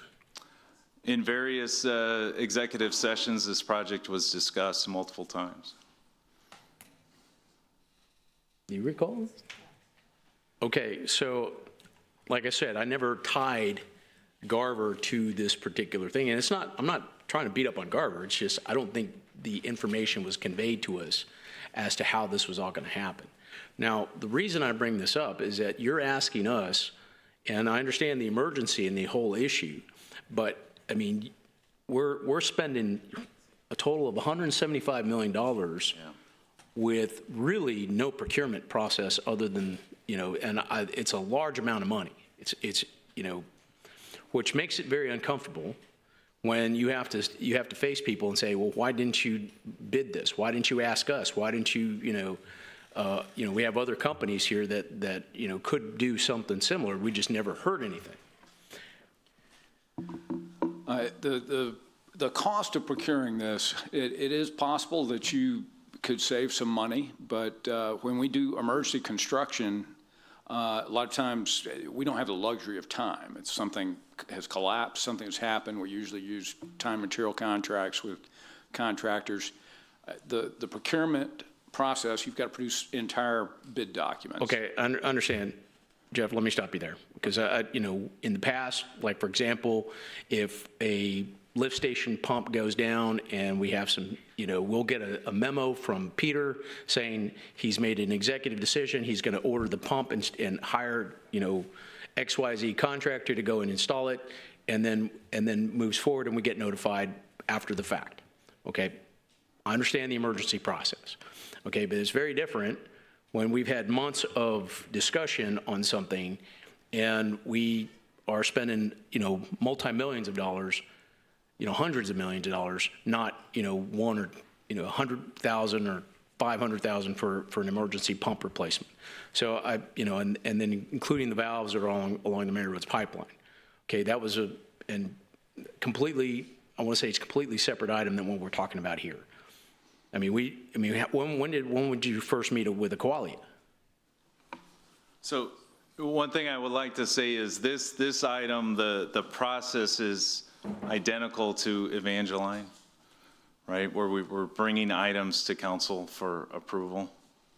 Okay. So. You don't do an emergency thing on property, right? Because obviously you don't bid out property stuff, that we're purchasing. Yeah, I'm referring to the contracts with Pape Dawson and Garney. Okay, and Pape Dawson was doing this work already for Evangeline, and we already had HDR under contract for the Mary Roads pipeline. So these were extensions to, with HDR, it was an extension to the existing contract that they already had. Right. Well, it was a new contract with the city because previously they were working for the seller. I understand that. Right. Okay, but it's continuity, right? But Aqualia, and this is kind of tying into both of these. Aqualia, when did you first get introduced to Aqualia? When did you start talking to them? So they came in, gave us, just like we talked to many different vendors, they came in and gave us a presentation, I believe it was in the December timeframe. In December? That's when we got to know them. Okay. But this project wasn't there yet, of course. We learned to understand their capabilities. I understand that. So yeah. in the month periods, December, January, now we're in the middle of February, there was no thought to say, hey, this is a great idea. Let's see what other opportunities are there for this particular type of scenario.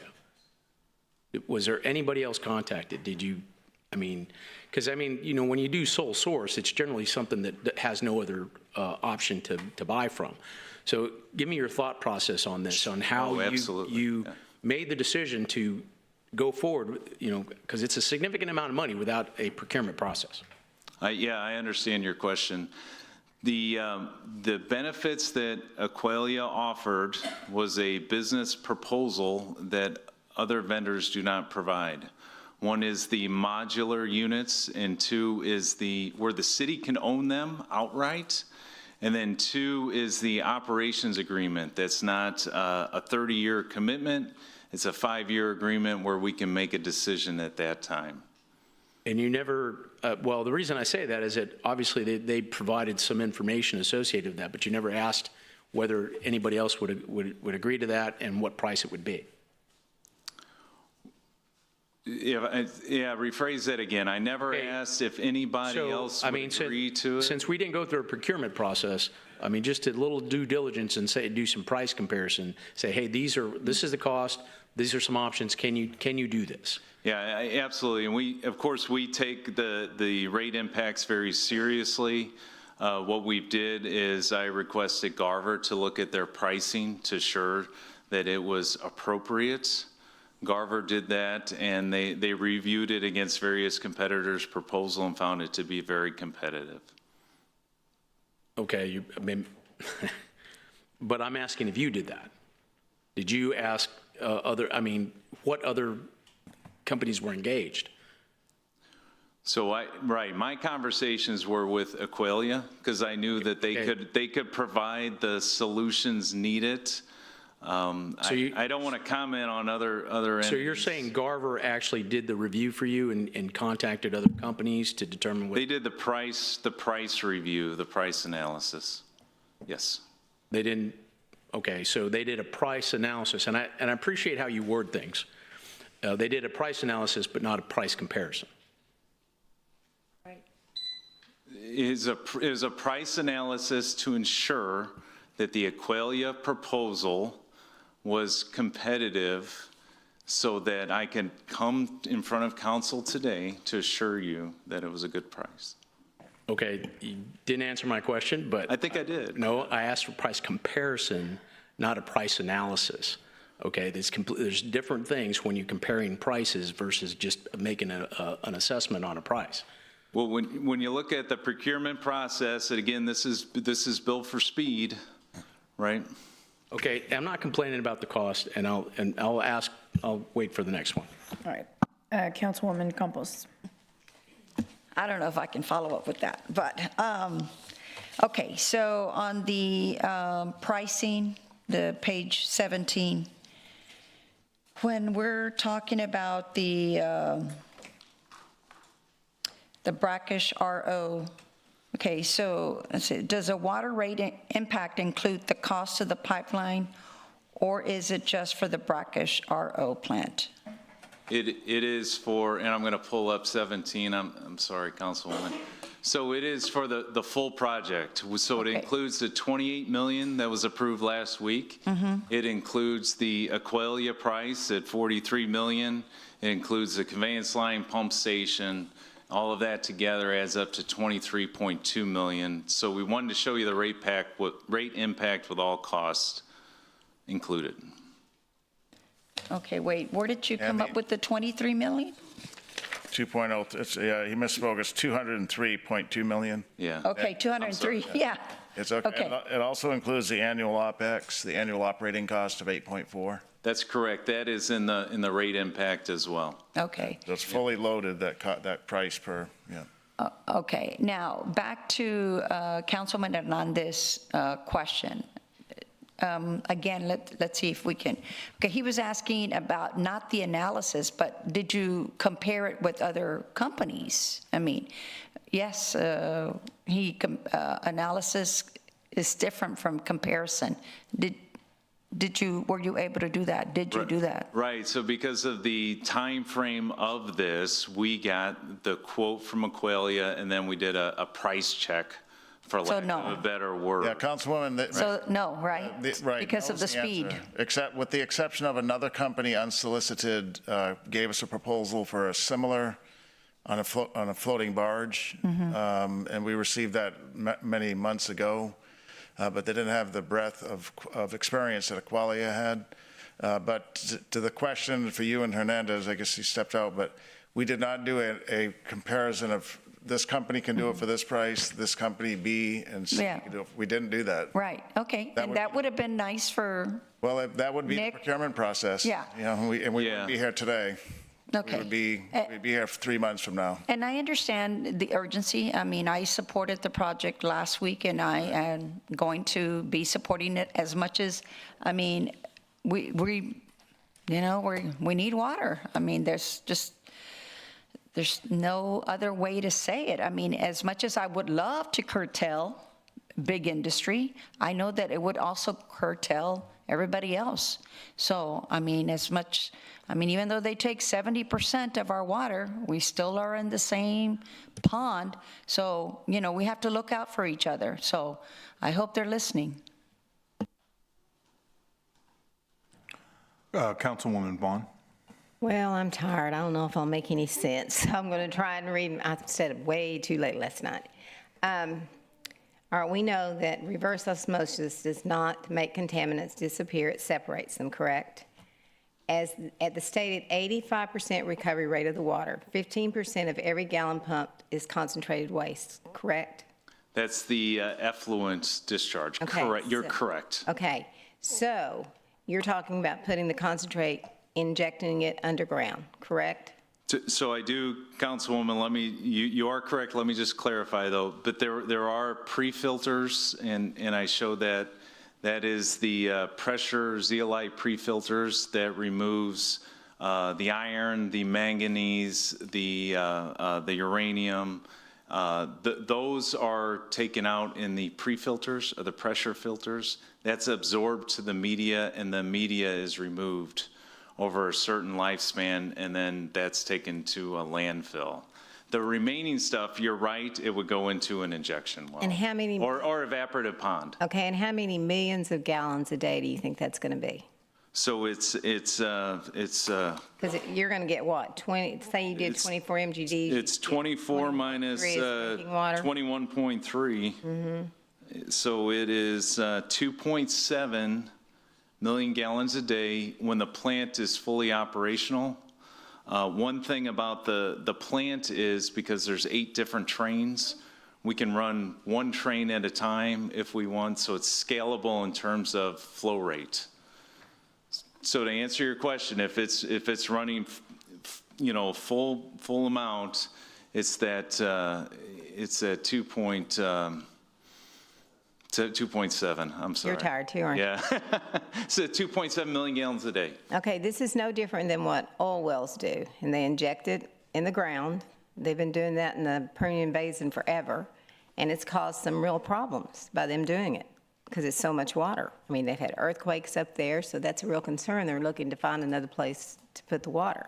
So that's my concern. Have we thought about it? Have we looked at the long-term effects, what that could do? Because to me, we're rushing through it. And Nick, I get it. We have to have water because of failed policies before. Previous councils, they didn't get the water, and that's why we're here right now. It's because we're rushing, because we're panicking to get water.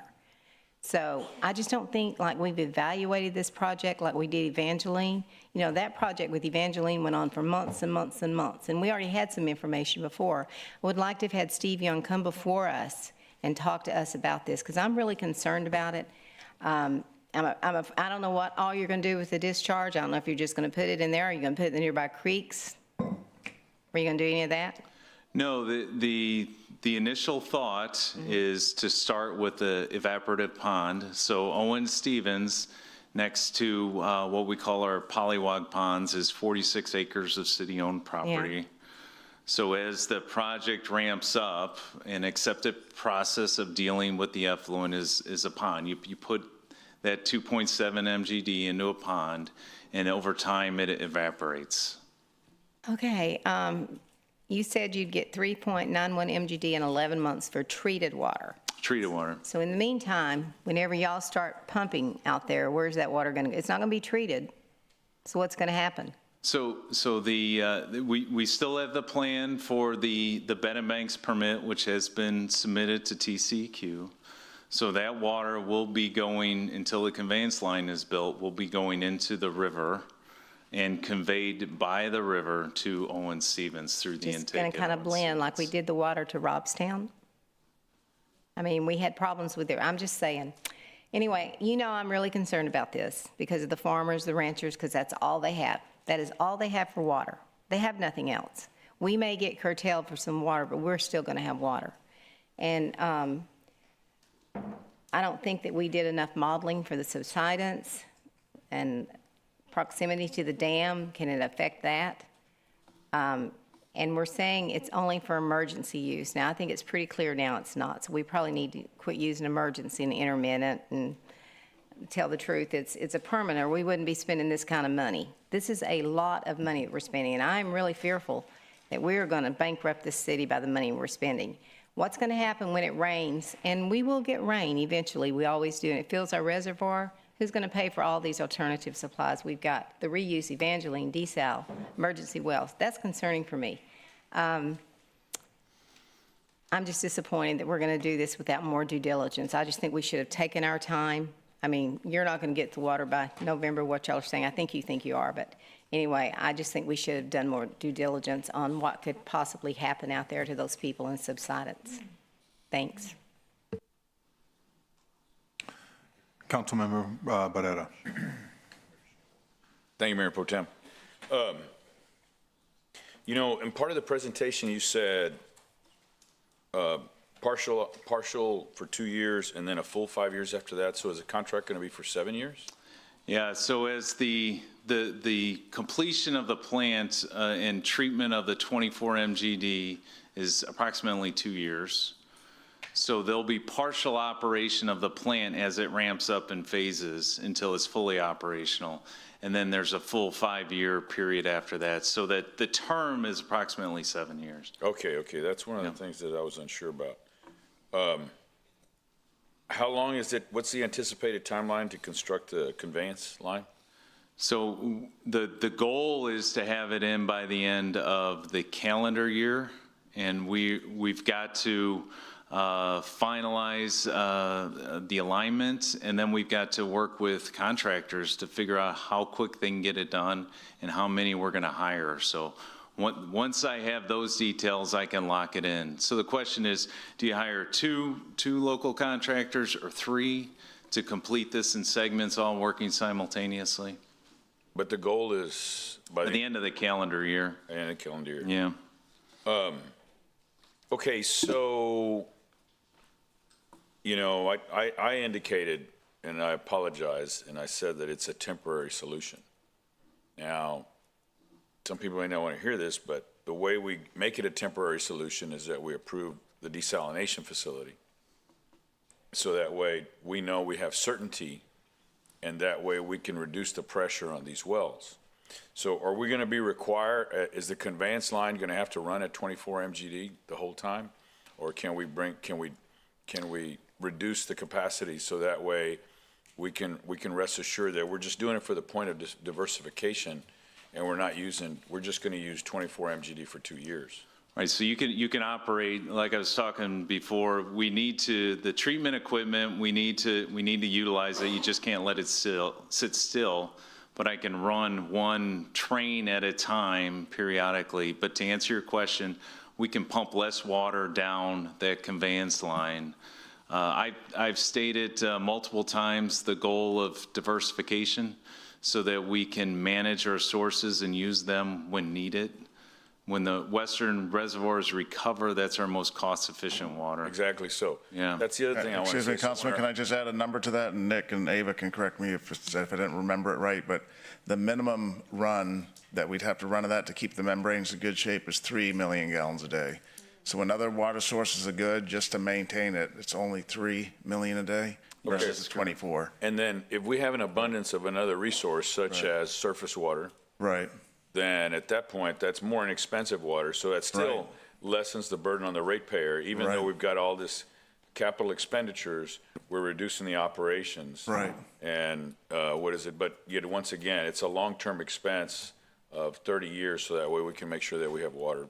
Right, correct. Decades to come. Yeah. Do we still have a quorum? Yeah, there's 5 of us here. Okay, now, I know it's going to happen because it's already happened. I guess somebody in public comment said they have at least I thought I heard, I mean, in one good ear, that there was equipment that was available immediately. Now, I'm not saying that we vetted. I'm just saying that I know when in the whole 7 years, everybody's got a better idea, and in the last 4 years or last 3 years, we're chasing down every opportunity, and I think that's when we ended up hiring Garver. Because staff was having a meeting with these people, looking at all this, taking up all their time and then reviewing all those options. In fact, I think we even joked about when this meeting was set up with Aqualia, it's like, oh, okay, we got another group we got to visit with. And then and I think the way you conveyed it to me is they wanted to build a desalination facility, and while they were telling us about the other resources, then all of a sudden the light bulb went off. So my point is, are we going to have, because there's already going to be other people that say, because we did this through the emergency order through health and safety, I can do it faster, cheaper, stronger, I can run faster and jump higher. Are we going to utilize Garver to be able to vet some of those? Because what if we come up on another Aqualia and they say, hey, we can manufacture those, can we work in conjunction with them so that way we could either, I guess, is there going to be some component of that so we have some flexibility in the event that somebody does come in 6 months down the road, you know, I mean, and somebody like Garver vets it, so that way we're not wasting valuable time, but we're still not turning it away. Have we considered that? Well, the contract is a contract, so we're telling the company that we're gonna buy this product from you at this amount, at the $43 million. So we would never breach a contract. I'm okay with that. Yeah. I just want to make sure, and I understand the concern of all these. You know, this is a lot of money, and I think, you know, I don't know if I'm still being accused of being a fearmonger. I've been one now for a year, or for over a year. You know. But I felt like we were going to be at this point, and when we get to the point where we're desperate, then that's where all of a sudden procurement goes out the window. I mean, so I support this. I just want to be able to be prepared that if there's something else that comes up, that at least we're conscientious about it. We're still listening to suggestions, Councilman. I think if that's your question. Well, if somebody comes to us and wants to pitch a proposal, like we heard the company today at Citizen Comment, we have their information here. It's the first time we've ever heard of them, but we'll be. Yeah. I know. Yeah. I mean, I had somebody the other day say, hey, you need to write a contract with South Texas Water Authority for 25 million gallons a day so that way I can go get private equity financing. I'm like, dude, that's not the way it works. You know, we can't guarantee you as a customer. When I asked, how much is it going to cost? Well, I don't know until I get my private equity financing. Right. So I'm with you. I'm on your side. I just want to make sure that we leave that option open. And thank you for coming forward with this to have some solution. I mean, we were told Evangeline that it was going to be no problem with the permits. And we were told that, when was that? September, some time ago like that? August, yeah, something like that. August or September, we were told there was going to be no problem with the permits, and then look at the challenges that we're facing right now. So I appreciate you guys. I appreciate all the due diligence. I know you're working around the clock. We talked Sunday at length, you know, in particular about some of this. So thank you very much. Councilmember Hernandez. Thank you. Okay, so what I wanted to express in the last segment that I was part of is that, you know, the procurement is very, you know, troublesome for me because we're spending a lot of money without going through a process. And, you know, I understand we're up against it, we need the water, but it's still these kind of numbers without even looking at other, you know, other options is troublesome.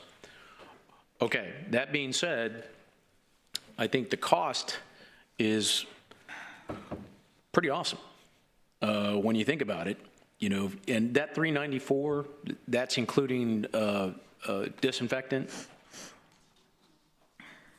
for the cost per 1,000 gallons?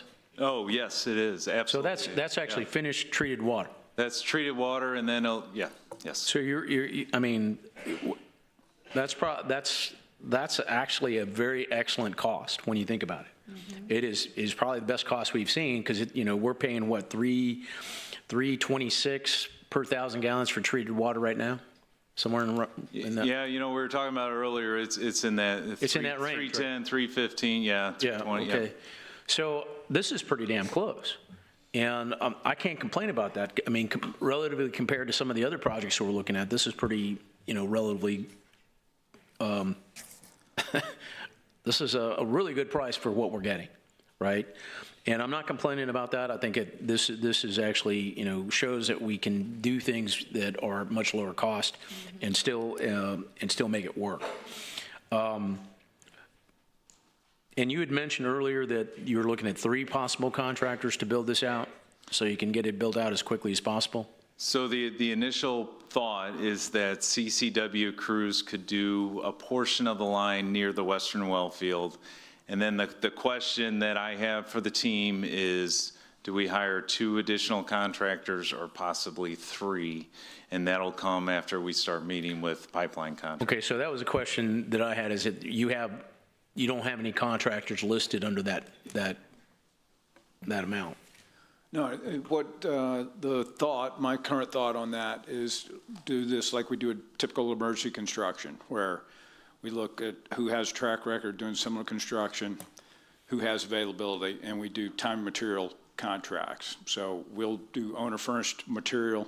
First thing we got to do is decide on the size, material pipe, get those orders in, and we've got a little time to. So these are kind of like utility guys like Raytech or Max Underground or Clark Pipeline or something. Yes, exactly, Jaboris, those kind of guys. Okay, so that was a concern I had because I didn't, there's no listed contractor.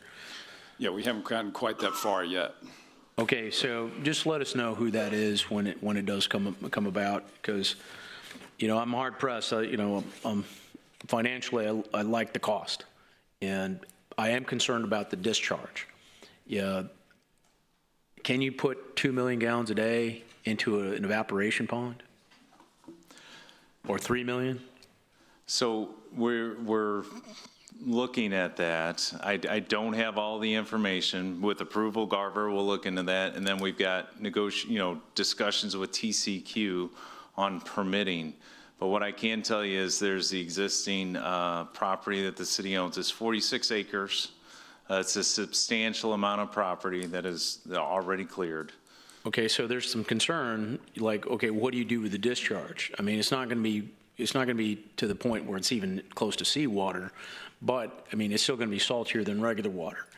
What we had when they tried to, discharge in Baffin Bay, some of that discharge, I won't call it brine because it's not quite saltier than seawater, but you would have that issue if you were trying to get it into Nueces Bay or right at there where the dam is in Cal Allen. What is that? The saltwater barrier dam? Right.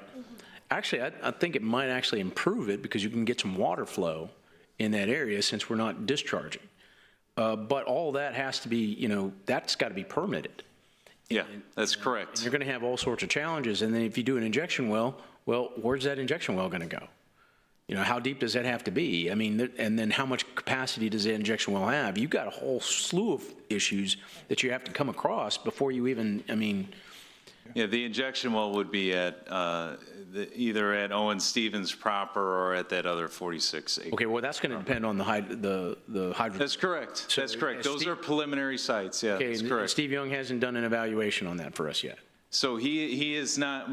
Garver has looked into potential locations, and then we'll get further input on the hydrogeology so that we can better design that injection well. So we can present it to TCQ. Okay, which brings me back to the letter. I appreciate you sending it to us this morning from Steve Young. Yes. With regards to how much the total amount for the 2,730 acres that's in up there close to Blunser. And just for reference, he indicates a provisional result indicate that the maximum sustainable rate over a 30-year period would be 26 million gallons a day. Now, what we were initially talking about was 17 million gallons a day from the 251 acres, the western well field, and then it was 24 million from Ed Rochelle, but it got reduced to 15 through that previous letter. So total 26 million, right? So you're going to put 24 million in the pipeline, and you said the remainder, which I'm assuming is now 2 million gallons a day, is going to go to the river. So couple of things, and I'm glad you brought this up because I appreciate Steve working to honor your request. He worked over the weekend to get this to us, so we're appreciative of Steve Young and his work. That the provisional results indicated that pumping those wells 24/7 for 30 years continuously is 26 million gallons a day without affecting the local residential and livestock wells. Under any scenario, I can't imagine pumping that groundwater continuously for 30 years, 24/7. Operationally, it would be an insurmountable challenge. Operationally alone, set aside the plan to diversify our water supply and utilize the sources that are best for our ratepayers. Okay, so the reason I asked for this is because we have a lot of issues, we have concerned citizens that we're going to affect their property and their wells and that kind of stuff. So I wanted to make sure we had something in writing from Steve Young so we can provide, or we can abide by, to say we're not going to affect them. Now, it's not, he can't predict the future, so we still have to monitor all the wells over time, but we still needed something that we could stand on. So I appreciate you getting this letter, and thank you. Councilman Cantu. Real quick, I'm just going to repeat what I said earlier. I'm really concerned about spending on this money and not going through a bid process. I just feel like we're spending way too much money because we're in panic mode. If we're in a panic mode, I think Peter needs to declare an emergency so the state and the federal government could help us right now. Because, I mean, if we're in this much trouble, do a press release and do an emergency and do whatever the mayor needs to do, or the county judge needs to do to get the state to come in and the federal government to give us money. I mean, this is just crazy how we're gonna spend all this money on these projects and not even getting a bid on it. But that's it. Thank you. Peter, could you elaborate on that? You've done this before. Well, so the state law right now enables the city to declare an emergency on that 180th day mark, and so that's the plan for November if we need to. We hope we don't have to do that. So usually it's 6 months before your supply won't re-end. I will say though that we're looking at options to see if emergencies can be declared sooner for that purpose that the councilman said of either funding or expedited review and approval of permits and those types of things. But I thought of this the other day, and I'll share it here now, that the federal government knows we need money and the state knows we need money, but guess what? Nobody's writing out any checks. So if they wanted to, they would have written them out by now. But we do need to keep the pressure on. I know we went to D.C. recently to ask for funds for the 2 desalination plants, and we continue to talk to our delegation. It is without any doubt that federal and state assistance is needed for this city. The ratepayer can't afford all this, and our industry here supports the nation and the international community with petrochemical fuels and that type of thing. So. But declaring an emergency won't guarantee money. Generally, what it guarantees is expedited review and permit processes. But what I'm referring to and what the councilman is referring to is the process that is being used now. Oh, the process? Based on emergency. Right. So when we declare an emergency, actually the governor declared it an emergency that we're in a disaster zone because of the drought. That enables us to declare an emergency and bypass bidding requirements, and that's what we've done. Here, otherwise, pardon me, I'm sorry to interrupt you, but otherwise, the process would mean what in terms of time? It would, Jeff Edmonds would best answer it, but it's 3 to 6 months. If we tried to procure a firm through a bidding process, you have to develop the bidding documents, you have to put the bid out for 30 days, you have to review the bid, you have to double check references, you have to price compare, you have to prepare agenda items. So you're talking 6 months, Jeff? It's easily, from that point, you're easily 4 or 5 months. Okay. But there's also probably 4 or 5 months before that point because you need to develop full bid documents. So 10 months, you're saying? Procurement. Easily 10 to 12 months. Okay, so it takes 10 to 12 months to prepare something.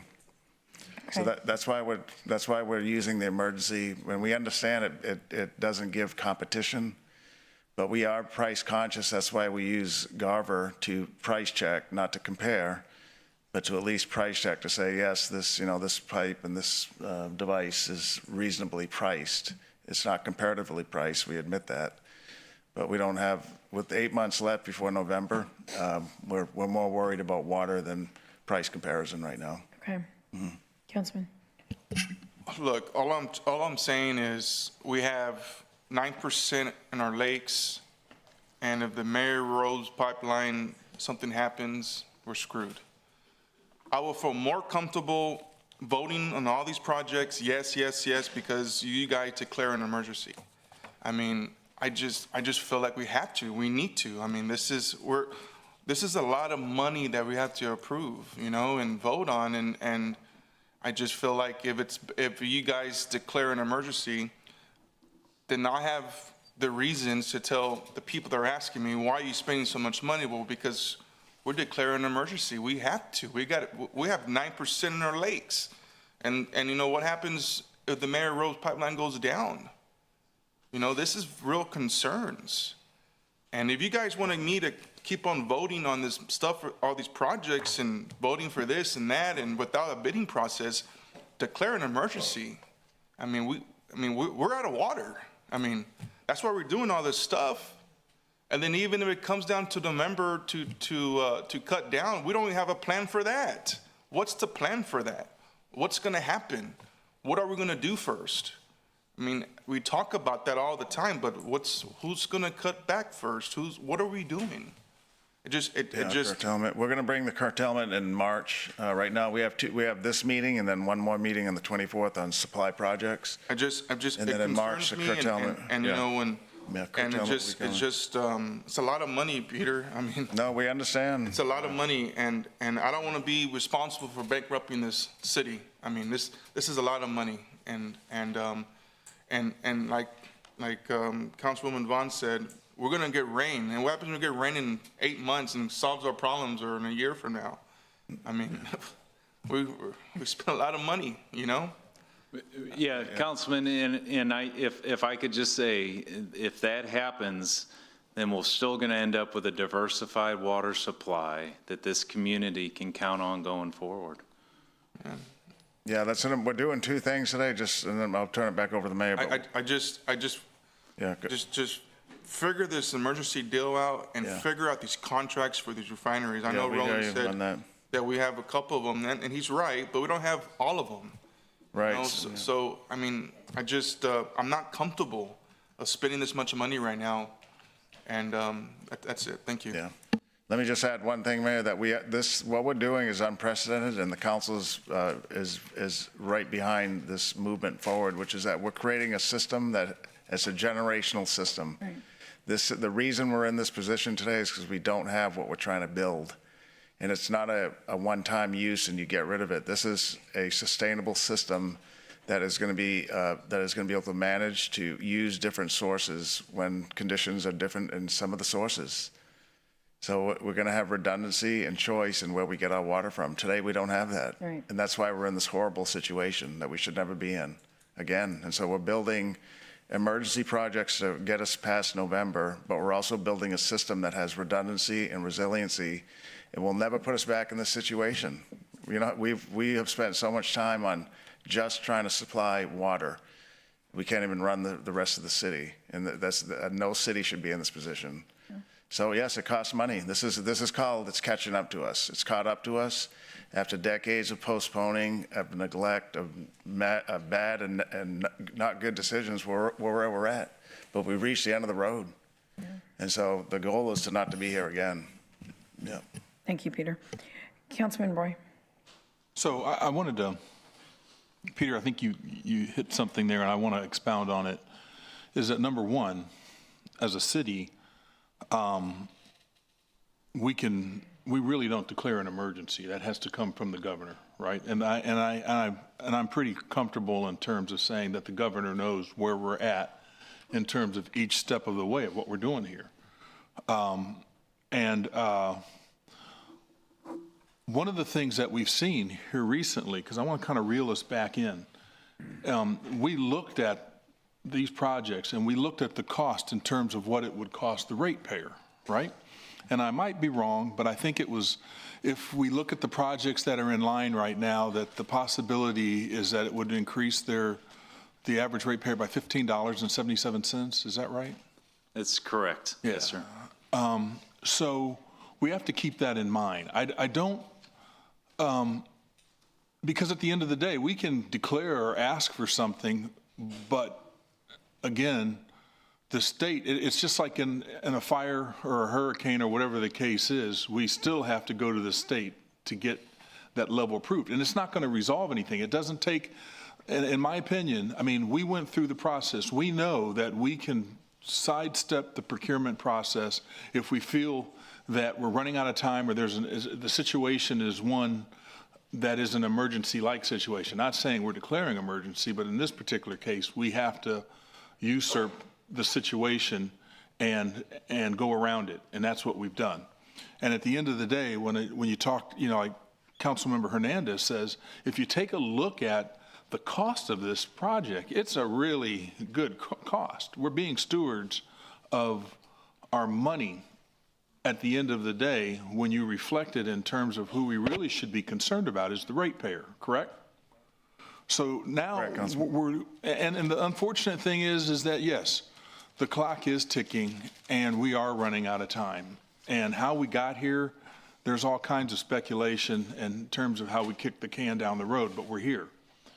And so I just want to urge everybody to remember that.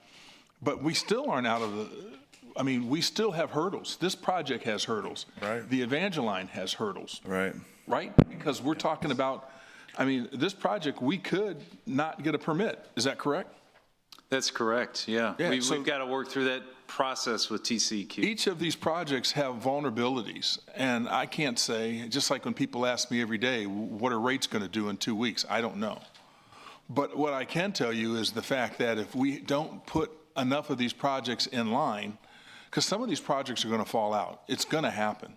Some of these projects, I think, are going to fall out, regardless. When I say that, or the time frame will make it to the point where it's not advantageous. All of a sudden, if we're sitting here on March 2nd or 3rd, what's the date? 2nd. The 2nd. And an administrative judge says, oh, yes, by the way, I feel that two of the individuals or entities that brought this forward have a basis. We could be delayed up to 2 years, right? That's what they told us, yeah. Yeah. And so that's a project that all of a sudden now the scope of that project changes because we can do whatever we want, but we have to go through that process and it could take 2 years.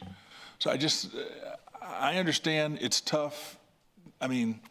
This council we're going to do things that I don't think any other council's ever done because we haven't been in this predicament. Agreed. And so I just want to kind of remind everybody about that. But at the end of the day, our benchmark is the ratepayer. And that's really where I'm headed with this. And we know, based on everything that we looked at, what the maximum increase could be to that ratepayer if all of these things aligned. But if I was a betting man, which I'm not, I don't know if everything's going to align in the time frame that we want it to align. So that's all I have. All right. Okay, Nick, thank you. I'm going to go ahead and ask for public comment. Is there anyone in the audience that would like to make comment on item 15?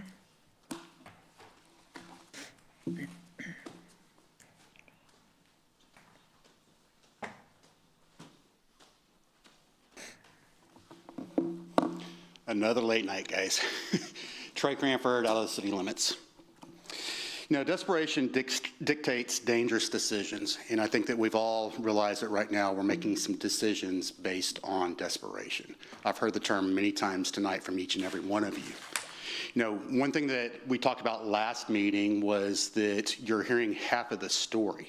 And I would like to continue that tonight because although this seems like a great plan on paper, it's missing some key details. So, one of the things that we need to talk about is what is the cost? I think that's a concern on everybody's minds right now. But how do you know what the cost is if you don't know what the quantity of evaporated ponds, how many injection wells you're going to need, or, even how you're going to dispose of it if it has to go into the bay?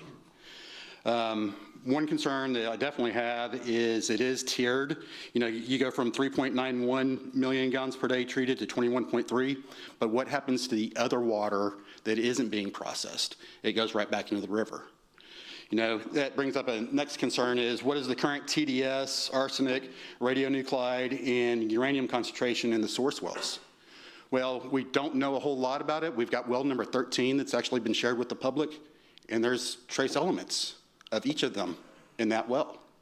There's been 9 wells that have been drilled, but we don't have any information on that. So at some point in time, you put out your best well, right? You don't want to put out your worst one for being scrutinized. And so what we can see right now is that the water quality isn't good. One question that y'all should ask are there any constituents near MCL thresholds in the source water? Will increased pumping change the geochemical balance of the aquifer? Well, when that happens, of course, your treatment cost changes, right? It affects your filters, it affects everything else that is a consumable within the system. The reject brine, obviously the discharge is a big concern. Well, if you go into the bay, you have to have the permit. So how long is that going to take? If you try to do an injection well down here, we know that the Frio sands doesn't take water real well. And at the volume that you're looking at, you're not going to need one well, you're going to need at least 2 wells. With that, anyone who's ever worked with injection wells knows that you need redundancy because they fail often. Looking at the best well in the area, out County Road 79 right now, it is able to take about 1.68 million gallons per day at 1,650 PSI. That water is being pushed into 3 different formations with that well. Are we going to be able to find that at the Owen Stevens water treatment plant? The answer to that's no. The formation will not take the drink if you're looking at the type of volume that you're looking at with the discharge. If it is injection wells that we go to, are they going to be class 1 wells, which are hazmat wells? That ends up being an even higher cost. But those are just some questions I think that you should ask. I mean, you're not seeing the whole story, so I appreciate your time.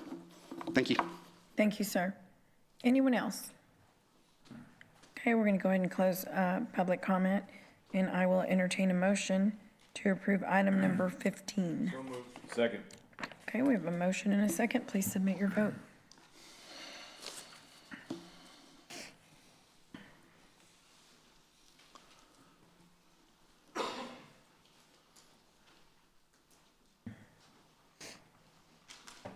Should we call it? Let me call, He wants to. Yeah.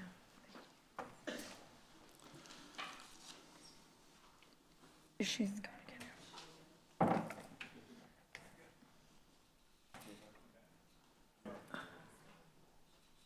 Thanks. Wash my hands. Sure you did. Okay, the motion carries.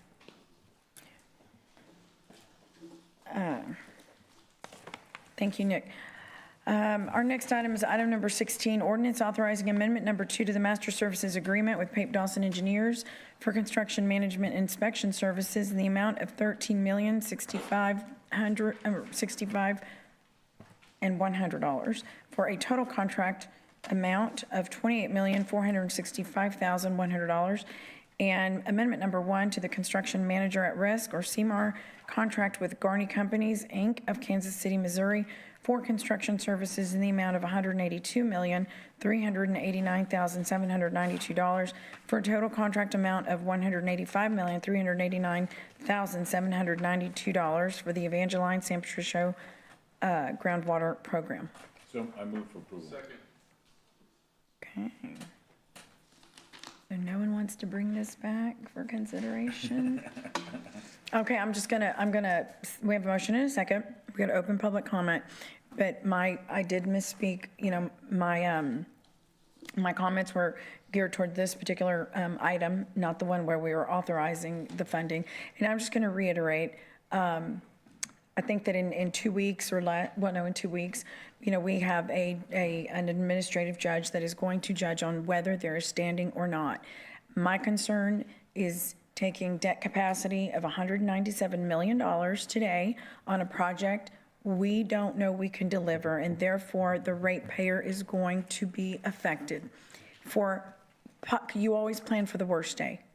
I'm not being a Debbie Downer. You plan for the worst day and you hope for the best. And the worst day is, or scenario, is there is standing and this gets pushed back, whatever, 6, 8 months, a year, 2 years, 3 years, 4 years, we don't know. But we're going to be buying millions of dollars of equipment that I was told was going to be put up in a little warehouse somewhere until, it can come to fruition. So what I thought was, I we'll support this. But if we brought it back to our March 17th meeting, just to not reconsider, but reevaluate, if you will, if and only if there is standing on one of those contestments. In that case, we as a council can look at this and say, we don't care, we're still going to move forward, and let's just, buy these long lead items, et cetera. Or what should we do?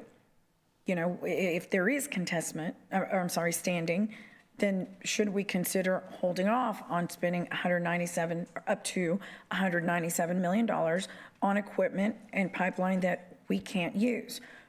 So that brings me to two questions. What's the lead time? And can we use these, for example, pipeline on one of our other projects? So if we did order it, can we use it elsewhere? Or is it going to sit in a warehouse somewhere? No, it's not going to sit in the warehouse. So there's a couple of options, and the plan was to come to council and get your guidance and policy direction with a vote each step of the way. So we're working, it's almost week by week, but right now we're saying we're recommending let's take the risk and get this ordered so we can get a queue in the line. This stuff takes time to produce. How much time? Chris can tell us, but in some cases, months and months for the electrical equipment. So what we're saying is give us the authority to order it today. We're going to know something this Friday, whether or not the hearing's going to take place. Now, one of the reminders that between now and March 2nd, Sinton and the other protesters could meet with us and withdraw their protests. That could happen tomorrow. And then the Groundwater Conservation District can consider the permits and potentially approve them. In fact, I'm about to text the council, but Ryan Skrabacek, I sent him to Sinton tonight because they had a city council meeting, and this time they let us speak. And so he made another plea to the Sinton City Council saying, would you guys talk to us, please? We're here, we want to talk to you. And we're what'd they neighbors. say? Here's the great thing. What they said is tomorrow, the city of Sinton is going to have a meeting, and within the next couple of days, they're going to give us some feedback. So that's already shorter than 2 weeks, right, than that March 2nd timeframe. So there's a lot of positive steps that can happen. But the whole plan for the city team, myself and the city team, is to get advice. We're not going to make a decision alone on $196 million. So there's a lot of steps to say go, don't go, cancel, hold on, put it in the warehouse. But we're going to make sure that you're involved in that step process. Ultimately, the council and we could say, you know what, we're going to do this project, and we know we're going to probably get the permits, but it's going to take 2 years. So let's just we could build everything, but putting in the wells, and then 2 years from now you drill the wells and connect everything. Mm-hmm. There's a lot of optionality. What we don't have is if we don't place orders for materials, then we lose time, and you can't gain that back. Even the time for Jeff Edmonds to administratively and Nick to say, yes, this is the type of pump we need, order that, don't do this, here's the paperwork, we're going to put this in the system. All the processing of this stuff takes time. So we're saying, let us begin the process, but we know that we can stop, and we know we can get advice from the council to stop, or we can stop to say, we're just going to stop this, and then we'll come and get. So the money can sit there. What's that? The money can essentially sit there. The money can sit there. I asked the question, what happens if we order the pumps and the pipes and then we don't want it anymore? Well, you send it back and you pay a restocking fee. But it's in our minds, that's better than running out of water. Well, of course it is, but I've got the ratepayer that I'm putting forward. Well, you know what? Yeah. And I don't mean that disrespectfully, Peter. I know that's your job. That is your job. I was just going to say, we won't have a ratepayer if we don't have any water. Well, so I know that. In my mind, it's the water first and then the rate second. Well, you're hearing a lot of people talk about how much money we are spending, millions upon millions upon millions. We're like you just said, we have been backed up into a corner. Right. We don't have a choice. What I also said last week, and I'm going to say it again now, this council is doing, you are doing momentous work. This is building a system that we've never had before. And yet the votes have been almost unanimous. And I'm applauding you for that. I did it last week, and I'm doing it again tonight. This council is the only one in my 7 years here, and probably in decades, that's building a system that's resilient and redundant. So I'm looking at it optimistically. Yes, we're spending hundreds of millions of dollars, but we're kind of forced to do it at this point. Yeah, I agree. Yeah. But as long as we have measures to be able to like you said. Yeah. We're going to be able to, if Right. that doesn't move forward, Right. we have the option to hold off then. You have my word that you have that. Not Garney, but Chris from Pape Dawson knows that. He's helping us develop optionality, and he's going to know when to say, you might want to pull the plug, or not, or you might want to slow it down, or you might want to do this, you might want to phase it differently. But what we do know is once tomorrow an order's not placed, you lose that day. And every day matters when you're trying to get equipment that there's a demand for internationally. It's not just here. Yeah. The whole world wants this type of equipment. That's right. Okay. Councilman Scott. I promise to be fast. Peter, you made a comment a few minutes ago that I'm going to take great exception to. Okay. You talked about water being decades of neglect and failure to make decisions. When Carolyn Vaughn and I were here last, we had water, and we were working through a plan for desalination. I don't know what you've done during your time here, but I'm a little tired of you blaming our current position on decades of neglect. So I'm just going to ask you, and we've laughed about that when we've talked previously, I'm a little sensitive to that statement. Okay. I'm also sensitive to comments that were made to this body back in July 29 of last year. Transfer permit, it's just a formality. Transfer permit is not an issue. I mean, so I'm a little sensitive that I think we bought into this project based on a set of commitments that we haven't made, and that's not your fault, nor is that yours, but I do express that. I do have one question. How much do you need to spend in the next 10 days? I just need to know. I want to know what my heartburn level is. Well, I mean, that's what he's saying is we got to jump out there in the next 10 to 2 weeks, and that's okay. I mean, I'm not, just give me a sense of. Sure. This is Chris Noy with Pape Dawson. You'd probably have to spend close to $100 million or so to get in line for what you want to do. To get to let's be clear about what we're asking us to do. If we want to keep to the goal of trying to deliver the most amount of water by November, you have to buy pipeline, you have to buy the wells, the well pumps, I should say, you have to get the electrical equipment for the wells. So you're looking at a number like that, Councilman. Okay, then you're telling me we need to spend $100 million in the next 2 weeks and able to get and that, by the way, I like your plan. It says, what, 4 in November, 1 in December. It's a total of 12 by next May. If that all works out, then I think it really helps our cause. So you asked me for a scenario, which was to give you what you originally asked for. And I think what the city manager has said is if we have apprehension about what we want to do, can we come up with different options? Can we work through other solutions to give you something that isn't exactly what is on that schedule there? Yeah. That is something we should consider trying to do. But you asked me a question about what I needed to do. Yeah. I took it as, what do you need me to do to achieve that schedule that we provided earlier? Can we use that on other pipelines? Is the same type of pipe going to be used in Evangeline that would be used on our Brackish project? Yeah, I can answer that. So there's definitely a commonality in the pipes. A lot of it is PVC, and let's just go back to some of the work CCW does around town with the pipe replacement projects. So, because there's 12-inch or 16-inch PVC, those are common sizes that CCW uses. Okay. I am concerned that they get standing and it puts us in a negotiation bind. I'm going to support this. I think waiting 2 weeks. If they get standing, then I think we're going to have a conversation with our neighbors that's going to be something different than what we bought into, and we're going to be $100 million in this, and it'll be difficult to exit. I hope I'm wrong, but I will vote yes. Councilman Barrera. Okay, yeah, I just want to reiterate to ease the mayor. I mean, we're just basically trying to expedite this, but yet I think it's important that we get, I'm confused now. Pape Dawson, that we exercise this to get them, because the plan is long-term to drill the wells. I don't see it happening for a couple of years, I think if we'd have gone what we initially said, I think the developer got a little aggressive and, they saw dollar signs and all of a sudden now that put us at this position I think it was much more amenable to our friends in the neighboring county when we were looking at 10 MGD and then blending it. And I think the challenge that I'm worried about is we need to make sure that we start the engineering, because, you know, like the question I asked before, so once the way we're going to design the Mary Roads pipeline is it's going to have to run at full capacity. At what capacity? Right. So to receive all 24 million gallons a day from Evangeline into the Mary Roads pipeline, it needs to operate at Schedule 4, and Sampat and SDI need to maintain their existing takeoff from the pipeline as well.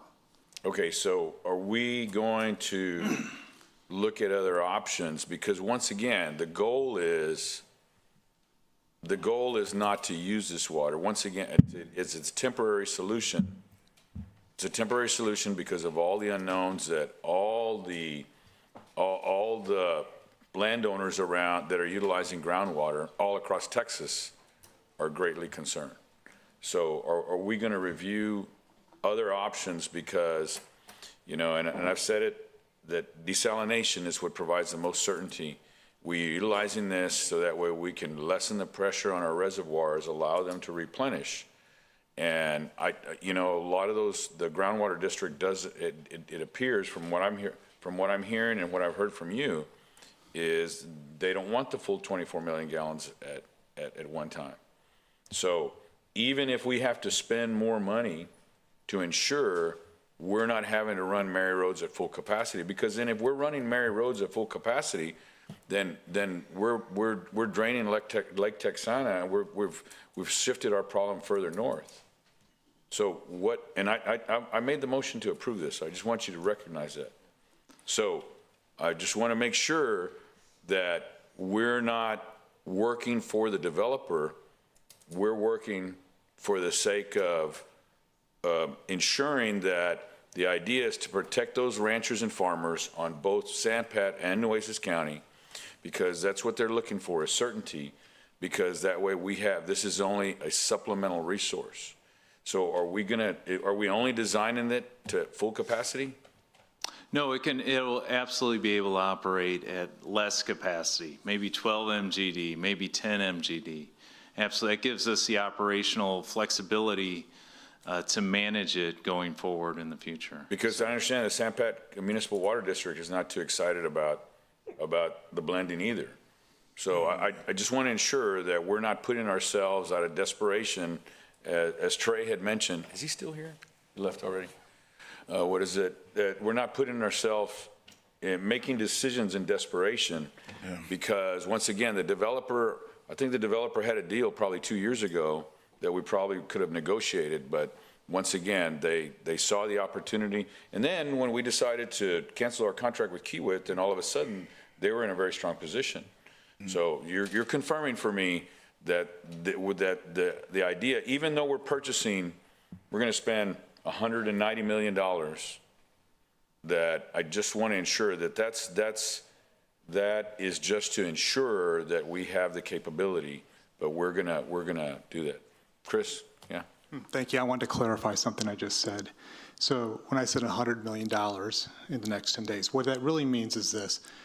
It gives Garney the opportunity to put under contract up to that amount of money. That's the amount they put under contract. You actually don't spend the money or pay for it until the materials arrive on site.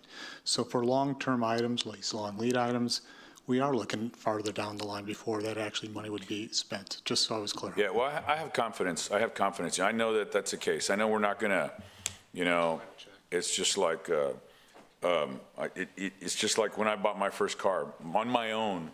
My dad thought I was nuts because I went and spent in 1984 $1,000 in tires, you know. But and mind you, the truck was only $8,500, and then the stereo system was another $1,000. So I'm just saying that I understand. To try and put it in way layman's terms, as Mark says, small words, short sentences. But I just want that, and I want to assure the citizens of San Patricio County and Nueces County that this is a temporary solution for this component, so that way we're able to diversify. But I don't want to, I just want to ensure now that we're not, if we're running Mary Roads at full capacity, then we're going to be drawing down Lake Texana. And, you know, when we were being criticized a year ago, or even 2 years ago, before this council was on board, got 5 seconds, darn it. Is it my second time to speak? Here, I'll just say it. We were being criticized because of the fact that we weren't using Mary Roads to full capacity. And now we are. And apparently those geniuses, I was one of them, had said, yeah, those geniuses, I was one of them, didn't count on lowering the capacity of Lake Texana. Thank you. I appreciate the courtesy. Thank you, Councilman. Councilman Hernandez. Okay, so maybe I have misunderstanding what he's trying to say, that these are temporary solutions or not. This is diversifying our water supply so we don't rely heavily on, on surface water. And groundwater is part of it, brackish water desal is part of it, wastewater reuse is part of it. And, hopefully, knock on wood, right, we get to keep some water from Lake Corpus Christi and Choke Canyon. I'm not counting on it, but I'm looking at the numbers, right? Evangeline is 22,000 acres, and we're complying with the groundwater conservation district of 1.25 acre feet of water per acre of land. Which, we're taking, I don't know, what's 11 acre feet of water from the 2,700 acres in a brackish water from the Nueces County near Blunser. Okay, so we're way below on a per acre basis. I mean, so we're not emptying out the Evangeline Aquifer in San Patricia. So I see it as a diversification of the water sources we're getting. Then there's the additional $6 million. We're going to talk about this in the next item from Lyon Ranch on top of that. So you're talking, a total of 30 million gallons a day for roughly $6.63 per 1,000 gallons. Is that about right? Okay. So in contrast, the desalination facility from the Key Witt contract was closer to $12 per 1,000 gallons. It is a no-brainer to go with the lower cost water that gets you the same amount of water.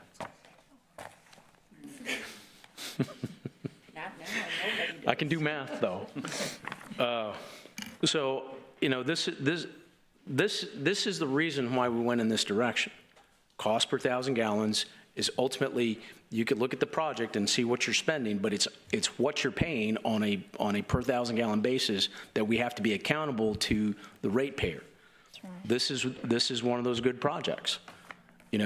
Obviously I'd love to spend a little less. I think 400 million is a little high on the infrastructure, but hopefully you guys can do some creative engineering to reduce that cost. Anything we could do to get it below $6 would be great. And I add this up, 30 million gallons a day from that groundwater project, 20 million gallons a day, 21 million gallons a day from the Nueces groundwater project. 16 million from wastewater reuse? 16 when it's all complete. When it's all completed. Yeah. So we're looking at, when you add all those up, that's 67 million gallons a day. Okay, our target was 70, right? Yeah. And if we could get some of our lose less of our treated water in our system, maybe we can achieve that 70 million gallons a day. And anything we get from Lake Corpus Christi and Choke Canyon's bonus, right? And we can alternate things around, and then we can look at projects with more time frame, a longer lead time for things going out in the future, 20, 30 years down the road. We could start preparing for those now. But this is a great plan for us to diversify our water supply from wastewater reuse, brackish water, and well water to get us to where we need to be. Right. So, just looking at the numbers, this is where we're achieving the water we need associated with it for really a very good price on a per 1,000 gallon basis. I appreciate the work we're doing. Like I said, I'm a little leery of the procurement process, but we're in a situation, and I appreciate the work being done. Okay? Right. Thank you, Councilman. We do appreciate those comments. Councilman Cantu.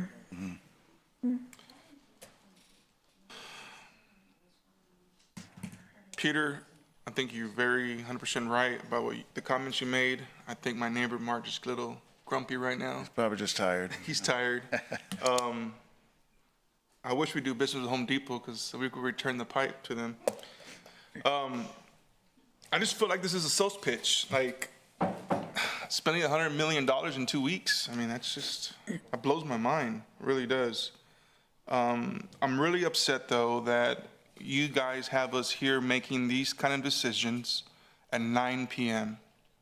Like, I mean, this is $1 million decisions, and we're listening to the most important stuff on the agenda at this time, 9 o'clock at night.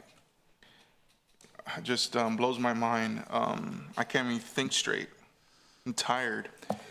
So, anyhow, mayors, is it possible we could recess and come back tomorrow for the other agenda items?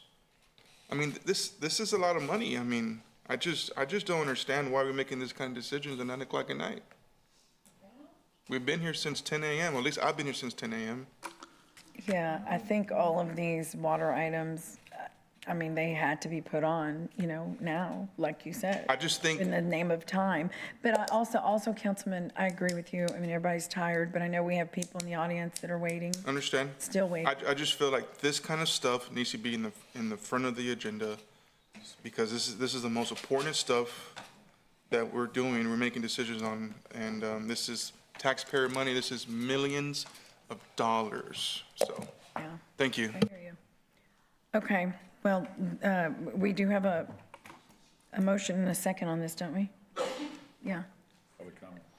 Mayor, if I could, I do want to recognize who's here. So Chris Snowy with Pape Dawson, Andy Hawthorne with Garney, and then Patrick Vidanish from Garney was here until he had to leave to catch a flight. So I do want to recognize them, appreciate them for being here today. Okay, thank you. Yeah, we did. We did public comment. We had a motion and a second. Mayor, we didn't do public comment. Oh, I thought you just said we did. Okay, we're going to open public comment. Would anybody like to speak on item number 16? Okay, there being no one, we'll close public comment. Please submit your vote.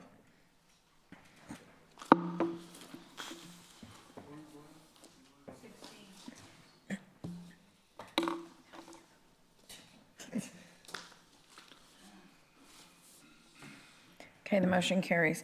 Item number 17 is an ordinance authorizing execution of a groundwater rights purchase and sale agreement for purchase of Lee Ranch. Li. Is it Li? Lie Ranch. Lie Ranch as part of the Evangeline Groundwater project in an amount up to $38 million. Okay, we have a motion and a second. I'll go ahead and open for public comment. Would anyone in the audience like to make comment on item number 17? Okay, we'll close public comment. Councilman Hernandez? Real quick question on this one. We, I know it's 9 o'clock. We required the welder, the Evangeline Laguna to make sure they had all the permits and associated with that before we actually committed to the payment. Is that, I just want to make sure that, for public consumption, that. Yeah, in fact, LI Ranch needs to have the transport permit, the production permit, and the drilling permits, where Evangeline Laguna already had the production permit. But those three are required before we close. Okay, so we're committing to spending the money. Right. Put in the capital improvement plan, but we're not actually going to pay until everything's in, all of the ducks are in a row. Right. Because, That's correct, Councilman. We need those three permits: production, drilling, transport. I brought that up forward just because I wanted to make sure that is brought out in public and we're not just spending the money without getting anything in return. Right, good. Right? That's good. Thank you for highlighting. Okay. All right, thank you. Okay, we're going to go ahead and open public comment. Would anyone in the audience like to make comment on item number 17? Okay, we'll close public comment. Please submit your vote.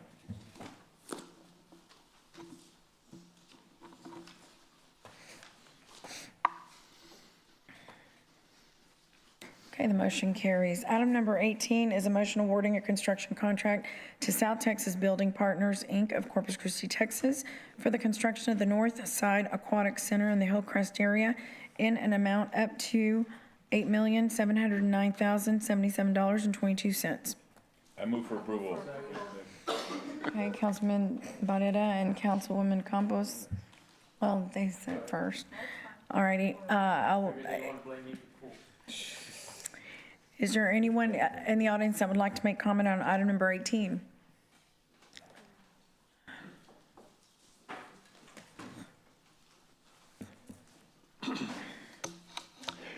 Yes, Mayor and Council. My comments would be very brief.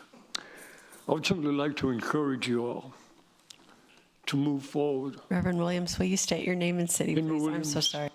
Henry Williams, District 1, Hillcrest resident. I would like to encourage you all to move forward with the motion that is stated here in item 18, to move forward with it. It would be a blessing to our neighborhood and to the city. Thank you. Thank you, sir. Anyone else? Thank you for waiting.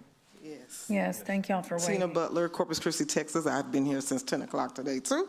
So I want to say thank you for already motioning to accept that, to accept this agenda item and move forward with it. Just wanted to express also that some people assume, and I understand about the city spending a lot of money, but a big bulk of that was from TxDOT. So I've seen the news articles and some of the other comments, you know, about the city, but a lot of this was from TxDOT. So again, thank you. And I also just wanted to say on that motion with Councilwoman Vaughn, she said it twice, that she made a motion to table it. The first time after she made a motion, she said, I'm going to make a motion and table it and come back. And then Councilman Hernandez was asking for clarifying questions. The second time she said, I cannot, this is backwards to me. How do y'all expect for me to vote? I make a motion to table.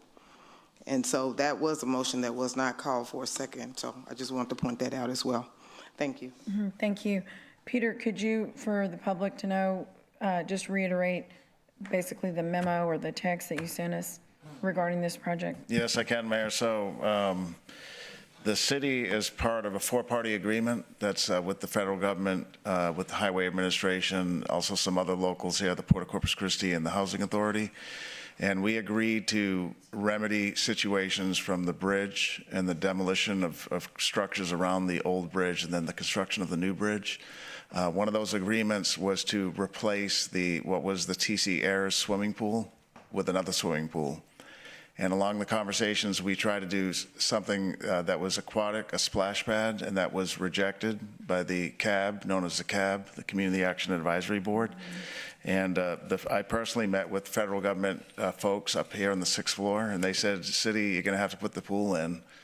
And we said, well, we really don't have the money, and we'll try. But then the state stepped in, as the speaker said, and said, we'll give you $5.5 million. You come up with the difference, which is about $5 million, and then we'll be able to put the pool in. So that's where we are. That's why it was recommended in the capital budget. And today, this is not approving the project. It's approving the contract to build the pool. But it is a federal requirement, and it's contingent upon. If we don't do this, then Flatiron Dragados, the people building the bridge, won't get the final payment. And that's been reconfirmed today by our legal department. So we have got to build the pool prior to the entire old bridge being demolished, or funding won't flow to the builder. So there's legal agreements that bind us to this. There's payments that won't be made from the federal government to the state to the local contractors. Plus all of that said, though, we support the community quality of life amenities. The north side of our community does not have a swimming pool. There's pools all around, but the north side. It does replace a pool that was there, the TC Ayers pool. It has water-saving features that are being built into it to include a cover that would cover the entire pool. We put agents in the water of the pool to minimize evaporation. It's going to take over a year and a half to build the pool, so probably won't be open even next summer. So hopefully by next fall, we're out of this drought, almost 2 years from now. Yeah. So we feel confident in recommending the construction contract today. Okay, thank you. And I wanted that to be, stated for the public, because a lot of people are being critical of this, but besides the fact that there's a timeline we have to meet. Yeah. It is something that was agreed upon Right. Years back. Correct. Yeah, thank you. And it was also Bond 24 Also project. Bond 24. Oh, the voters approved it as well. Yeah, the Okay. voters Thank you, Jeff, for reminding us of that. Right. Okay. That's a good point. Yeah. Okay, Councilwoman Vaughn. I'm not against the pool, I'm for the pool. It's just a bad look right now for the public. Yeah. And I understand what you're saying, because we have to do it, I get that, and they deserve to get a pool over there. But I just think we shouldn't start any sooner than we have to. We've got to try and get through the drought so the public understands we're going to build it, but it's going to take a little bit of time. Because if you build it and we're in a drought, I wouldn't think that would be good for the foundation anyway. None of ours right now. I mean, there's concern there for a lot of owners, our foundations and everything. So I just hope we kind of take our time, Mr. Sinoni, and get him. Right. It's going to take about 18 months to build it anyway. Yeah, but when do you think they're going to start? It's about 2 months from now, probably, Jeff. There'll be a notice to proceed. Yeah, it's usually a couple of months before they Yeah. mobilize. But there has to be site preparation, Yeah. materials ordered, so that they're not, it's going to be some time. Okay. Yeah. Thank you.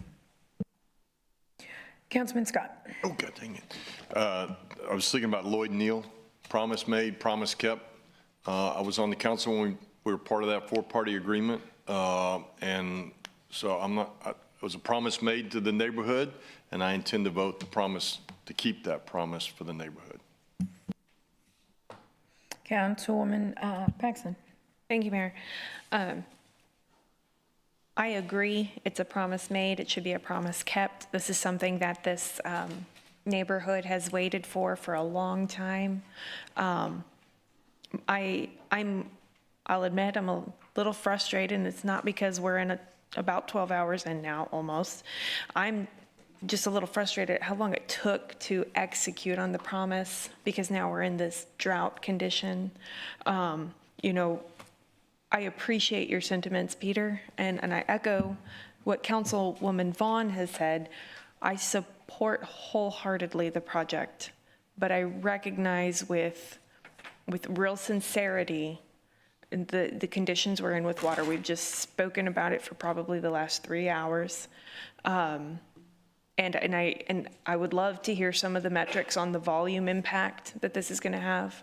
I know that it's going to be some timeline out, so I appreciate that you discussed that, and hopefully all of these efforts that we just deliberated for the last 3 hours will make this something comfortably that can be accomplished in the next 2 years. But maybe you can speak a little bit to the volume impact. I think it's between 110 to 150 million, 110 to 150,000 gallons of water. So that's about half the amount that's used in the Bill Witt Aquatic Center, just to give it some context, or about the same amount that's used at the Collier Pool. So if we let the pool evaporate entirely, it would take a year to do that. So we'll fill it up once, and the evaporative loss is generally not that great, because it would take a full year for it to evaporate to zero. But what we will do is, when it's not in operation, we'll have it covered. And so that reduces the evaporative loss. And then we also put an agent in all of our pools that's safe, that reduces evaporation by 75%. So the evaporation loss won't be great, and 110,000 gallons of water is water, but it's one-time fill with slow evaporation. Okay. Yeah. I appreciate that. Yes, ma'am. So thank you for answering those questions. And let me just add, because you and I talked about this as well, we recommend filling it up with water to make sure we don't undermine the asset that's built. Everybody knows if you don't fill up a swimming pool, you could have problems with the wall, the plaster. But more importantly, for the ratepayer, we want to make sure we don't lose the warranty period. Once the project's done, whether there's water in it or not, it's done, and the warranty clock begins. So even at Bill Witt, with high-quality products, we had to use the warranty, and that helps ratepayers because we're getting things replaced free. So we want to fill it up, cover it. It helps the investment stay solid, and it also guarantees warranty of equipment.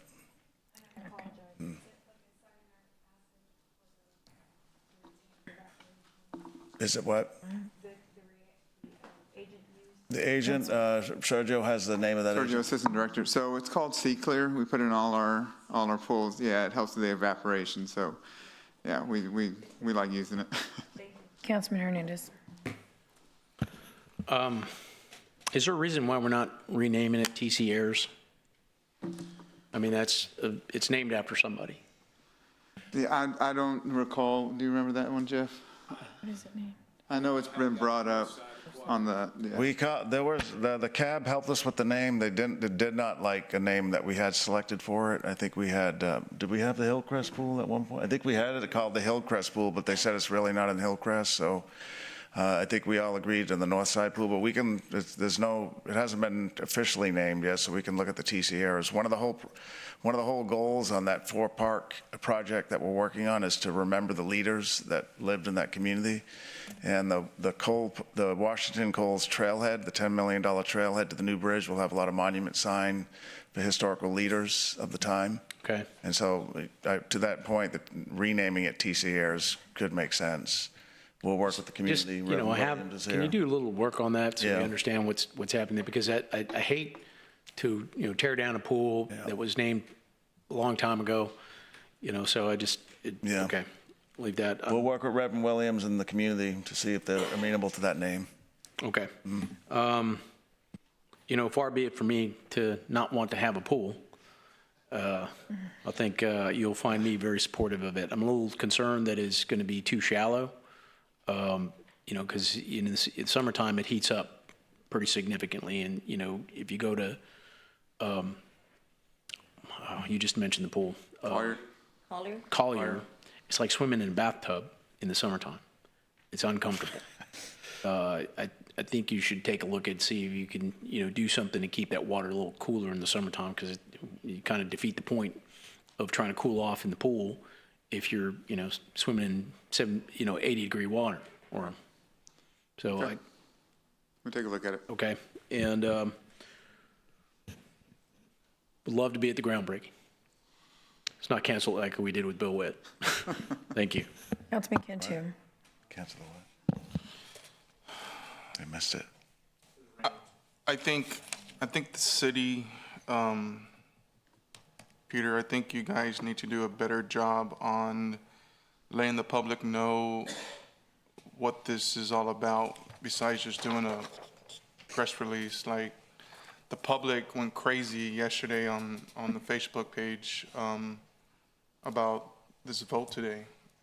Maybe do like a slideshow of, reality, people are gonna go and read this. They see a picture with some type of graphics, or maybe do a press release with something big like this, because the public is just going crazy on it. They really think that, we're deciding this right now, and we're not. I support this project. I just think it's bad timing, very bad timing. But I'm with Councilman Hernandez about the name. I think the name should stay the same. We tore down that pool and building one back, so I think the name should be the same. It sounds to me that Gil wants a pool under his name, but he's so in love with pools right now. But that's it. I think the media department should try to do something different than just doing a press release like this. I mean, when Channel 6 or Channel 3 does a story like that, I think we need to do a press release and explain ourselves better, because we're getting it in our inbox and text messages and stuff. So. Yeah. Point taken, Councilman. Thank you. Yeah. Councilwoman Campos. Thank you, Mayor. I do also support that. I think there needs to be like a backstory as to why, how we arrived here, because it didn't just happen overnight. It's happened over 10, 15 years that this has been going on. So again, thank goodness for the people in my area that have Collier Pool, and I don't know what he's talking about, it being that hot, because I don't know. I mean, we have that pool used, 365 days, a year. So, I mean, and I'm also so grateful that he also admitted that he would be the last person to say he does not support this pool, because he's correct. We voted, I was one of them that voted to continue to fund that project, and we were going into the stages, into the drought stages. So again, we need to have faith, and we need to, continue to be supportive and fill our commitments. And so I'm also grateful that you brought up that back in 2024, the voters supported this back then. So again, just encouraging that we do a better job at the backstory. I would even add to that, they put monies on Bond 12 for some of the parks mitigation activity, because we knew that this was going to be a requirement. This is part of the federal NEPA process to get the permitting on the bridge. And back at that time, the city council, the way that you are today with water, they were about the bridge back then. They wanted to do everything to get that bridge. So as part of the NEPA process, they look at all the impacts to historical, recreation, environmental, wildlife, things like that. And that helps them select the route that has the least impact. And then they also look at how they mitigate those impacts. And and I really do think it's going to be, something to draw even more people to that area. I know that we're trying to develop at, I forget what it's called, but I know that we're making plans to develop Hillcrest. We've not forgotten them, and, I will not forget them.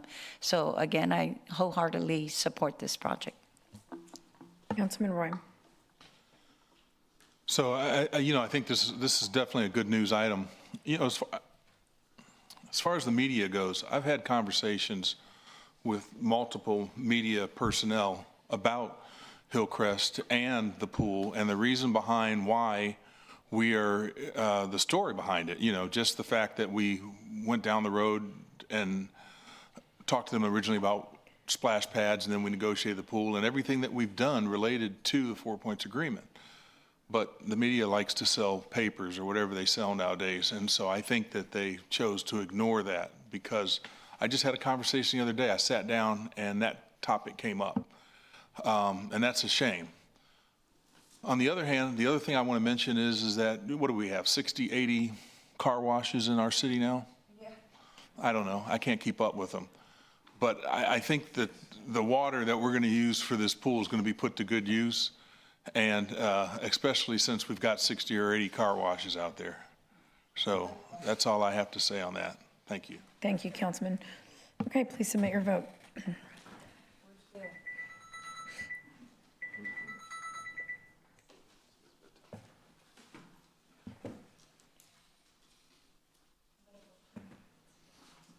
Is he wanting to vote? There he is. Okay, okay, the motion carries. Item number 19 is an ordinance authorizing execution of a 5-year lease agreement with 2 5-year options with Big Johnson Fuel and Lubricants, LLC of Corpus Christi, Texas, for a marine fuel station at the Cooper's Alley L Head. I make a motion to. Second. We have a motion and a second. I'm going to go ahead and open public comment. Is there anyone in the audience that would like to make comment on item number 19? I thought you wanted to go home. Okay, we're closing public comment. Please submit your vote.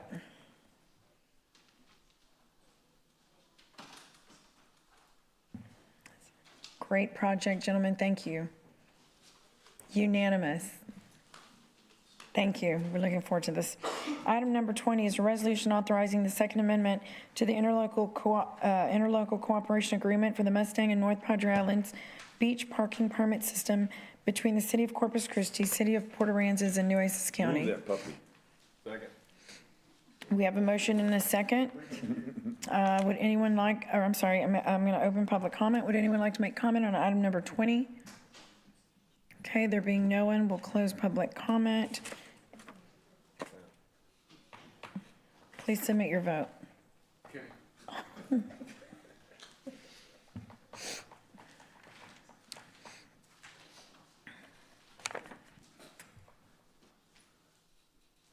The motion carries.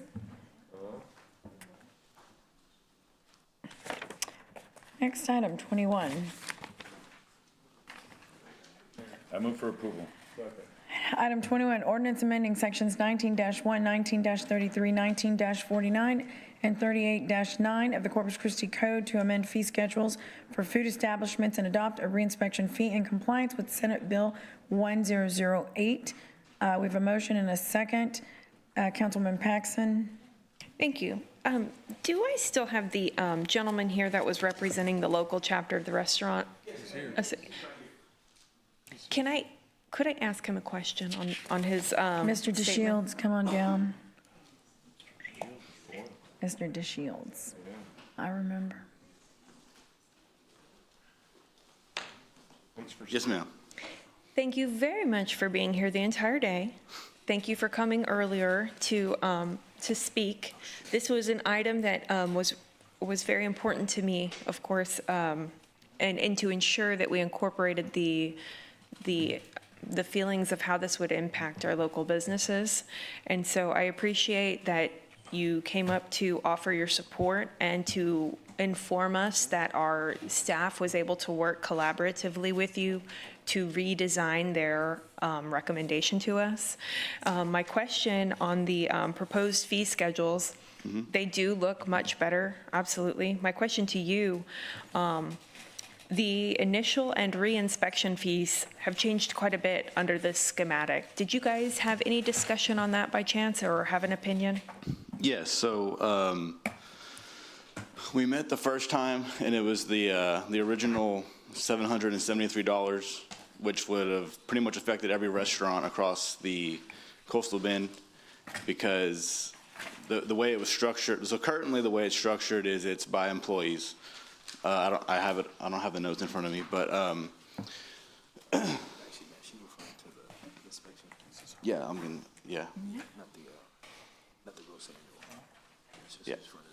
So the original, it was kind of a meet in the middle kind of deal. Like, we know the health department still needs to operate and to do a good job, helping us to serve the public safely, because the public's health is in our hands as restaurateurs. So it was kind of the middle ground, if you will, right? So instead of increasing the health permit fees, 100%, I think they're now it's averaging about 9% for the annual inspection fees. And then these other fees are, so like the reinspection fee, it's kind of one of those things where necessary evil, right? So if the restaurant is not passing their inspections and the health department is spending their time to come back and re-inspect those restaurants, it's kind of not a waste of their time, but and it's being redone again and again. That's not fair to the other restaurants. You know what I mean? It's ostensibly items that could have been corrected. Correct, and they're just not correcting them. Negligent, right? Okay, so I appreciate that. Do you have? I noticed that the fee schedule changes were kind of nominal to what was already in place. And so I do appreciate that we were able to come up with what I feel like is a much better recommendation. So there was no other issues with those. You felt like that was a better accurate representation for our local businesses?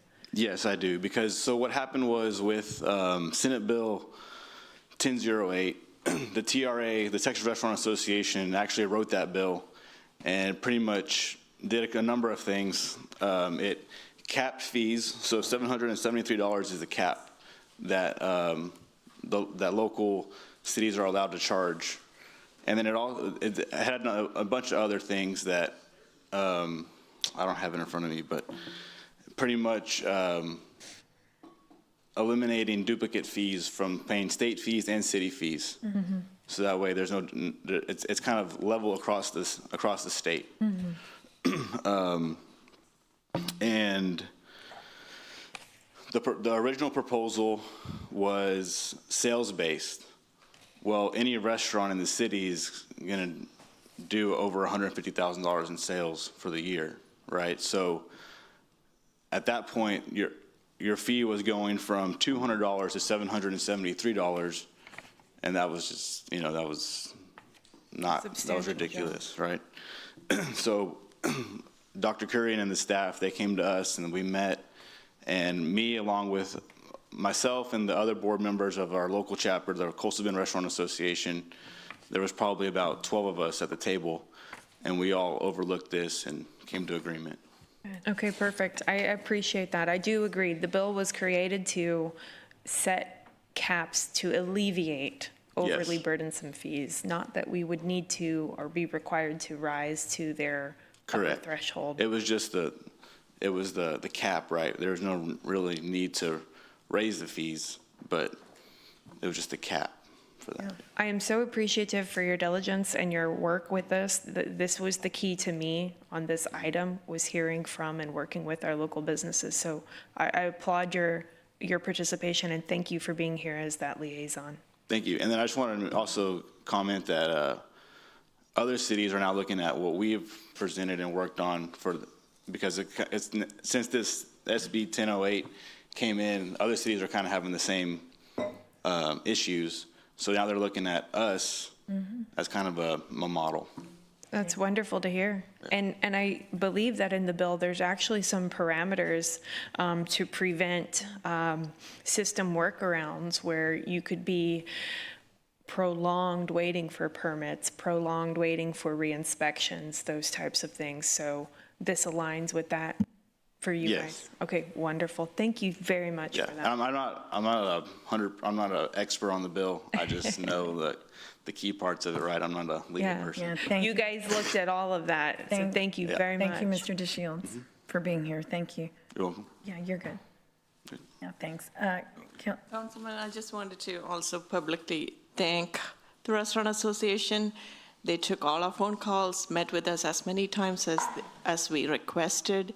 This was truly a collaborative approach, and just the fact that he spent the whole day here supporting this. I know, Mr. DeShields, we noticed you.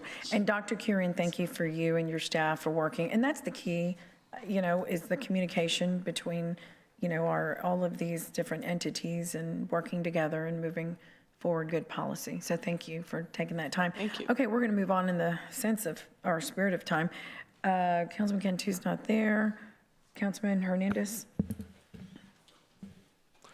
Yes, thank you, Mayor. Doctor, if you could come up, talk about this.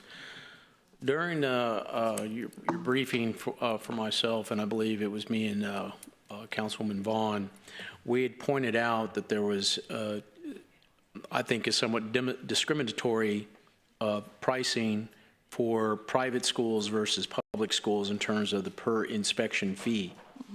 You have per inspection for public schools at $150, and for private schools, you have $258. Now, I understand that the public schools get 2 inspections, but, I'm talking about cost per inspection. And so I will be making a motion to amend to have those equal, that school inspection should be 100% $150 per inspection for all schools. $258 for private schools and $150 for public schools.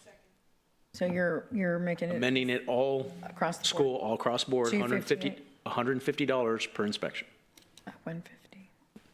Okay, and Dr. Kurian, what was the reason for the difference? So that's the way state aligns the charges for schools.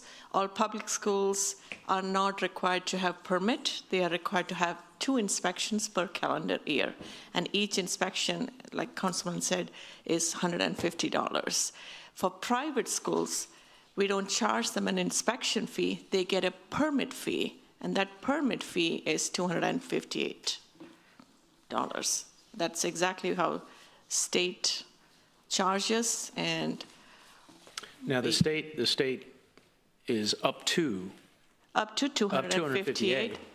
Correct. Right? So it doesn't have to be 258. So I want to have some, equal cost associated with it, because the cost to send an inspector to a public school is the same cost it is to send them to a private school, right? Well, why don't we just charge them all the larger amount? Well, you can. You can't charge public schools. We can exceed the state charges. State charges $150 per inspections, so we have to be, it's up to 150 or up to 258. Okay. Councilman Cantu. Real quick, no pushback from no restaurants, business owners, anything like that? You guys are good with everything? So, like I said, it's just, we met with 12 of us, 12, like our board, and other restaurant members that aren't even on our, part of our association. And this is what we kind of came up with. Okay. So, what restaurant are you I'm sure there will be opposition because you're raising fees. What restaurant are you with? The Barbecue Man. That's right, yeah. Okay, I was trying to remember, as I know this guy from somewhere. Okay. All right, sounds good. Thank you. Councilman Roy. Hey, I just wanted to applaud you, number one, for hanging in there and staying this late and having such a good attitude. And the fact that I think you said earlier that you were originally kind of against the fees, and then when you sat down, took a look at it with your board and everything, then you guys came together. With that being said, can you come forward to the dais? Can you come forward to me for just a second? I wanted to give you, because you need something before you leave here. I wanted to give you my lapel pin because you deserve it. All right, man? You take this and enjoy your day. And I know you're spending this time from your family, but I appreciate you. Councilwoman Paxton. That was very considerate, Councilman. Oh, we need to get you another one then. Dr. Kurian, I did want to thank you because this is a massively different recommendation than came before us last time. And I very much appreciate yours and your team's receptiveness to hearing that feedback from the previous time. It certainly makes our job easier, to feel like you guys are helping us bridge that gap successfully. And so thank you very much. That doesn't go unnoticed. So I appreciate your effort. Thank you. I was also curious on this whole topic, something that came up to me, Peter, in talking to a lot of the local business owners. At the first iteration of this recommendation, the thought came up, there was a gap articulated in the service and the revenue, and that most of our food establishments here and what they do could be considered tourist amenities. We're a tourist town from one side to the other. And so that may be something to explore to offset that gap, is that funding. I thought it was a great idea, kind of looked at it throughout the different parameters of things, just to help bridge that gap, rather than displacing a lot of that cost burden onto the operators, the small business owners. Okay. Did you all, we can look at that if we haven't already. We haven't looked at that that way, but certainly we can explore that option. Yeah. I think that would definitely be my preference over increasing rates on our local businesses. But thank you. Okay, great, thank you. Councilwoman Vaughn, and then we're going to vote. Rankin Man's, all of a sudden you just want to chit chat.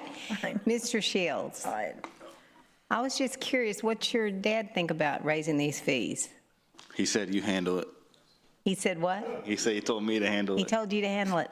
Well, I don't know if y'all know this, they own the Barbecue Man, some of the best barbecue in town. So you're good with this, huh? Yeah, I mean, it's the beginning of a good relationship, I think, with the health department and our restaurant community.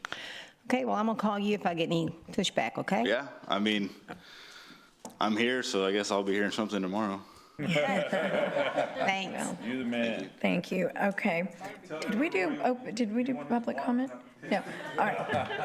He was called up here, but we didn't call for general public comment, Okay. Mayor. I'm going to go ahead and open public comment. Would anyone like to make comment on item number 21?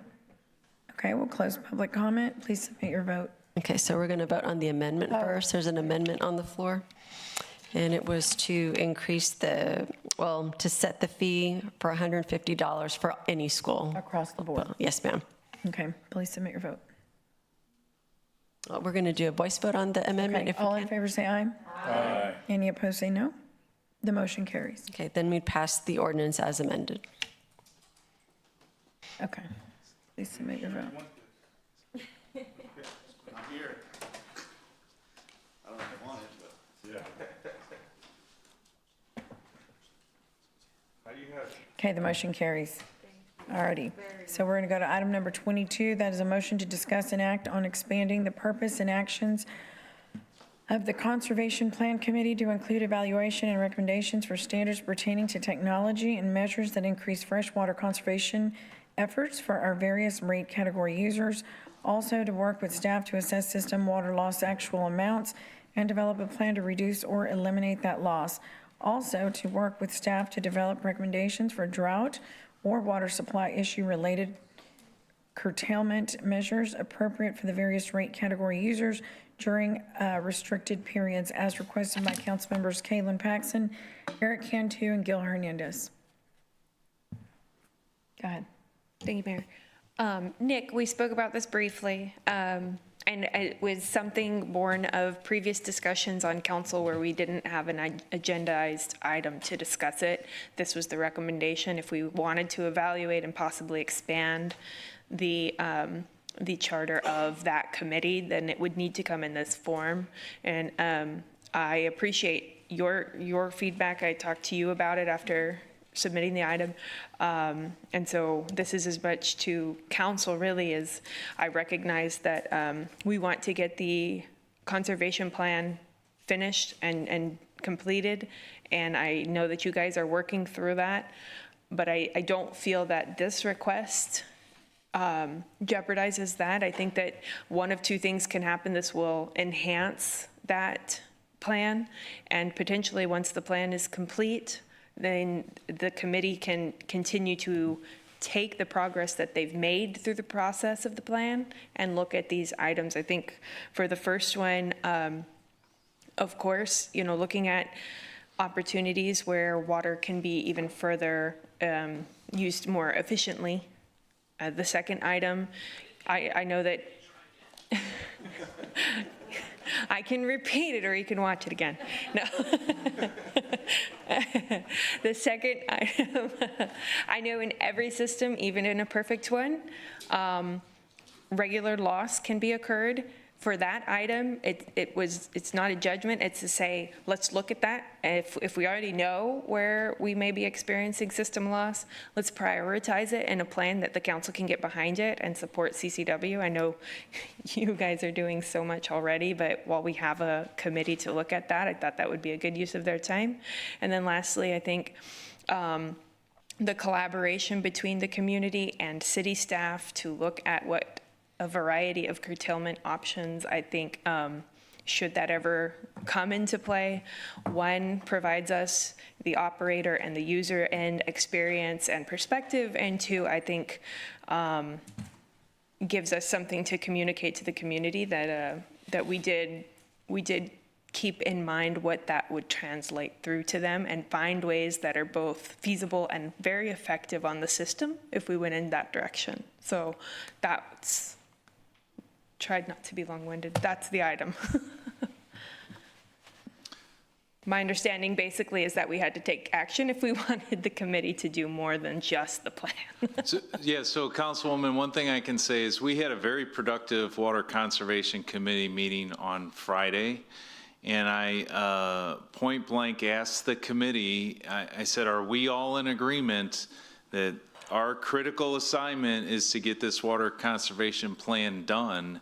And I did remind them that as TWDB looks at and grades applications for grants and for any applications, that they'll want to make sure we have that plan in and submit it. The committee all agreed in whole that that is absolutely the charge and that they're going to move forward on that. And I appreciate you asking that. I know we talked about that as well. I was watching that meeting as well, so I appreciate that you did ask that, and I'm glad that they want to continue to make that their top priority. But I've spoken to a few members, and I think there would be some interest in continuing and facilitating a broader scope. And maybe once that plan is complete, there's the offer to exchange members if necessary. But I still think that it's a good use of that committee. Yeah, you and I talked briefly about how that specific committee was, all of you nominated those individuals for that task. And if they were assigned something else, maybe it might be different committee members. Another thing I do want to just remind everyone that curtailment actually has to be done across the board, across all classes, and we have no choice on that. That's the law. Understand, So, yeah. just the different measures. So that's, yeah. Councilwoman Campos. Oh, Did you have okay, thank you. Yes, I wanted to make sure that we, as, being all concerned about our water consumption, that we utilize this conservation committee. I realize, as council member Paxson, that they are, assigned this assignment, which is to make sure that we complete the conservation plan. But in addition, I also support that we have a good group of individuals in that committee, and I would like to make sure that we use them and that we, take some of their suggestions. I know I've received at least 3 emails or text messages, encouraging me to see what I can do to encourage our city manager, or I don't know if it's us that decide that we can give them more duty responsibilities. Who would decide that? Peter? Committee, to the committee you're talking about, right? Right. Excuse me. It was, the council and the council with myself helped to form the committee in the charge, so I would say the council and the city manager. But as Nick said, I don't know if he articulated it clearly enough, which is that the committee says we really just want to focus on the conservation plan to start. So we have to have a conversation with the committee to say, do you want to take on more responsibility? I would say of the 3 items on here, one, the issue of curtailment really needs to be developed by us and the state. That we shouldn't, the residents could go down a path that we can't even do, so it may not be a good use of their time. Right. The issue of water loss in our pipes is we have one of the lowest in the state, according to our team. Wes talks about that often. We admit there's some water loss somewhere, but I think a more productive exercise would be hiring a consultant that knows how to solve water loss problems. I'm not sure the persons on the committee know how to do that necessarily. And then the third one about using technologies, that may be a good one that the committee could look into as time permits. So the committee was selected with a particular focus in mind. We don't want to overtax them, overburden them, with more work. But some of the stuff here, I would recommend not even having them do because it doesn't seem to fit with a group of citizens that are helping us on things they know how to do, which is how do I conserve water at home or in my business, or how can the industry conserve water, but I'm not sure they know how to fix. Well, but if the committee themselves, at least 3 members have reached out to me and said that they wanted to do more, then it would be decided by us. I understand that the conservation is the #1 goal and that needs to be completed, but I would also like to be able to open that conversation and say, okay, well, now we've completed this goal, and, they've expressed, concerns on trying to solve our other issues, which is our class, our water rate class. I don't know if that's going to be part of the conversation, but I know it should be. We're going to be talking about that before the committee even has a chance to look at it, because we'll be doing that in March. As we get the last council meeting of the month will be on the Inner Harbor desal price certain proposal. And so March, we'll be bringing forward state requirements, our recommendation on what does it mean to be in curtailment. So that one will be done by the time they get to time, right? And then the water loss thing, again, I'm not sure if there's any pipe fitters or plumbers on this committee. but water loss and how you fix a massive, complex municipal water system, I think is better handled by professionals, by firms, and by Nick's team. Yeah, if I could add to that, the council has supported $36 million of CIP funding annually for our water pipe replacement program. Right. That's just water, not wastewater. And I think I just, Nick, I just forwarded you one. He's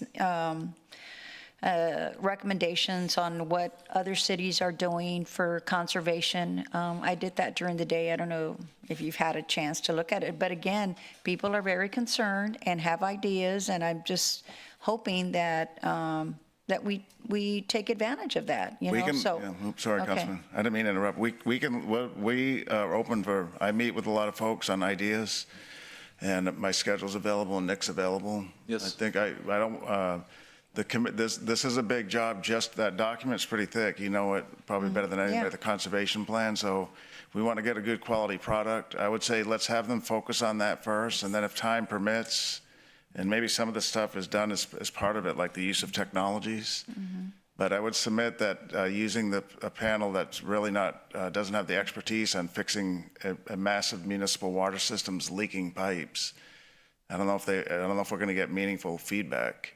And the last thing I would say is 3 of 18 is, you know, a majority is always better if this consensus. So there is 18 people on that committee. Okay, well, I hope y'all are listening, so that's. We listen all the okay. time, yeah. Thank you, Peter. Councilman Hernandez. They skip over, I guess he got off. It's to 9:46, by the way, Okay, so. just in case you're not sure. So I actually was more concerned about the water loss, treated water loss. Do you know how much water we're losing on a daily basis? Treated water loss or? Treated water loss. So I'm not, Councilman, I'm not prepared to talk about it today because I didn't know exactly where the conversation was going. I don't have any materials to present. So in the last conservation plan, it was stated that we were losing, I think, 7.14% of treated water on a daily basis. So if you look at that from 100, let's just say we're producing more than 100 million gallons a day on average. That's 7 million gallons a day we're losing plus, right? Well, one thing I can say about water loss is it's unbilled water. Right. Right. So it's fires. It could be fires. It could be correct. It could be leaking pipes. It could be a number of uncollectible water bills. Yeah. Correct. Okay. So you should be able to determine what that is, right? In terms of where water goes based on how much you produce, how much water you produce from Owen Stevens, and how much you bill for, and there's a nexus of what you're missing, right? Correct. Okay. So when you look at it from that perspective, you should that's kind of your low-hanging fruit on what you're trying to do is in saving water. You know, everything else that's in that conservation plan puts the onus on somebody else, not on the city.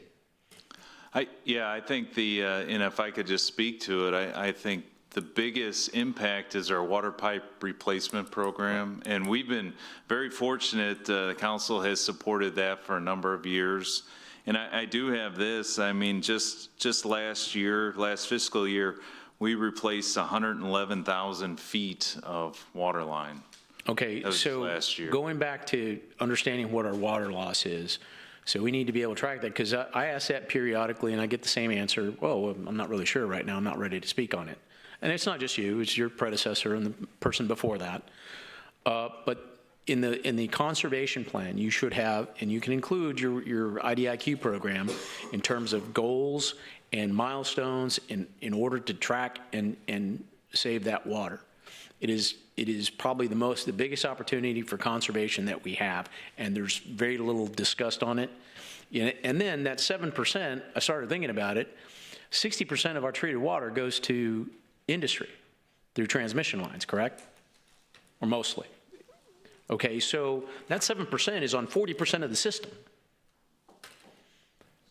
So when you compare us to like San Antonio, that the majority of it is, commercial and residential, it's not comparing apples to apples, because our 7% is on 40% of our system. Right. I don't know if that is apples to apples. It's not. I'm not. Yeah. Okay. And I welcome the discussion. So it's just this item, I'm not prepared to go through any detail. I get you. Yeah. So what this item is requesting is that you include a plan to reduce your water loss in your conservation plan, and specifically call out goals and milestones to try and reduce your water loss, and actually track it, because we're not tracking it right now. Does anybody in this room know how much water loss we have right now? So TCQ requires the infrastructure leak index.